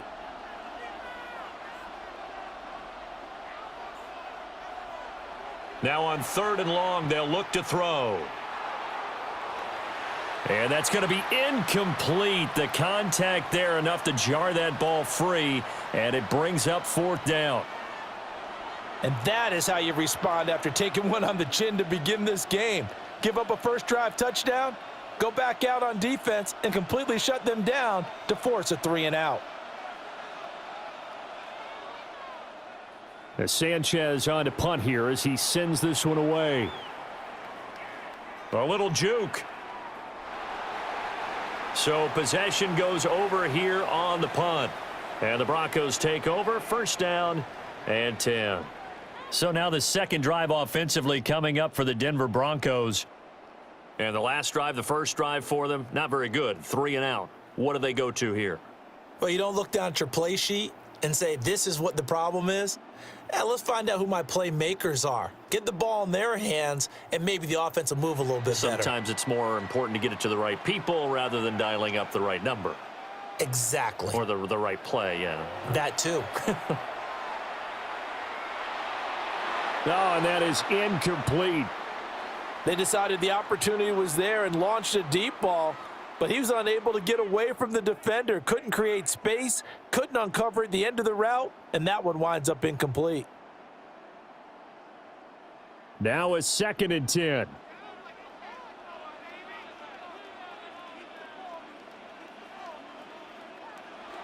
Off the play fake, here's Nix. And that'll be incomplete. Took a pretty good shot as he tried to pull that one in.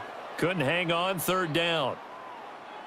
And partner, to me, that one was all about timing. If he's there too early, it's going to be a pass interference call. If he's too late, it's a completed pass. He was Johnny on the spot on that one. The threat of a 2nd straight punt to start the game is looming as they come up 3rd and 10. And that is incomplete. No surprise at all. They're looking for the big man early in this one. The only surprise for them, he couldn't hang on to the pass. On 4th down, Jeremy Crawshaw on to punt.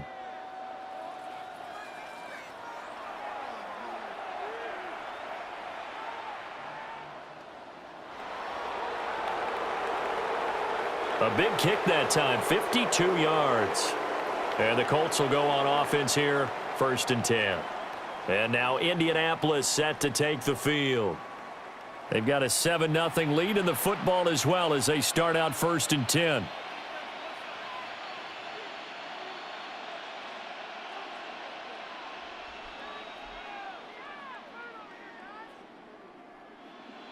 Looking to put a drive together.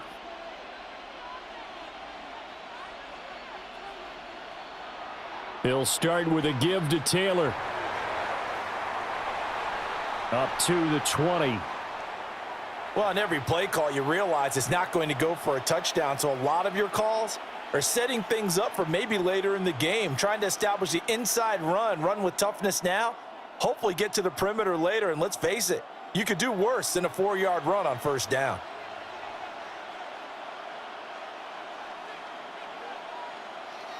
Second down, another run with Taylor.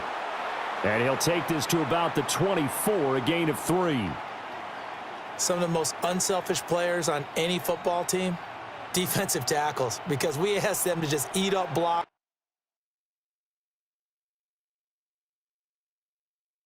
and allow other people to make tackles. But when he can make a play himself, as we just saw there, that's a big day.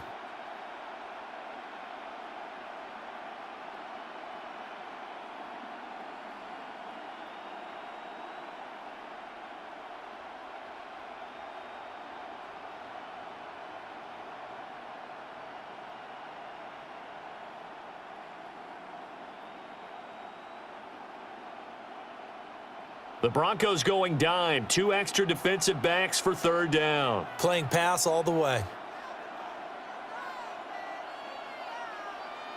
Now they'll throw here out of the gun. He's got his target. That's complete. And he is going to have a Colts 1st down as they're able to get the 3rd down conversion.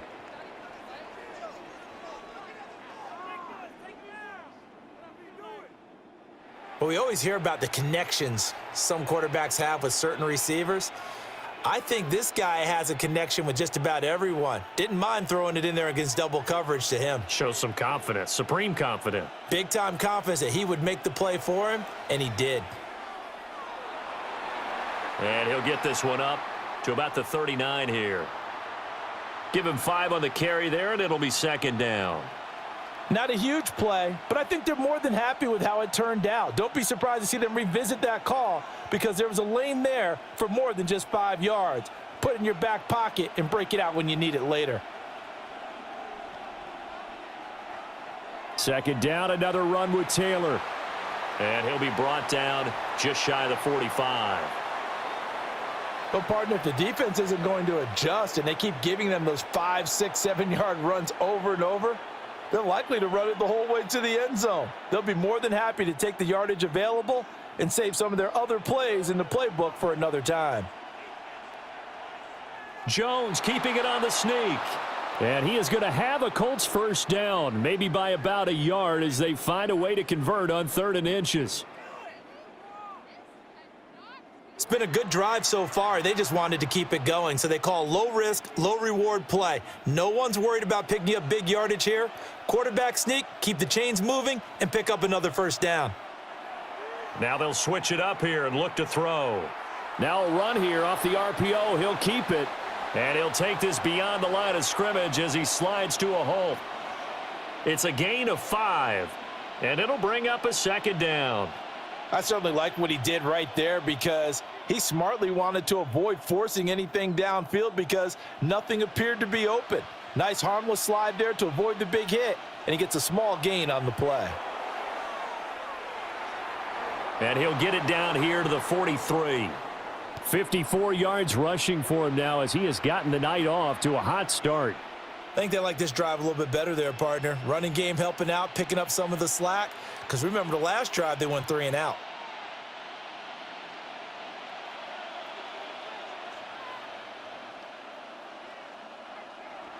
On first down, he'll drop to throw. Incomplete.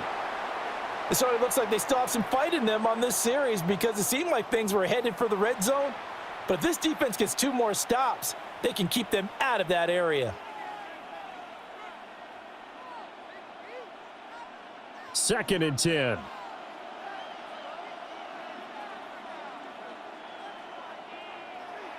On the option right, it's Jones. Dances by him.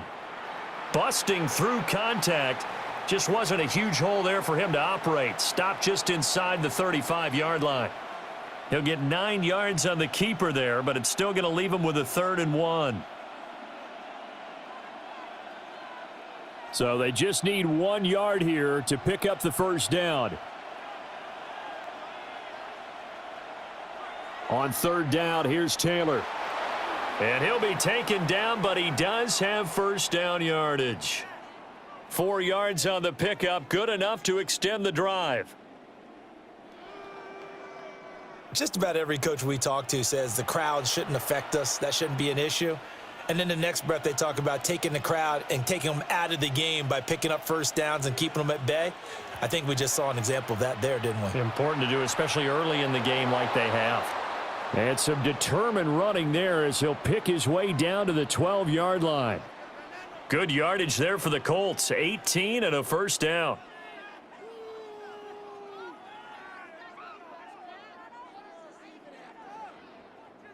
One thing's for sure, this defense has to figure out how to stop the ground game. He's eating them up here in the first quarter. It looks like they have to go to different forces, aren't they? The conventional things aren't working too well. So I remember a coach of mine saying way back when a back's having a great game, you've got to get the ball out of his hands. See how far he can run without the ball. And what he meant was takeaways, knock it loose, because maybe you can't just stop him with just regular tackling.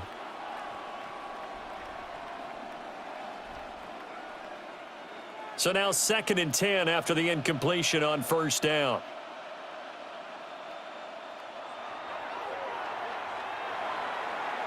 This pass left side to Downs. They do get a couple, but they'll be left staring at a 3rd and 8 coming up.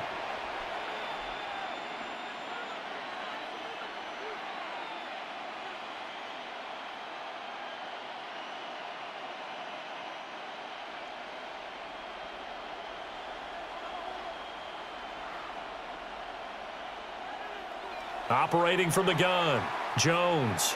And he's going to be dropped back at the 15-yard line. Nick Bonito coming in there to record the sack. We always talk about how teams are so competitively matched and you just want to make those plays that give you an advantage.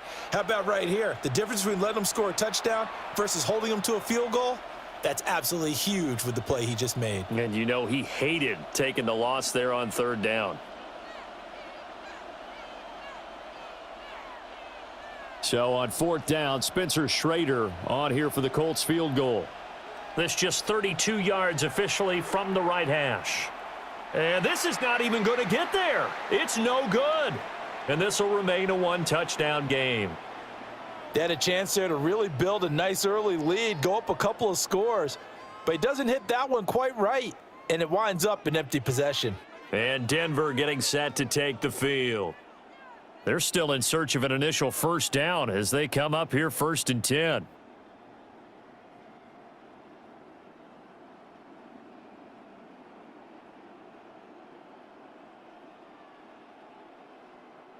Looking to put a drive together.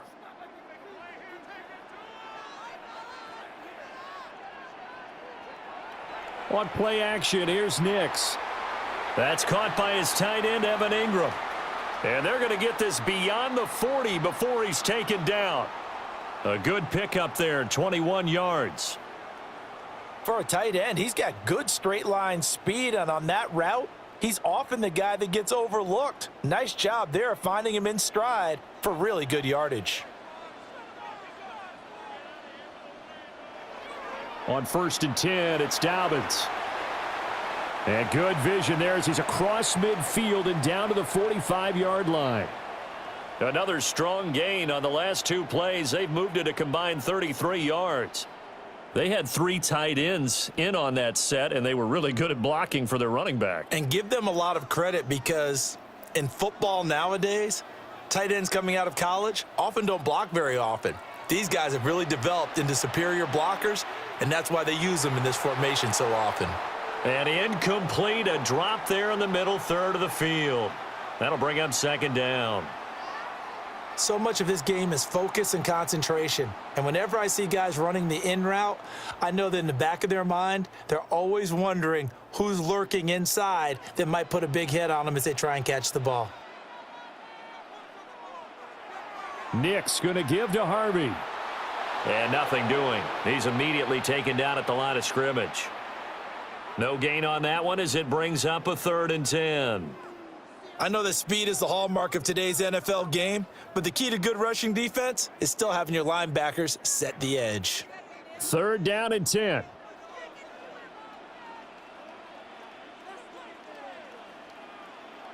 Working out of the gun is Nix. Man open. He's got it complete to Cortland Sutton.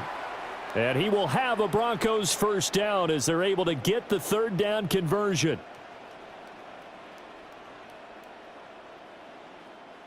I don't care how many times we see it. I still get a kick out of watching quarterbacks and receivers do the pass tree in pregame warm-up.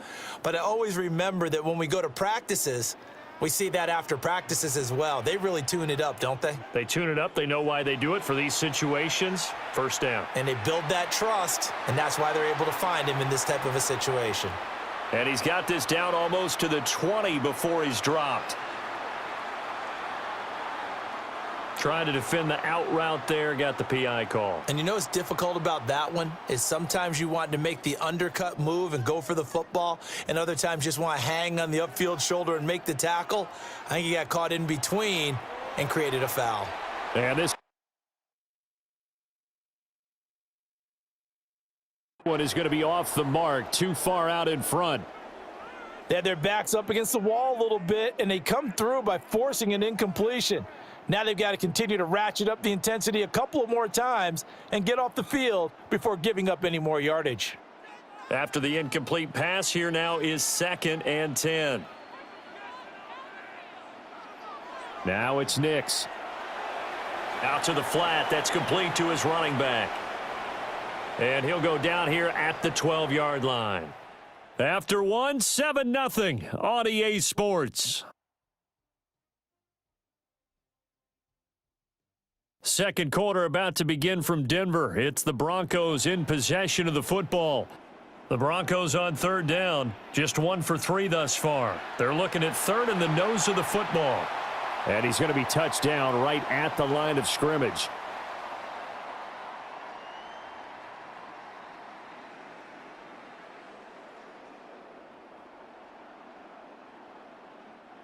This offense finding its legs now. Here's another 1st and 10. Nix to the air. A back foot throw there is incomplete.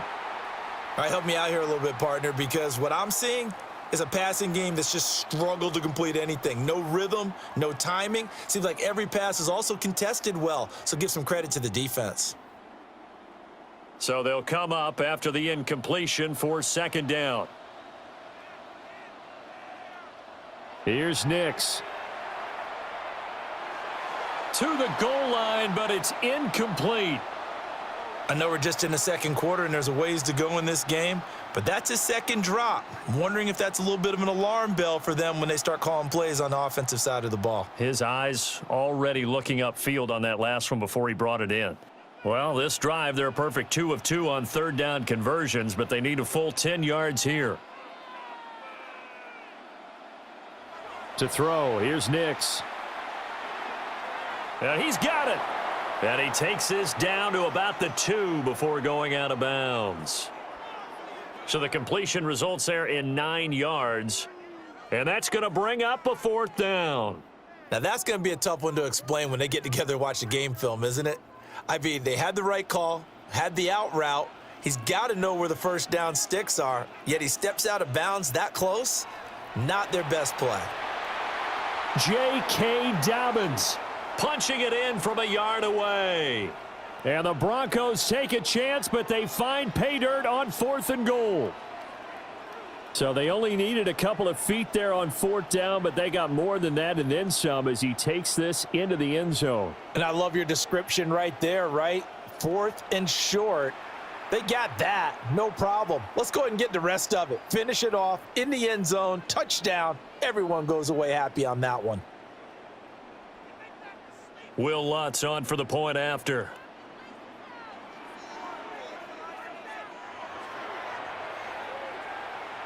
It's up and good, and we're tied at 7 here in quarter number 2. That one in the books as a 12-play drive. And it's finished off by a touchdown run from J.K. Dobbins.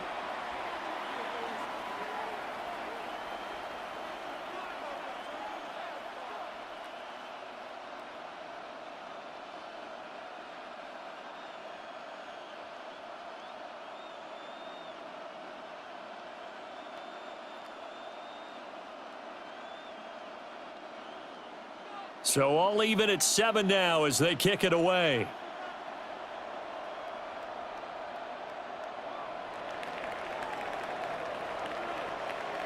And the tackle going to be made right there at the 25-yard line. Here comes the Indianapolis offense now as they get set to take over.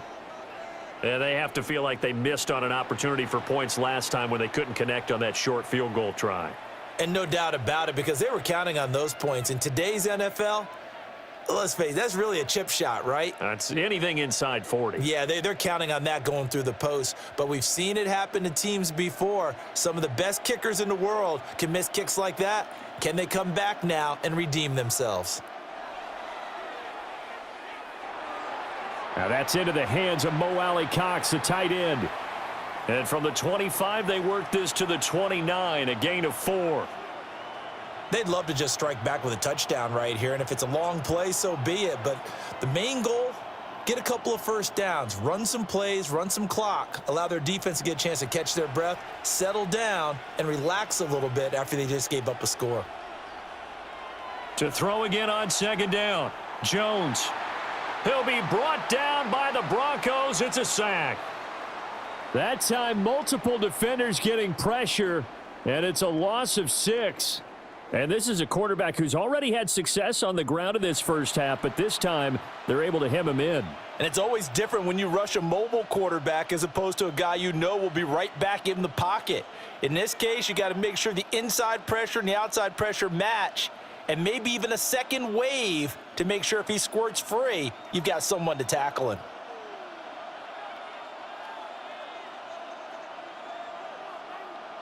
On 3rd down, he'll drop to throw.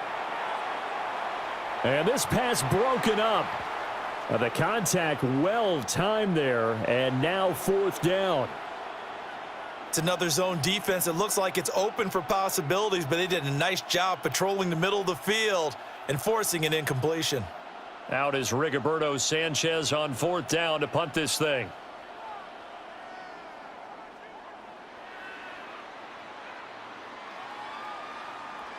Fielded just inside the 20. 56 yards the punt that time, 12 on the return. And out will come the offense as they take over. Denver's offense now set to go.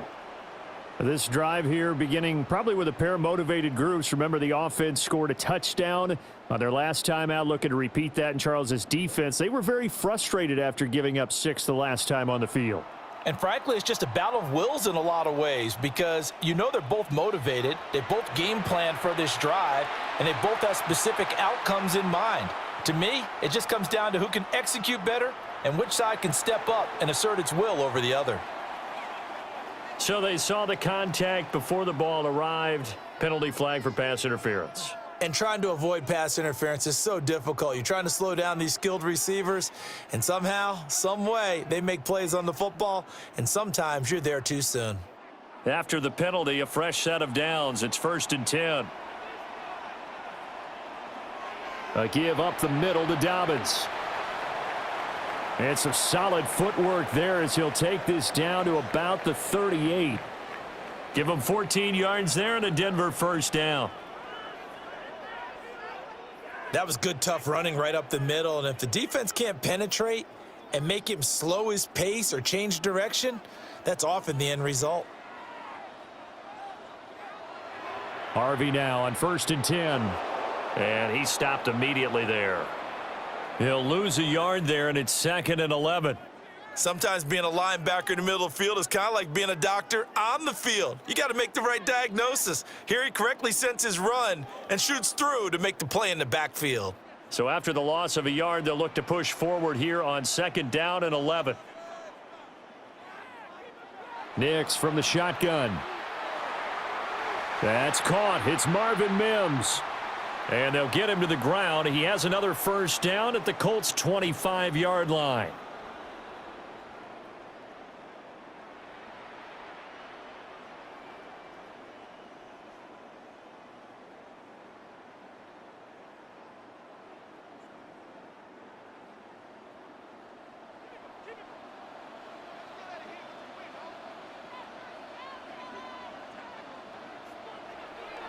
They'll run up the gut with Dobbins.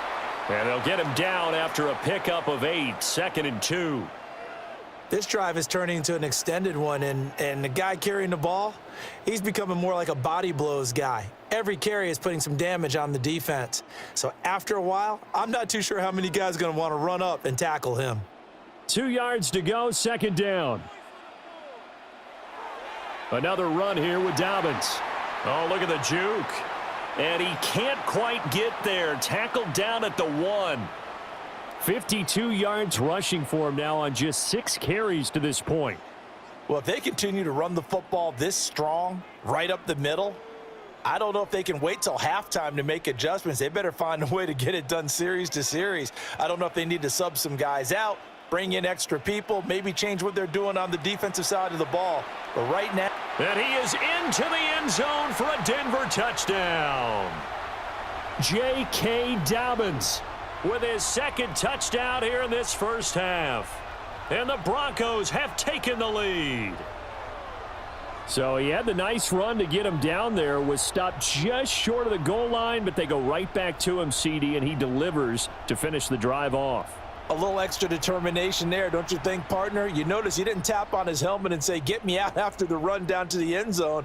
He said, I almost got in. I'm going to get in on my own. I'm staying in. And he carries it across the goal line.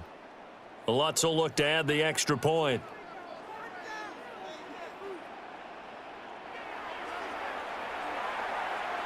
And he's got it. It's now a 14-7 ball game.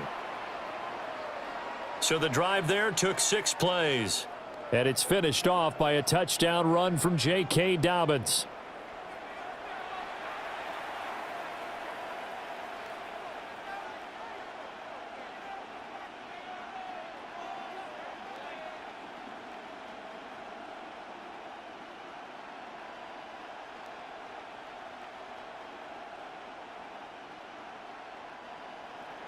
After the touchdown, Lutz to kick it off.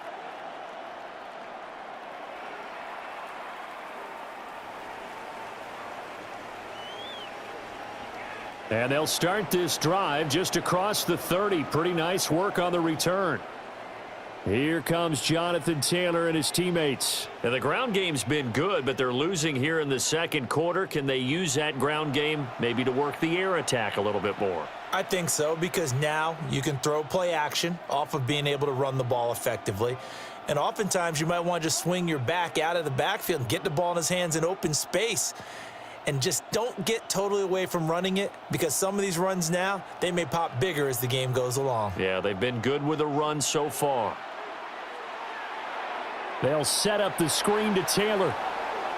Oh, he bowls over him. And able to get this one across the 45 before he's brought down. Successful start to the drive, 17 yards. It moves the sticks. And this pass rush has really been bringing the heat and has already gotten home a few times here in the first half. So how about the play call there? Sometimes if you can't protect, you've got to fool them. Screen passes like that can take a little steam out of what's been a relentless rush so far. And he's got it across midfield and into Denver territory. It's a 6-yard pickup, and it gets him to 2nd and 4. Good yardage there on first down. Exactly what you want. Get yourself set up to keep making first downs, keep the clock running. And if they're smart, you're starting to milk the clock. No hurry before you run your second down play. Now an option play on 2nd down. And he's going to be met at the line of scrimmage and taken down. Call it no gain on the keeper, and it's going to bring up a 3rd down.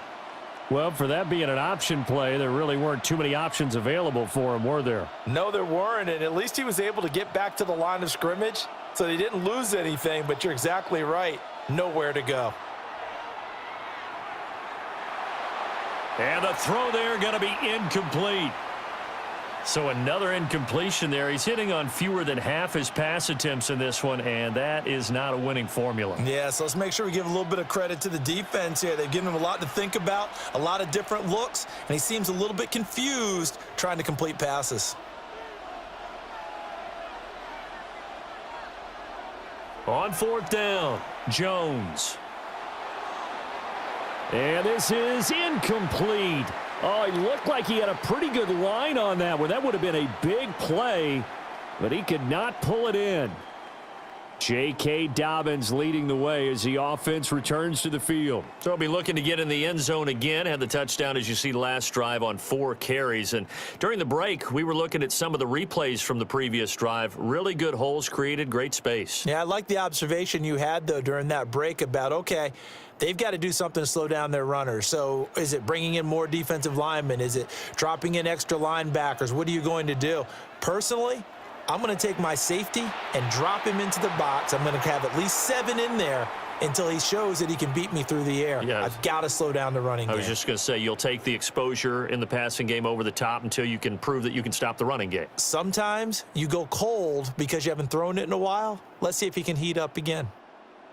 An incomplete pass on 1st down. That leads to a 2nd and 10. They'll go play action with Nix. Now a quick throw there, but it's going to be incomplete. Well, they approached this drive with a lot of confidence after their last one ended up as a touchdown. But incompletions on their first 2 throws has them huddling up and trying to figure out a big play here on 3rd down to get their momentum going again. The offense on 3rd down tonight, 2 for 5 to this point. This is 3rd and 10.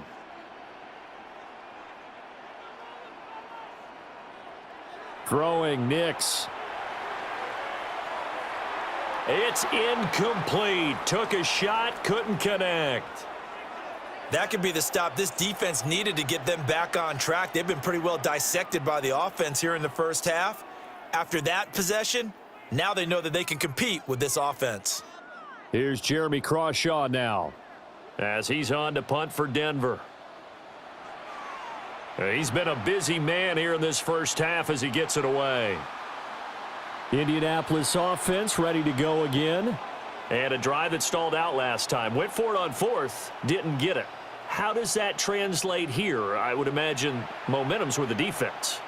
Definitely with the defense, because anytime anyone goes for it on 4th down, that's telling you as a defense that you can't stop us. We don't think that you can. And when you actually do, that may put a little dent in the confidence of the offense the next time they hit the field. Yeah, we'll see if they can bring that pride, the offense, this go-around.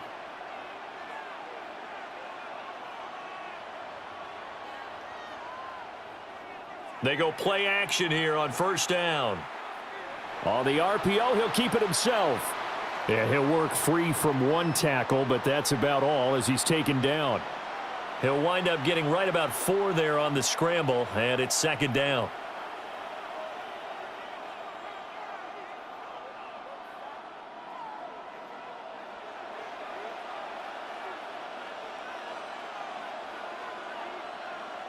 Looking to throw.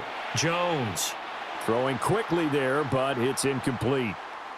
I would say it'd probably be a good idea for him to reintroduce himself to his receivers at the half because they're definitely on different wavelengths.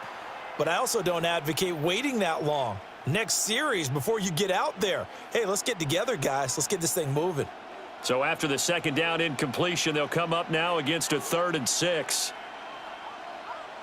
Flag comes in. This might be a free play. That's incomplete, but there is a flag down, so hang on. A big call coming on 3rd down.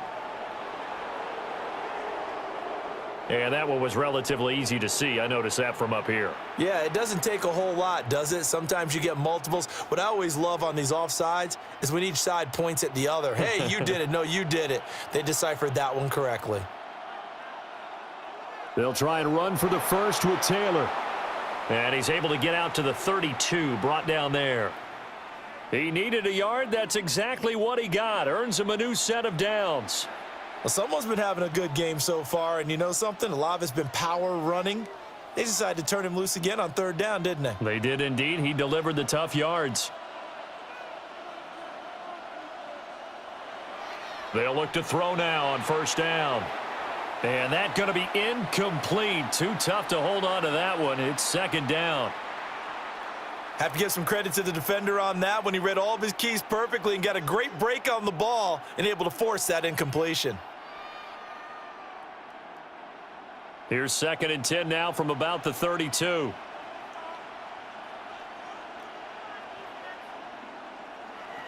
Up the middle, here's Taylor. And he will lose yardage here to the 31-yard line. It'll go as a loss of a yard, so now they deal with 3rd and 11.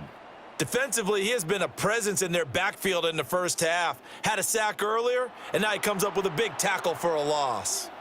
Tough spot here, 3rd down and 11. Out of the gun, they'll look to throw. And that is incomplete. Oh, he had a defender right there with him to force that to the ground. And 4th down now coming up. And based on my math, they've only converted 1 time thus far in this game, so you can see the frustration starting to come out a little bit. 3rd downs, they've been a problem for them all game. They've got to start becoming solutions. On 4th down, the punt team is on as this is sent away.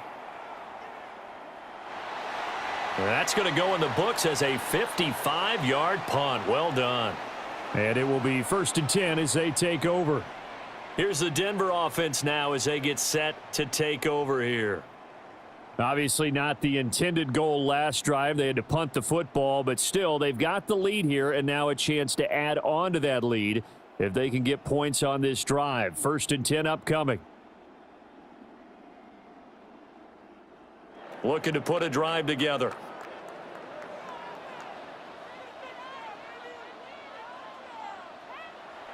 Off the play fake. Nix.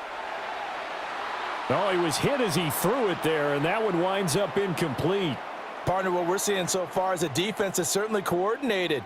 Both levels doing their jobs.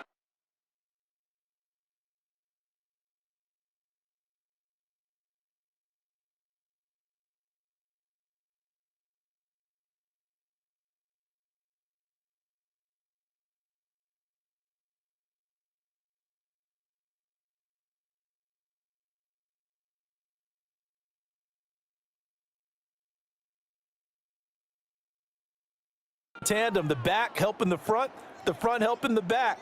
The pressure got home on that last play and forced him to try and throw through contact and short of the sticks.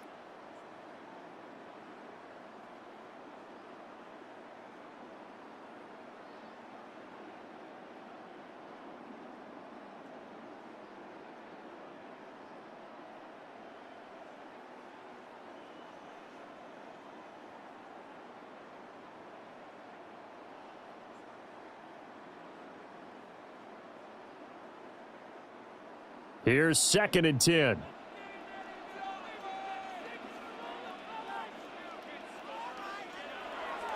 Back to throw. Nix. Setting up a screen for Harvey. And he gets it here to right around the 24 before he's out of bounds. That'll leave him with a 3rd and 2 coming up. They got 8 yards there. And that doesn't have to gain big yardage to be an impactful play, because if you can get those pass rushers second-guessing themselves that they might get hit with a screen, maybe you can wind up slowing them down just a step. And if you do that, that's a win for that play. Off play action. Nix. And that will be incomplete. Looked like they had an opportunity for a big play across the middle, but he didn't have the concentration or the focus necessary and dropped it before he could haul it in.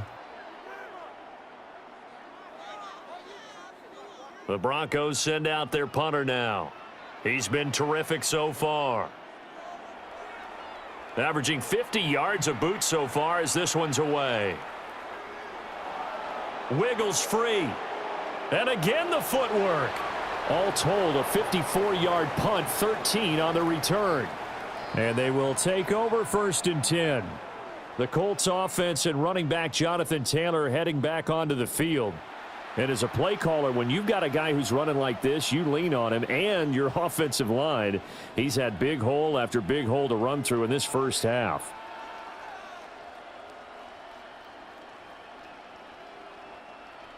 The Indy offense at the line and set to go. The crowd may be losing just a little bit of the edge after back-to-back punts. They want some big plays. They want to see some offense. They want to see somebody break away, whether it's through the air or on the ground. Now it'll be interesting to see where the patience is on both sides. Each head coach, can you hang in there and not try and force something that could put your team in some jeopardy? From the 43, it's 2nd and 3. And Jones going to keep once more. On a determined run there as he's going to take this all the way down near the 40. And a solid job using his legs. 16 yards and a first down on the keeper. Well, I tell you, there is no antidote for speed, even at the quarterback position, as he keeps it himself and turns it into good yardage. And it still takes time for a defender to react, even as quarterbacks carry the ball more and more in today's NFL. They're still a little bit in disbelief and realize, oh my goodness, he's running with the ball. He may be 8, 10, 12 yards downfield at that point. Another nice gain, 13 yards that time, and another first down. Well, coaches always talk about finding balance on offense. I don't think you can get much more balance than this. Big-time run, big-time pass. A 1-2 combination. Looked pretty good. How about that? Let's see if they can continue to take that kind of a punch, though. Back to throw now on first down. He'll get it inside the 20. And they'll have it in the red zone before he crosses over out of bounds. 12 more yards there and another first down. They ran that one well, and not only did they pick up a nice chunk of yardage on the screen, they sent a message to the defense. Rush the passer all you want, but you better be careful. We can hit you going back the other direction. 1st and 10, Taylor now. And a nice job to break free of one tackle, but it slowed his momentum somewhat, and he's taken down right after. 2 yards on the pickup there. It'll be 2nd and 8. He's definitely tough to get down. We just saw it right there, but how about what we did see? Pursuit, wrap up, and then the big finish with the tackle. And they'll send the tight end in motion. 2nd down, another run with Taylor. And strong running there as he's inside the 10 and down to the 8-yard line. 90 yards rushing for him now to this point. I don't care what the emphasis is in the NFL at any given time. Every defense is still going to say their #1 goal every game is stop the run. And right now, they're not doing that, and that really chips away at your confidence. Throwing Jones. And down he goes. Pressure gets him back at the 14. John Franklin Myers, the one in there to drop him. These sacks now, they're starting to pile up, Charles, and that front 7 defensively, they've had their way with this offensive line. And I think at this stage, we have to start thinking about different play calls. We've got to start helping this quarterback out because the entire game he's been under siege. I don't care what the down and distance. They've got to get the ball out of his hands a lot quicker.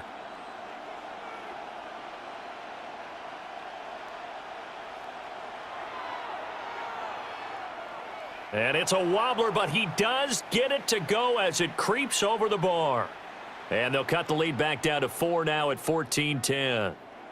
So they're able to end that drive with 3 points in this one-possession ball game. And ideally, you want to end every drive with points. Most quarterbacks would tell you, let's end it with a kick, right? A PAT, that's number one. Field goal you'll take. Punts, you really don't want to do that. In this case, they'll take the field goal and get prepared for the rest of the game. The lead cut to just 4 as they kick it away and turn things over to their D.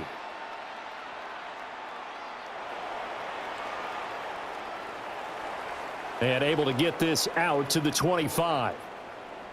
Second quarter action with 1:59 remaining.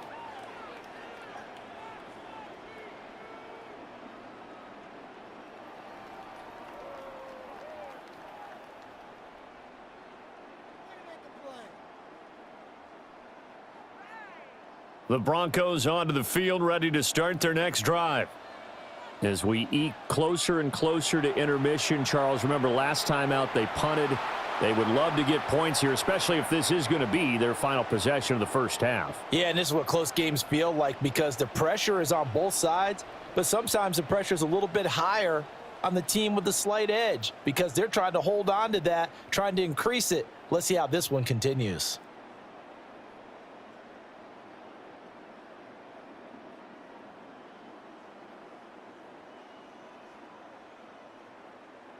They'll come up after the sack on a 2nd and 12. Flag comes in. This might be a free play. And this one drops incomplete, but I think the defense jumped.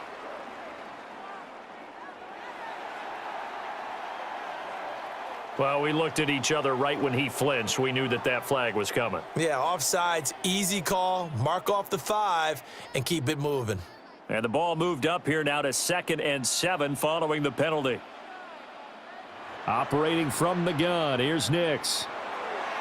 And this one is incomplete.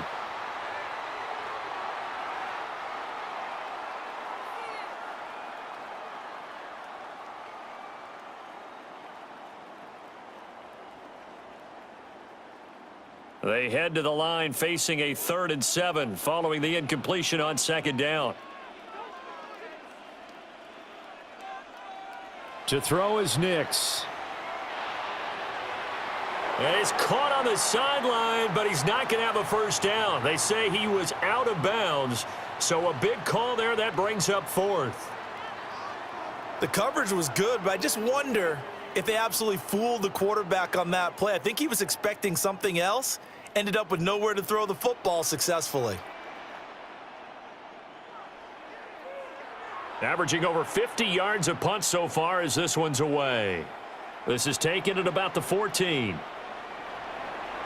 A 57-yard punt, 11 on the return. For the Colts now, they're ready to get the football back. It was still more than a minute to go in the half. Time to try to mount a drive. And I would think that they would have to. This is today's NFL. You got to push it whenever you get an opportunity. You could never have enough points with the high-powered offenses that you face. And analytics will tell you, try and score when given the opportunity.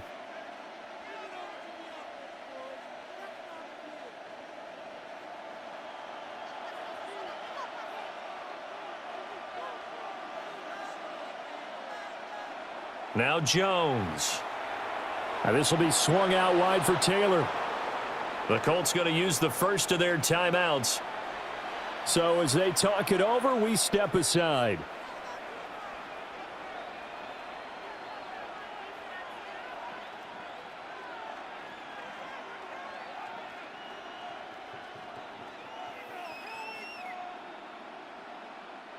So quickly all the way up at the 40-yard line.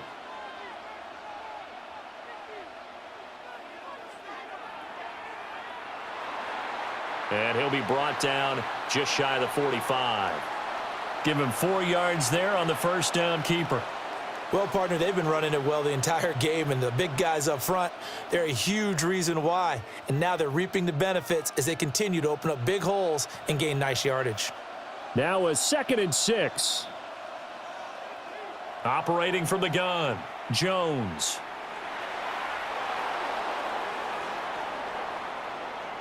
And he's got this to the 30 before being taken down. Now the Colts going to burn the second of their timeouts as they'll stop it with a little over 30 seconds to go in the first half of play.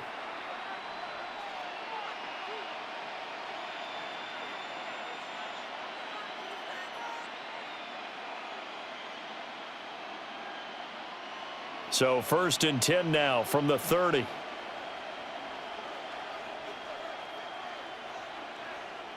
Looking to throw. Jones. And that one will fall incomplete. Clock here now just under 30 seconds to go in this first half. Well, the incompletion, yes, but maybe here not the worst thing in the world? No, not on 1st and 10. It actually gives them a chance to regroup, relax just a little bit. They huddle up, talk it over. Then they get a chance to continue their drive. To throw once more on 2nd and 10. Jones. And his throw here's incomplete. What would look like a march to the end zone has hit a momentary roadblock with that incompletion. No need to panic. They just got to come up with a high percentage play call and see if they can get their offense back on track. This offense was on the move. Now 2 straight incompletions have them looking at 3rd and 10. From the shotgun, he'll look to throw. And that is incomplete. Whenever I see an in-route dropped, as we just saw on that play, I'm always thinking that in the back of their mind, they're worried about what's coming at them because they're going towards traffic on that route as opposed to being away from it and maybe having a little bit more space. Oh, this is going to be fielded defensively, and remember, this is a live football. There he goes, right side. No whistles. He's still going. And he will score. That is a touchdown. No flags on the field as he picks up the missed field goal and takes it coast to coast. Well, we, of course, saw this a little while back in an Alabama-Auburn game at the college level. You just don't expect to see this, though, in the NFL. No, not at all. And what you're also seeing are NFL teams being more aggressive about, hey, if you're going to miss the field goal, we got a guy back there. If we've got a chance to bring it back and create better field position, or in this case, get a score, they're going to do that nowadays.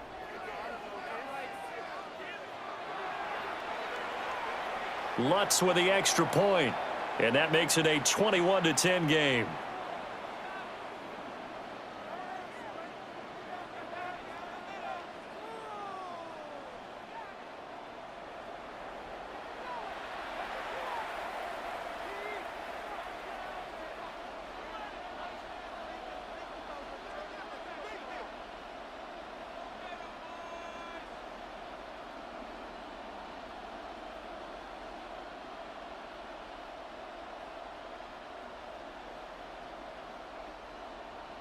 Maybe time for one play on offense. 7 seconds to go in the half as the kick is away.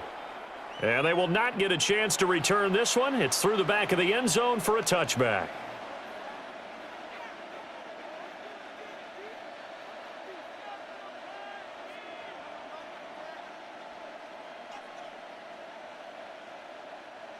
The Colts come to the line ready to start their next drive. And with 7 seconds remaining, not much time to really do anything. Jones throwing to start the drive. Oh, they'll certainly be on the tablets going over that one for sure. Clearly, they were expecting something else out of the defense and couldn't adjust to make that completion happen. And they line up now for what will likely be the last play of the first half. A final shot before break. Jones. He'll let one go deep for downs. That is incomplete. So halftime now here on Sunday night prime time. Let's get it to Scott Hanson in Orlando with our halftime report. All right, Brandon, thanks much. Welcome in, everyone, to the Orlando studios. Scott Hanson with you for a quick halftime report. We'll let both sides catch their breath and get their orange wedges as we're going to get ready for the third quarter action. So let's go back out to the stadium as we rejoin our broadcast team, Brandon Godden and Charles Davis.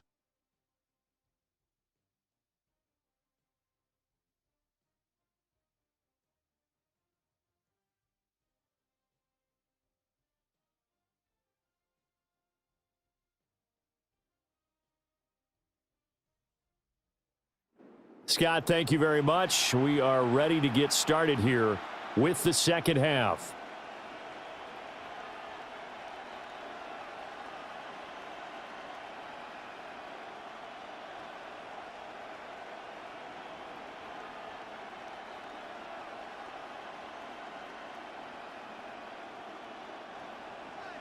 Broncos with a lead, and they will be receiving this kickoff here as quarter 3 is underway. Shoves him aside. And they'll get him down inside the 30 at the 27. Here comes the Broncos offensive unit here as they'll have it first to begin this third quarter.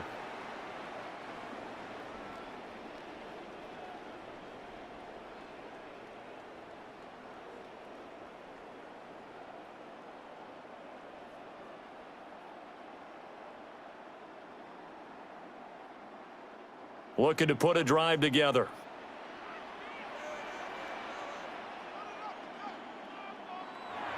He'll start with a handoff to Dobbins. He'll get a yard, that's all, as they get him down at the 28. Yeah, things were pretty stacked up there in the middle of the line. A lot of bodies, not much space. I think ultimately he was fortunate to get anything out of that run. Ball on the 28-yard line. Here's a 2nd down and 9. Off the play fake, here's Nix. And that's incomplete. Today's NFL, these big guys are featured receivers. They move them all over the place to try and find good matchups, and they had one. They were just unable to complete the pass.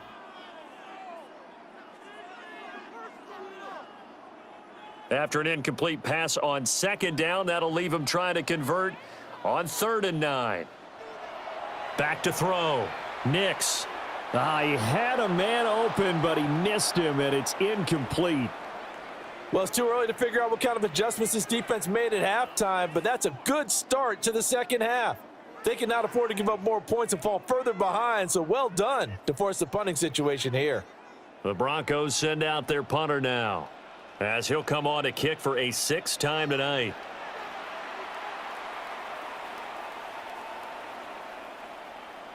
And he couldn't get it to check up. That kicks all the way into the end zone for a touchback. Here's the Colts now as they get ready for their first possession on offense of the second half. And their defense did its job by forcing the punt to start things out. And now, Charles, can the offense get in gear? I think, partner, you can sense them saying, okay, the first half was theirs, but now let's get the momentum back on our side. We forced a punt. Now let's go downfield and score. If we do that, we'll be set up well for this second half.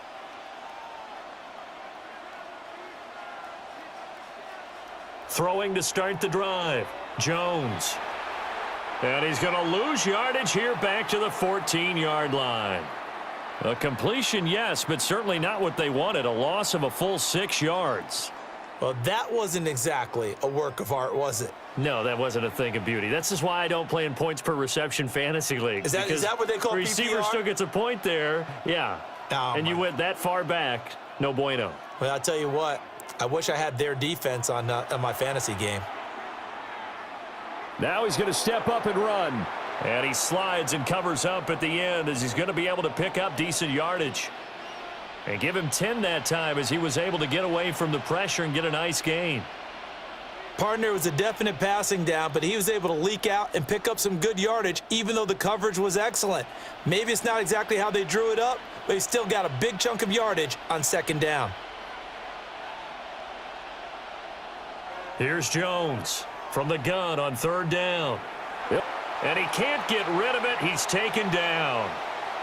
Alex Singleton making the play defensively.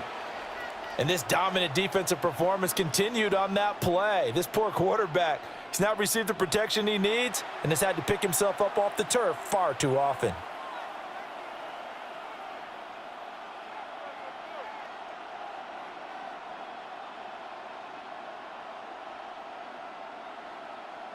Now here's Rigoberto Sanchez. He's been one of their few bright spots so far.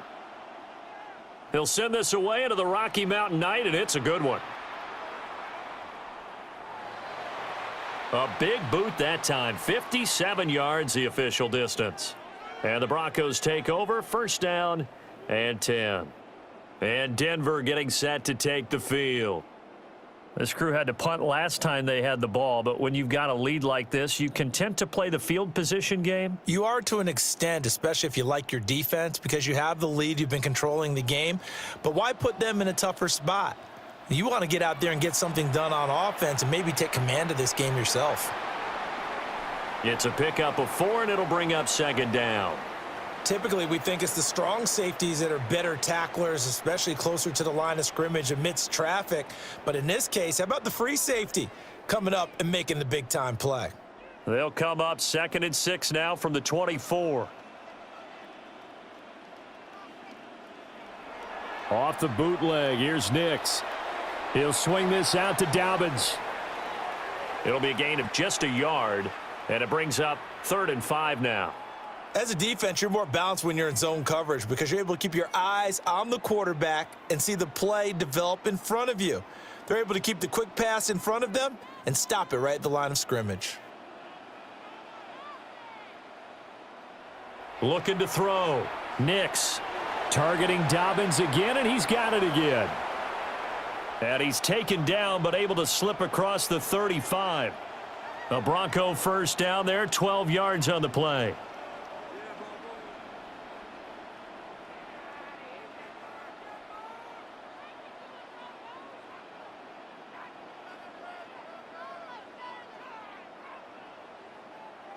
And now we get into the psychology of the whole thing, because a lot of teams with a 2-score lead in the third quarter, they almost become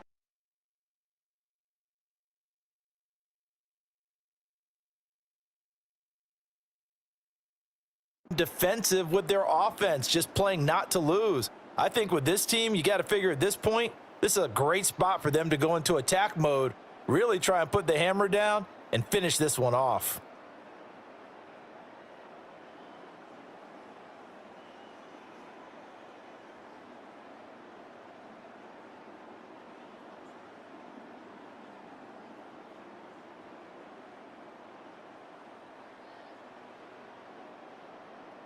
Line of scrimmage, the 37 on 1st and 10. On play action, here's Nix. Looking left side, and he's got a man. That's Franklin. Timing is so important on a route like this because he's going to line up out right and then cut straight across the field. I think the ball might have come out a count or two too late because by the time he was able to secure it, not much of a chance to turn it upfield. This 2nd and 4.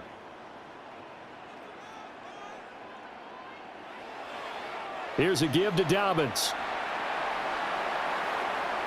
And they'll get this well past midfield before being stopped just before the 35. 78 yards rushing for him now with a couple of touchdown runs to boot. Thought they were going to have him down a lot earlier, but he was able to shed that tackle. Shows the value of the weight room, doesn't it? Shows the value of the attitude when you run the football. Don't go down easily. Break a few tackles. Gain some additional yardage. Right back to Dobbins on 1st. And they're able to get this one past the 30 to the 25-yard line. 11 more yards that go around, a first down as well. For a lot of guys playing this game, there's no better feeling than running right through a tackle. He's able to lower his center of gravity and churn his legs for a really nice pickup. On 1st down, he'll drop to throw. He'll complete this to Ingram as tight end. And taking it to the 15-yard line before he's brought down. 10 more there and another first down. What a drive this has been, just chewing up the yardage. And here's one of their best plays yet as they finally get down into the red zone and look to finish this off with 6.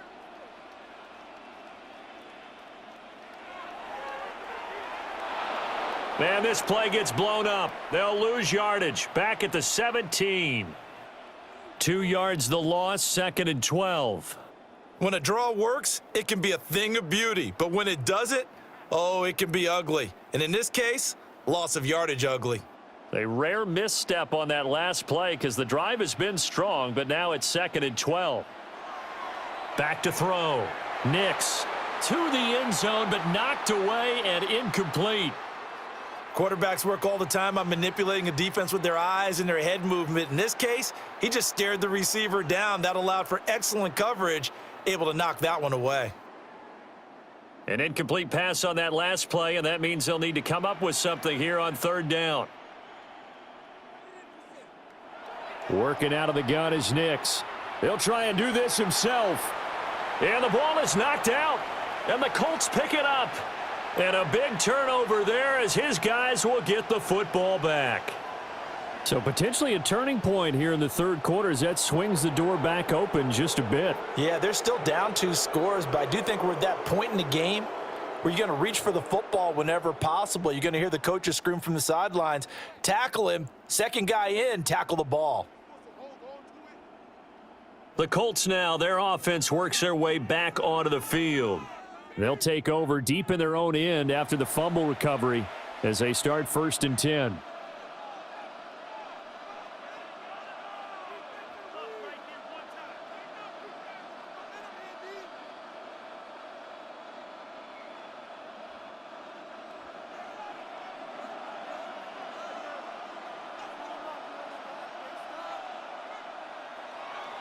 They'll run with Taylor to begin the drive.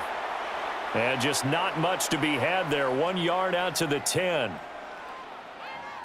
I know we can't hear what's going on in that huddle right now, but I'll guarantee you at least one offensive lineman is saying, my bad, we simply couldn't move them off the line of scrimmage. We've got to do a better job trying to root those guys out of there. This is 2nd and 8.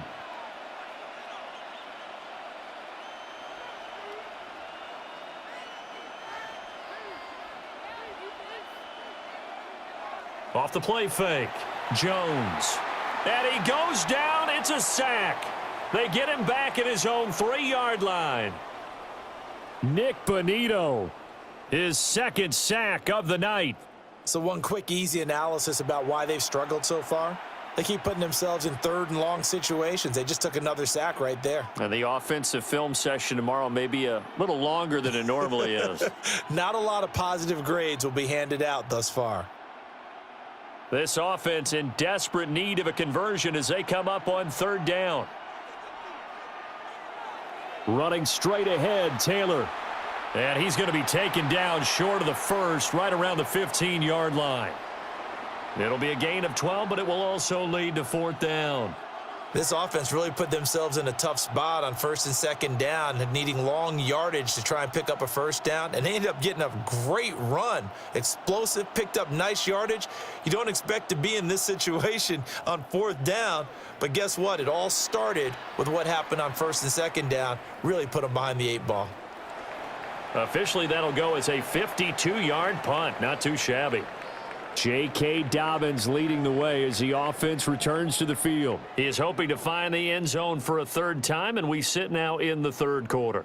And nothing would excite him more, but I think even more so, his offensive line. Anytime you've got a guy scoring that many times, that means you've done a really nice job in front of him. You're always giving props to the big fellas up front. It's always a good idea. Those are some massive men. They'll bring a receiver in motion left. The drive will commence with a run by J.K. Dobbins. And nowhere to run on the interior of that defensive line. He'll get back only to the line of scrimmage. Officially no gain on the play, and it's 2nd down.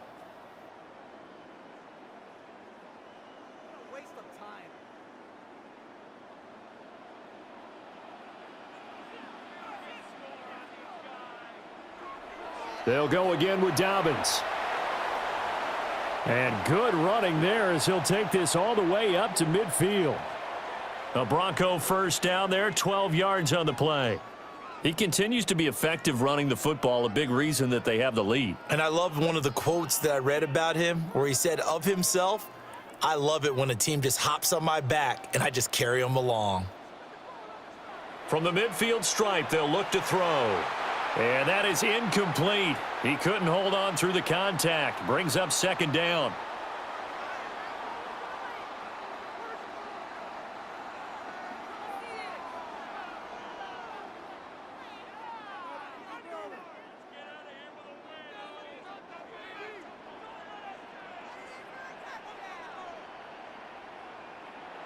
Now it's Nix. And he's going to have the hook up to Sutton. They get 7 out of that, so they're left with a 3rd and 3. In so many ways, throwing the hitch route is actually one of the safer things an offense can do. Get the ball out to the receiver as fast as possible, hope he's got man-to-man coverage, and hope that his athleticism wins on the perimeter. A good chance this is 4-down territory if they're unable to convert, but right now looking at a 3rd and 3.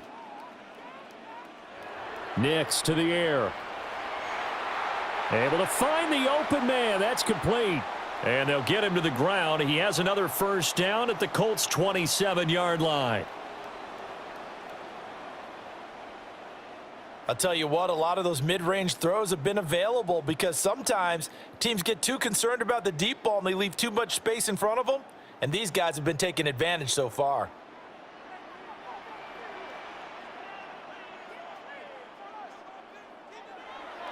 Now a handoff for Dobbins. And he's going to take this ahead for right around 3 yards, but no more than that. 2nd down. Yeah, I don't know if it's exactly a win-win, but if you're on offense, you'll take that kind of a run, all right? It was kind of stacked up, found a little bit of yardage, and frankly, they're pretty close to staying on schedule on offense. The playbook is still open for the coordinator.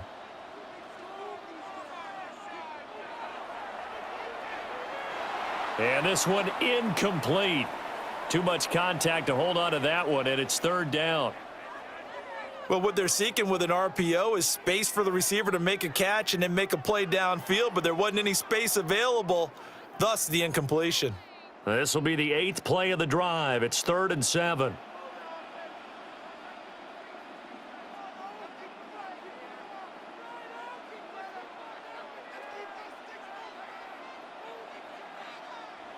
To throw, here's Nix. Oh, he had him. He was open, but he couldn't get it to him. It's incomplete.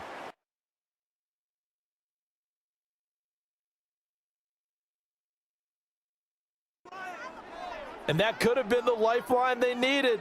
This is a play that could have been made. Instead, it's just going to fall incomplete.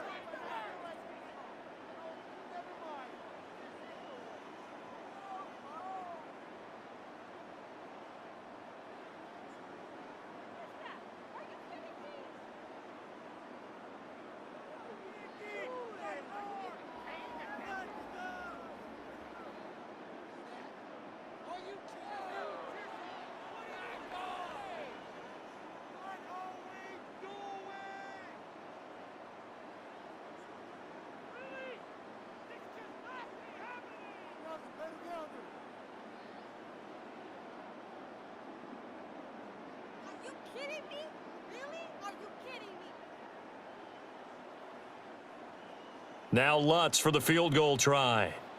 They'll spot it at the 30, so this is a 40-yard attempt. I don't think this will even, nope, it doesn't even get there. Well short, and this will remain an 11-point spread. Brandon, nothing short of a shocker here. I mean, this is pretty close to chip shot range. Most kickers, they're going to hit the top of the net, maybe even put it over the net. And I know this one didn't get blocked, yet it doesn't even get there.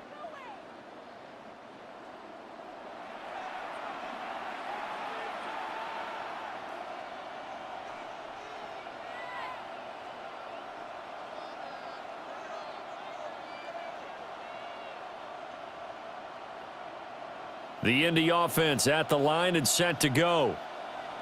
Charles, a very uninspired effort the last time we saw them out there. It was a quick 3-and-out, then they punted the football. Yeah, and you never want to get stopped so soundly during a series, but what would be even worse now is letting it happen again right here. They've got to get going.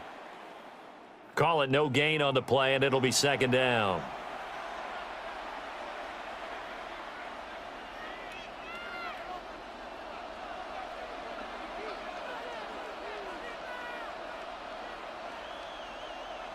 Now they'll throw here out of the gun. Just what they need, a lecture from me, but subpar offense is what helped get them into this spot. And now they're continuing the trend with incompletions. That won't get them out of it if they don't change something soon. Well, this is where the mile-high air really starts to affect an opposing offense. Guys moving a bit slowly here. It's 3rd and long. Operating from the gun, Jones.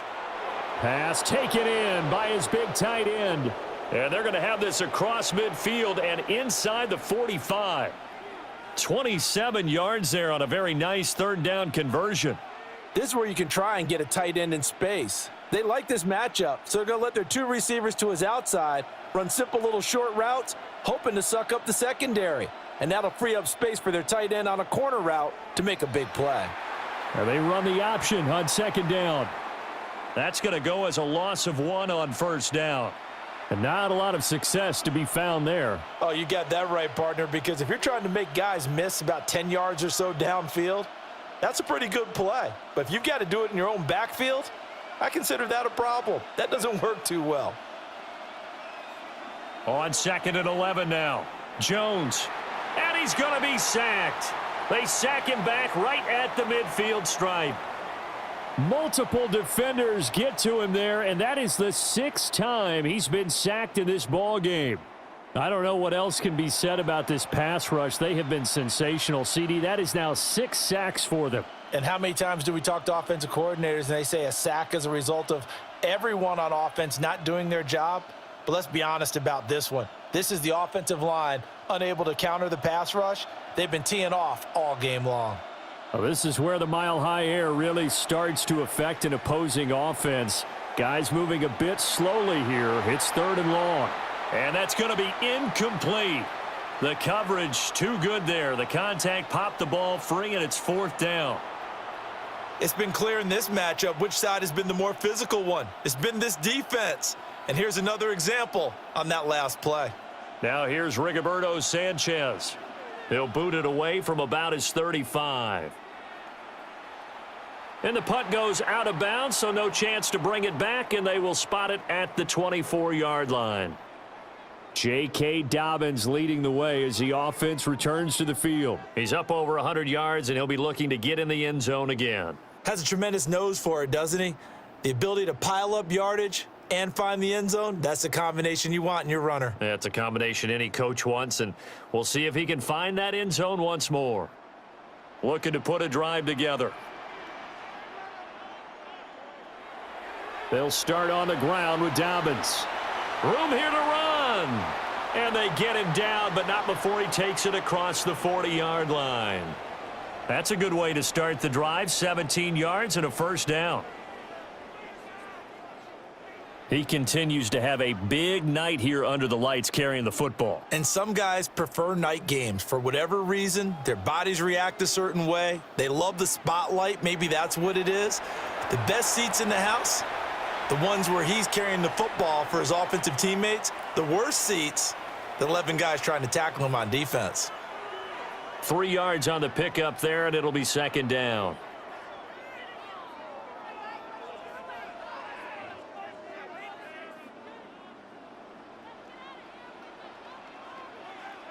Here's Nix.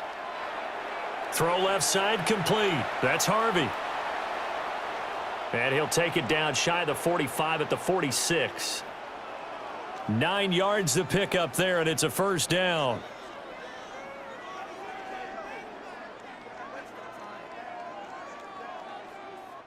One quarter remains here on a Sunday night. You are watching the NFL on EA Sports.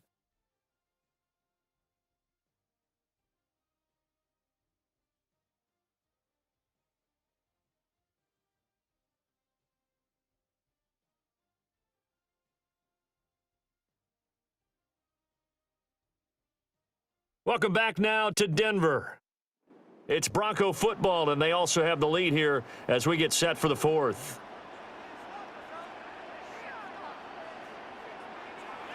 Here's Dobbins. And for one of the first times tonight, he's going to be held up at the line of scrimmage. It was Kwity Paye who made the stop coming off the edge. His carries tonight, they're getting up there, so maybe one of those every now and then is understandable. I would agree with that. Understandable every now and then. Sometimes you come back and you fake it to him and go play action. But other times you say, okay, they got him on that one. We'll come back to him in another carry. So the completion good for 6 yards. And now we've got a 3rd and 4. You can see the time and effort and thought that they've put into their passing game because it was evident right there. It looks like a simple pitch and catch. but you and I both know that they have planned for this and worked hard to make it happen. From the gun on third down, it's Nix. And that is too far out in front. He couldn't haul it in. Incomplete. I know coaches tell us all the time that having a powerful arm isn't the #1 thing they look for in a quarterback. But when you're trying to throw inside routes and you need to put some heat on it, it helps have the big gun. In this case, just a little bit too much.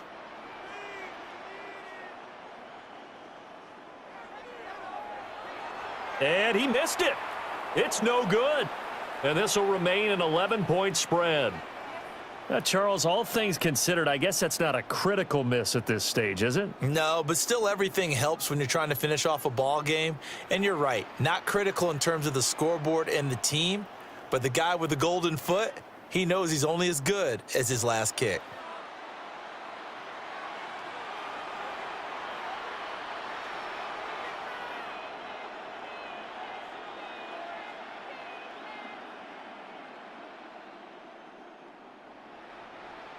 The Colts come to the line ready to start their next drive. And even with the missed field goal that we just saw, they still have to try and erase a 2-score fourth-quarter deficit. And they get to him after a gain of 6 to the 46. That's a staple of this offense. Drag route to the tight end. Yeah, he was unable to use his size to break off much more yardage after the catch, but still an effective gain nonetheless. From the 46, here's a 2nd and 4. Operating from the gun, Jones. His throw incomplete. I think he could have scanned downfield forever, but there wasn't anything available. Ends up throwing an incompletion, and I think he'll take that.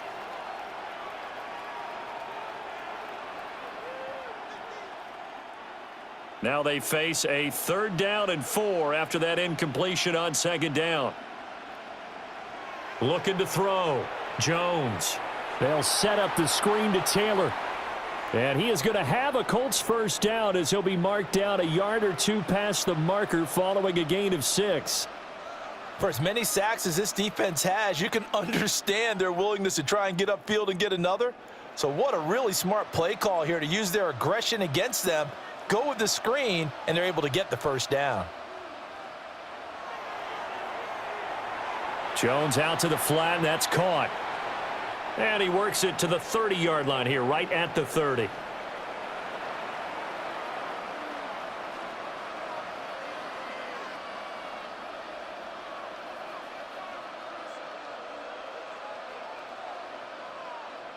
Second down and a yard.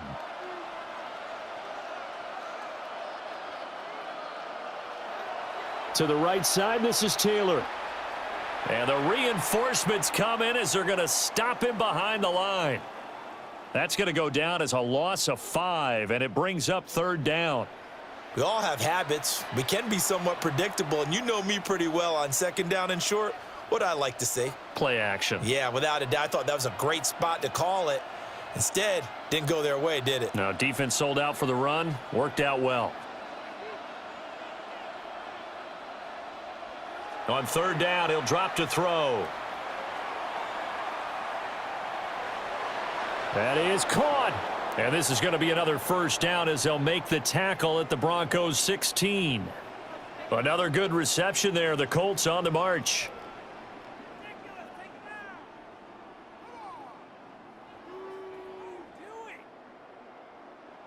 Well, every drive from here out is definitely crucial and critical. They know that they need to get at least 3 here to get it back to a 1-score game.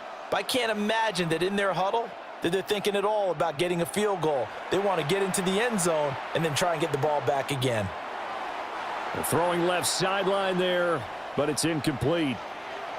I know he was trying to get the completion downfield, but the way this game has gone, with a few of the runs he's made along the way, he should have kept the ball and taken it with his feet downfield. That's the big play that shreds the defense. Instead, he thought to himself, I'm a quarterback. I've got to throw it. He bailed out the defense with that incompletion. Now he'll tuck this and run.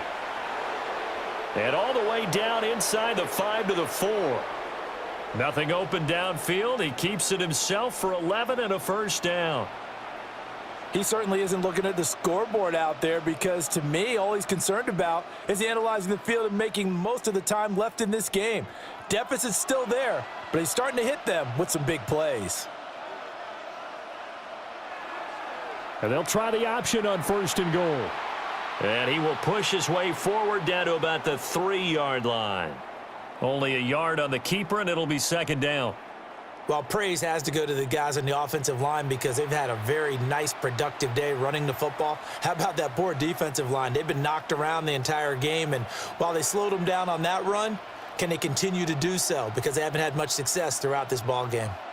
Taylor is going to take this one in for a Colts touchdown.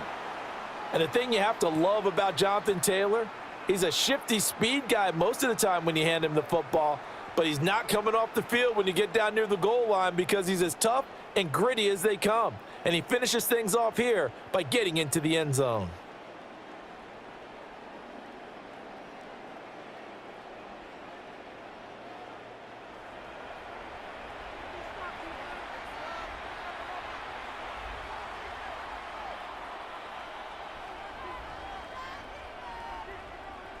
All right, now a big 2-point conversion attempt still to come.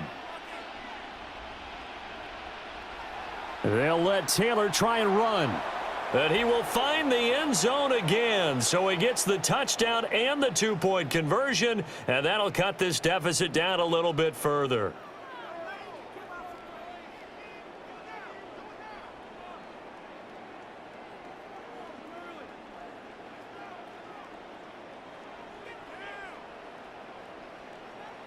I guess the coach looked at the 2-point cheat sheet, said go for it, get it to a 3-point game, and they did it. Yeah, and sometimes you just throw out time of game. You don't worry about that. There's just a feel sometimes in making that call, and he felt good about what he had for a 2-point conversion, and now they're only down 3 and feeling great about themselves.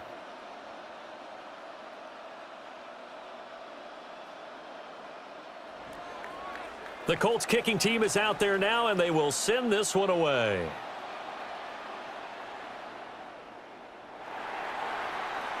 Oh, a dangerous return man showing it here. And able to break this out all the way to the 38-yard line. Great return.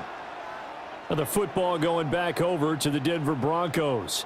They've been asleep for a little while on this side of the football, Charles, and the score is just a 1-score game now. Haven't had any points this half. What gives? Let's go old school here. All right, let's get back to the basics. Get back to running the football, high percentage throws.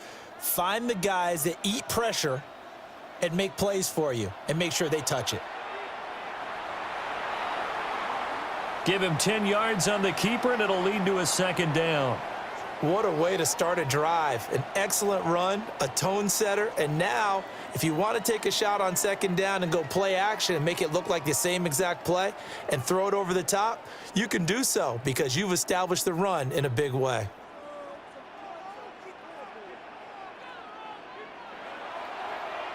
He's going to keep this again. A really nice effort that time. 12 yards on the keeper, picking up the 1st.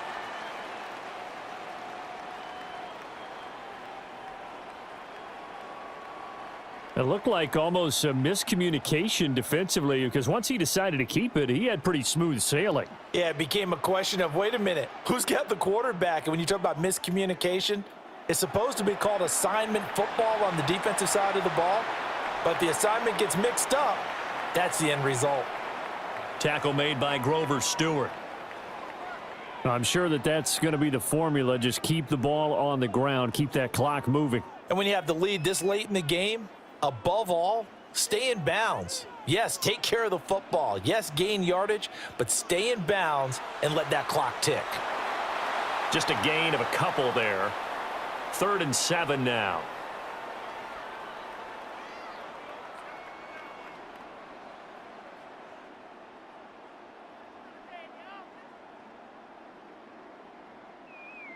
So 7 yards from the 1st down here as they come up to the line of scrimmage. Throwing Nix. He's got his target. That's complete. And he will have a Broncos 1st down as they're able to get the 3rd down conversion.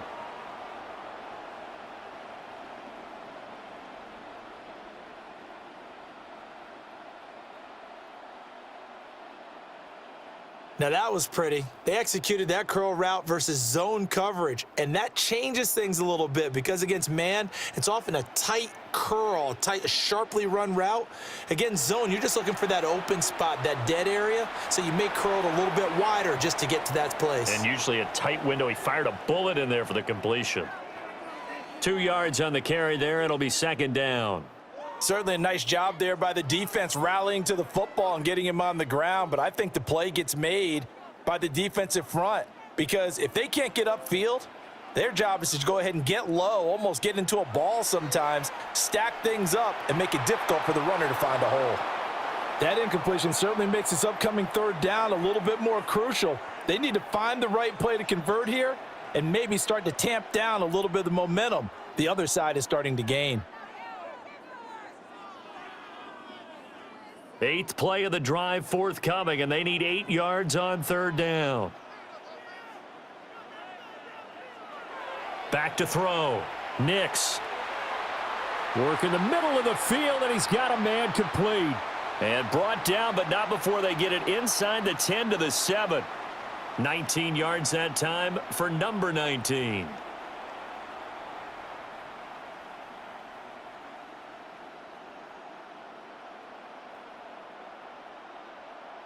And that certainly appears to be a critical conversion right there because not only do they keep the drive going, they take valuable time off the clock as well. They have to feel really good about that last completion. Off the bootleg. Nix. Just looking at it from a defensive perspective, when you break the huddle in the red zone, tight end is one of the guys you've got to key on because quarterbacks want the ball in their hands fast in this position, and they want to get it to someone. And in this case, he had the play. They just didn't complete it. They'll try again here from the 7 on 2nd and goal. Nix looking to throw again. And this throw incomplete. Now the defender all over him that time, but it's going to lead to third down. In the red zone, precision is the watchword. If the throw's a little too early, too late, maybe off a little bit, going to be a good chance that any attempt is going to be a contested one, and that one falls incomplete. They'll try and throw. Here's Nix. Setting up a screen for Harvey. And he was able to shed one tackle, but could not get away from there. 3 yards, all they could muster there, and it'll bring up 4th down. Well, there certainly was a lot going on that play. Every option in the end zone covered. No place to go with the ball. Had to swing it out to the back. A good job running and getting him tackled in the open field. The kick by Lutz is good. And that will double their lead as it's up to 6. So they get the 3, but you wonder now, is that going to be enough? Excellent question, because when I look at the smiles on that side of the field, they're a little tight, aren't they? If they had scored a touchdown there, those would be big half-moon grins right now because they'd feel a whole lot better about their position. And a touchdown in the other direction, all of a sudden they're down.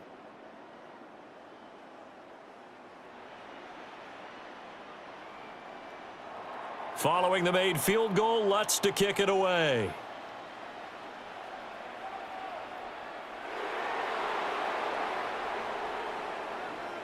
And a nice return sets him up pretty good here right at the 30-yard line. And now Indianapolis set to take the field. And they'll just simply be looking to build off the confidence of the last time out where they scored a touchdown. And confidence is powerful, isn't it? When you've scored once, you feel like you can go back out there and get it done again. Doesn't matter what the defense throws at them. They feel like they're in a groove right now, and they want to get out there and show it. Yeah, hoping to stay in that groove here this go-around. Looking to put a drive together.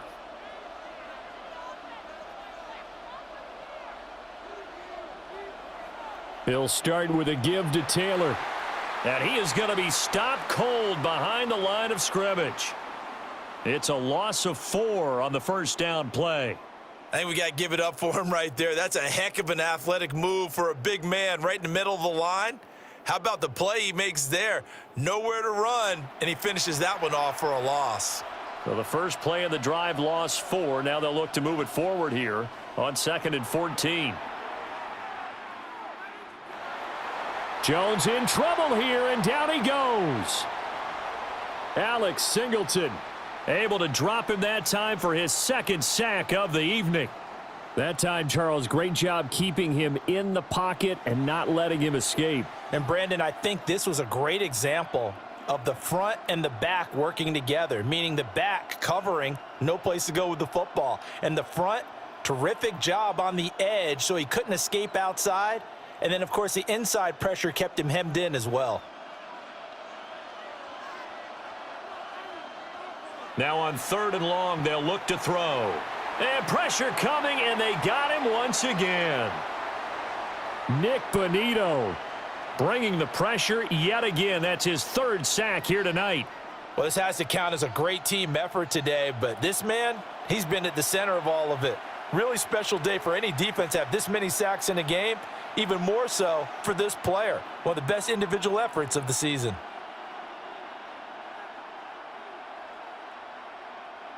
Now here's Rigoberto Sanchez as the drive goes backwards, so he's on to punt it away. And he gets this away, and look at this. This is a good one. It's taken to the 26. Call that one an even 60 yards, 6-0. And out will come the offense as they take over. Denver's offense ready to go again. Their defense got the stop, forced the punt, and now you really start to monitor the clock as they nurse this slim lead.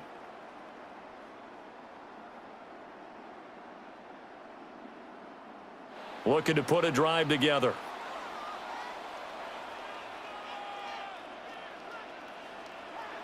On the ground, it's Harvey to start the drive. And not a whole lot of room to operate there on the first down run. He gets maybe 3.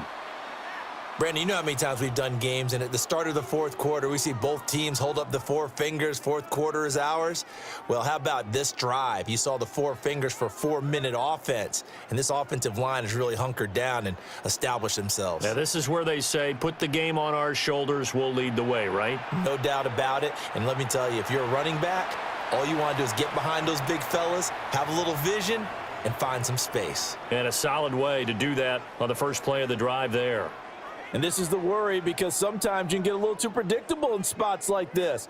You know you're going to run the ball, but they know you're going to run the ball as well. And now you look up and you're staring at an important 3rd down. To throw is Nix. They'll try and set up the screen. It's complete. And he'll be out of bounds up near the 45 at the 44. 7 yards there, good enough to move the sticks. And that pickup of a first down, that's going to leave a mark, because they really needed to stop them there, didn't they? Oh, so frustrating. Defensively, you're a play away from getting that football back here, down late, tough. Now they've got to find a way to create a turnover or takeaway. Otherwise, this one will probably get away from them. The Colts going to use the first of their timeouts. And as the two teams talk it over on their respective sidelines, we take a break.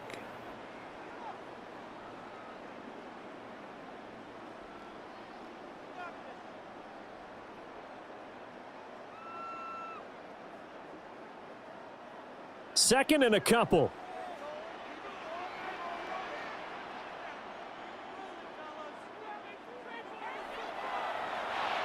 Oh, he'll want that one back. Incomplete. He doesn't drop too many in that department. 3rd down. One thing we know about RPO throws, they don't take long to develop. He had him wide open to the outside, hit him with it, but I think his eyes were looking downfield trying to see that open grass. Ends up dropping it. That's a missed opportunity. Nix from the shotgun. And unable to connect. If he had caught it, it would have been a first down. Instead, it's 4th. Partner's not just a little slot receivers get a little trepidation going across the middle. Even the big guys, even guys like a tight end, they got a little concern going across there, going through the briar patch. Maybe hearing some footsteps, getting a little gator armed. So they're forced to punt on 4th as this one's away. Now Jonathan Taylor and the Colts offense retake center stage. He is knocking on the door for 100 yards in this ball game. And it's so important. It doesn't seem like it's that big of a deal, just short of it, a little bit over. A little bit over feels better to everyone. Offensive line, running back, team totals, just something magical about breaking that barrier. He's right there on the doorstep now. Looking to put a drive together. A carry by Taylor to start the drive. He had to fight that time. Ran through one tackle, but ultimately he's only going to get back to the line of scrimmage. Absolutely love the effort there. The ability to flow from his inside spot and stop that one at the line of scrimmage. Nice linebacker play. Another try, 2nd and 10 now. Throwing Jones. And the Broncos get there and take him down. Multiple defenders there to drop him for a loss of 4.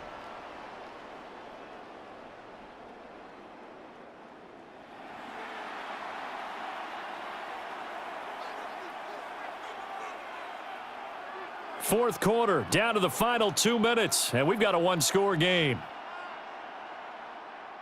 So the Colts in possession of the football as we get you reset. They face a critical 3rd down now, needing a score here in the late going. Now a desperation throw deep downfield. And they nearly get this all the way to midfield. Mark him down at the 49.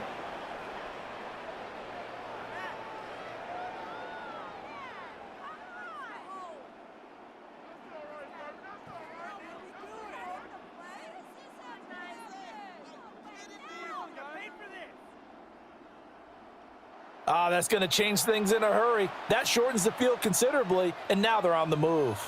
Plenty of time and 2 timeouts still at their disposal. 1st and 10 here. A quick throw there is incomplete. Whew, that's certainly not the worst thing. It stops the clock and lets your offense catch its breath and lets us exhale a little bit.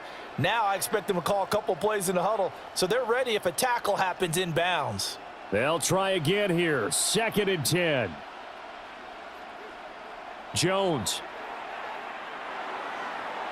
And his throw's going to be incomplete. Back-to-back incompletions, but we know this is definitely 4-down territory. Time not on their side. I don't think they want to try and get the 1st down in 2 installments. I think they got to go and get it right here, right now. Well, this crowd is making an impact right now. 3rd and 10. To throw is Jones. Open man is Downs. He's got it. And this is going to be another 1st down as they'll make the tackle at the Broncos' 32-yard line. Partner, they're clearly saving those timeouts, but they still have to work with some urgency to put themselves in the right position. Here's 1st down. Jones. And he's got Pierce. Now the Colts going to burn the 2nd of their timeouts as they get it with under a minute to go now in the football game.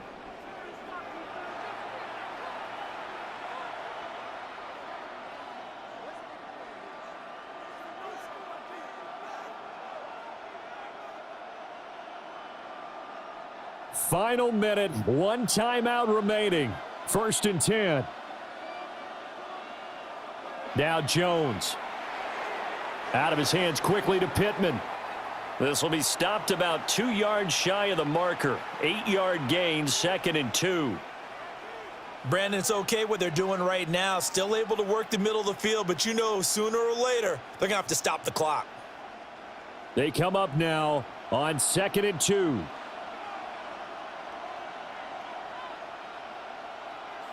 Here's Jones. Now he's going to step up and run. And he is in as they have tied it late here in the final minute of the 4th quarter. They got the dramatic score to tie the game here late 4th quarter. Now all eyes resting on the foot of one man. Yeah, no doubt about it. And your brother called me before the game. That's his guy in fantasy. He needs this one badly.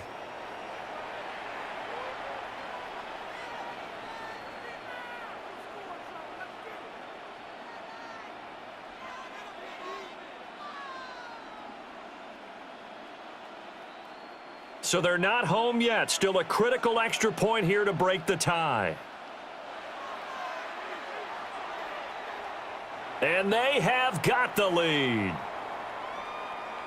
So that drive consumes 9 plays all told. And it ends with a 3-yard scoring run.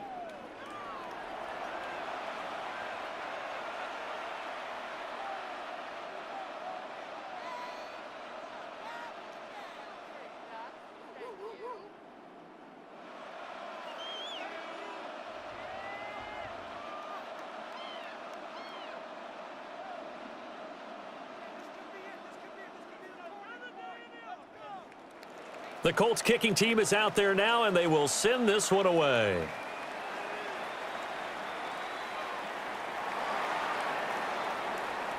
And he'll get it up past the 20 to about the 22.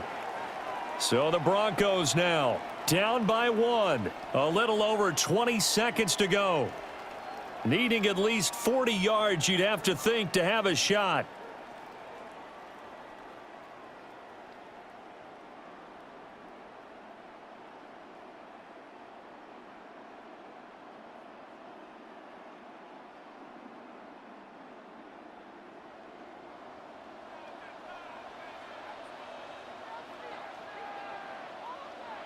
They'll look to throw. Finding Sutton. Now the Broncos are going to call the first of their timeouts, as they'll stop it with 17 seconds to go in the game.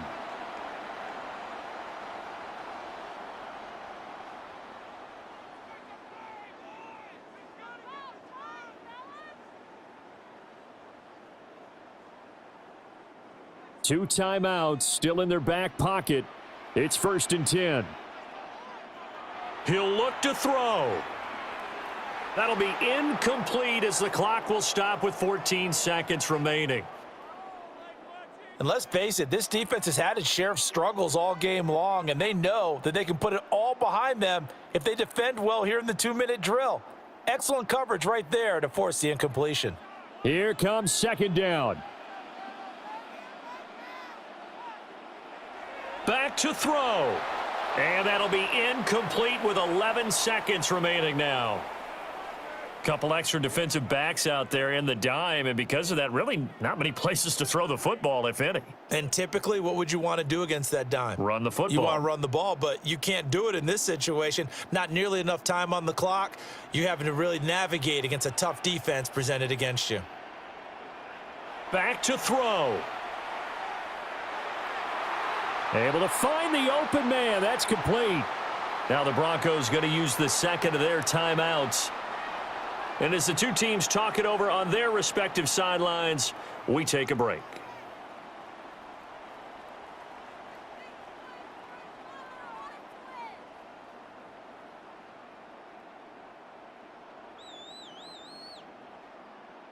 So it all rests now on the right leg of Will Lutz. And the clock will now stop as a timeout is called with 5 seconds left.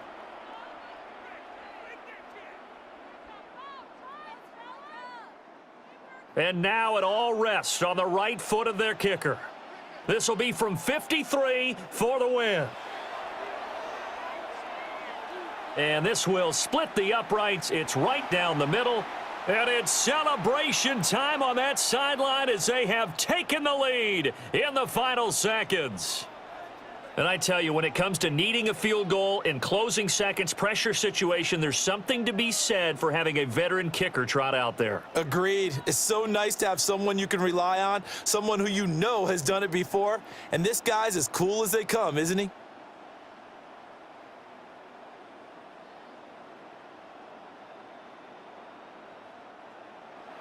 Following the made field goal, Lutz to kick it away. And with time of factor here late, he'll just take a knee, and they'll start things out at the 25.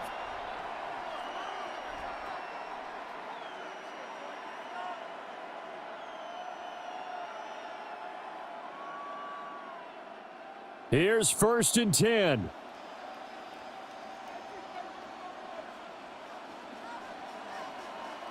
One final shot. They'll look to throw. He's going to let it fly. And it's incomplete. So their final drive comes up empty. And with that, the ball game is over. And a fun, close ball game comes to an end. On that last play, Charles, they were on the wrong side of midfield. They needed something near a miracle, and they couldn't get it done. Yeah, the effort, that was good. Very good, in fact. They were just a little too far out to get a decent look at the end zone for that last opportunity. Couldn't get it done, but a nice game overall. So that'll do it for my partner, Charles Davis, and the best darn crew in the industry. I'm Brandon Gaudin. This has been a presentation of the NFL on EA Sports. The Broncos are winners as we say so long from Denver.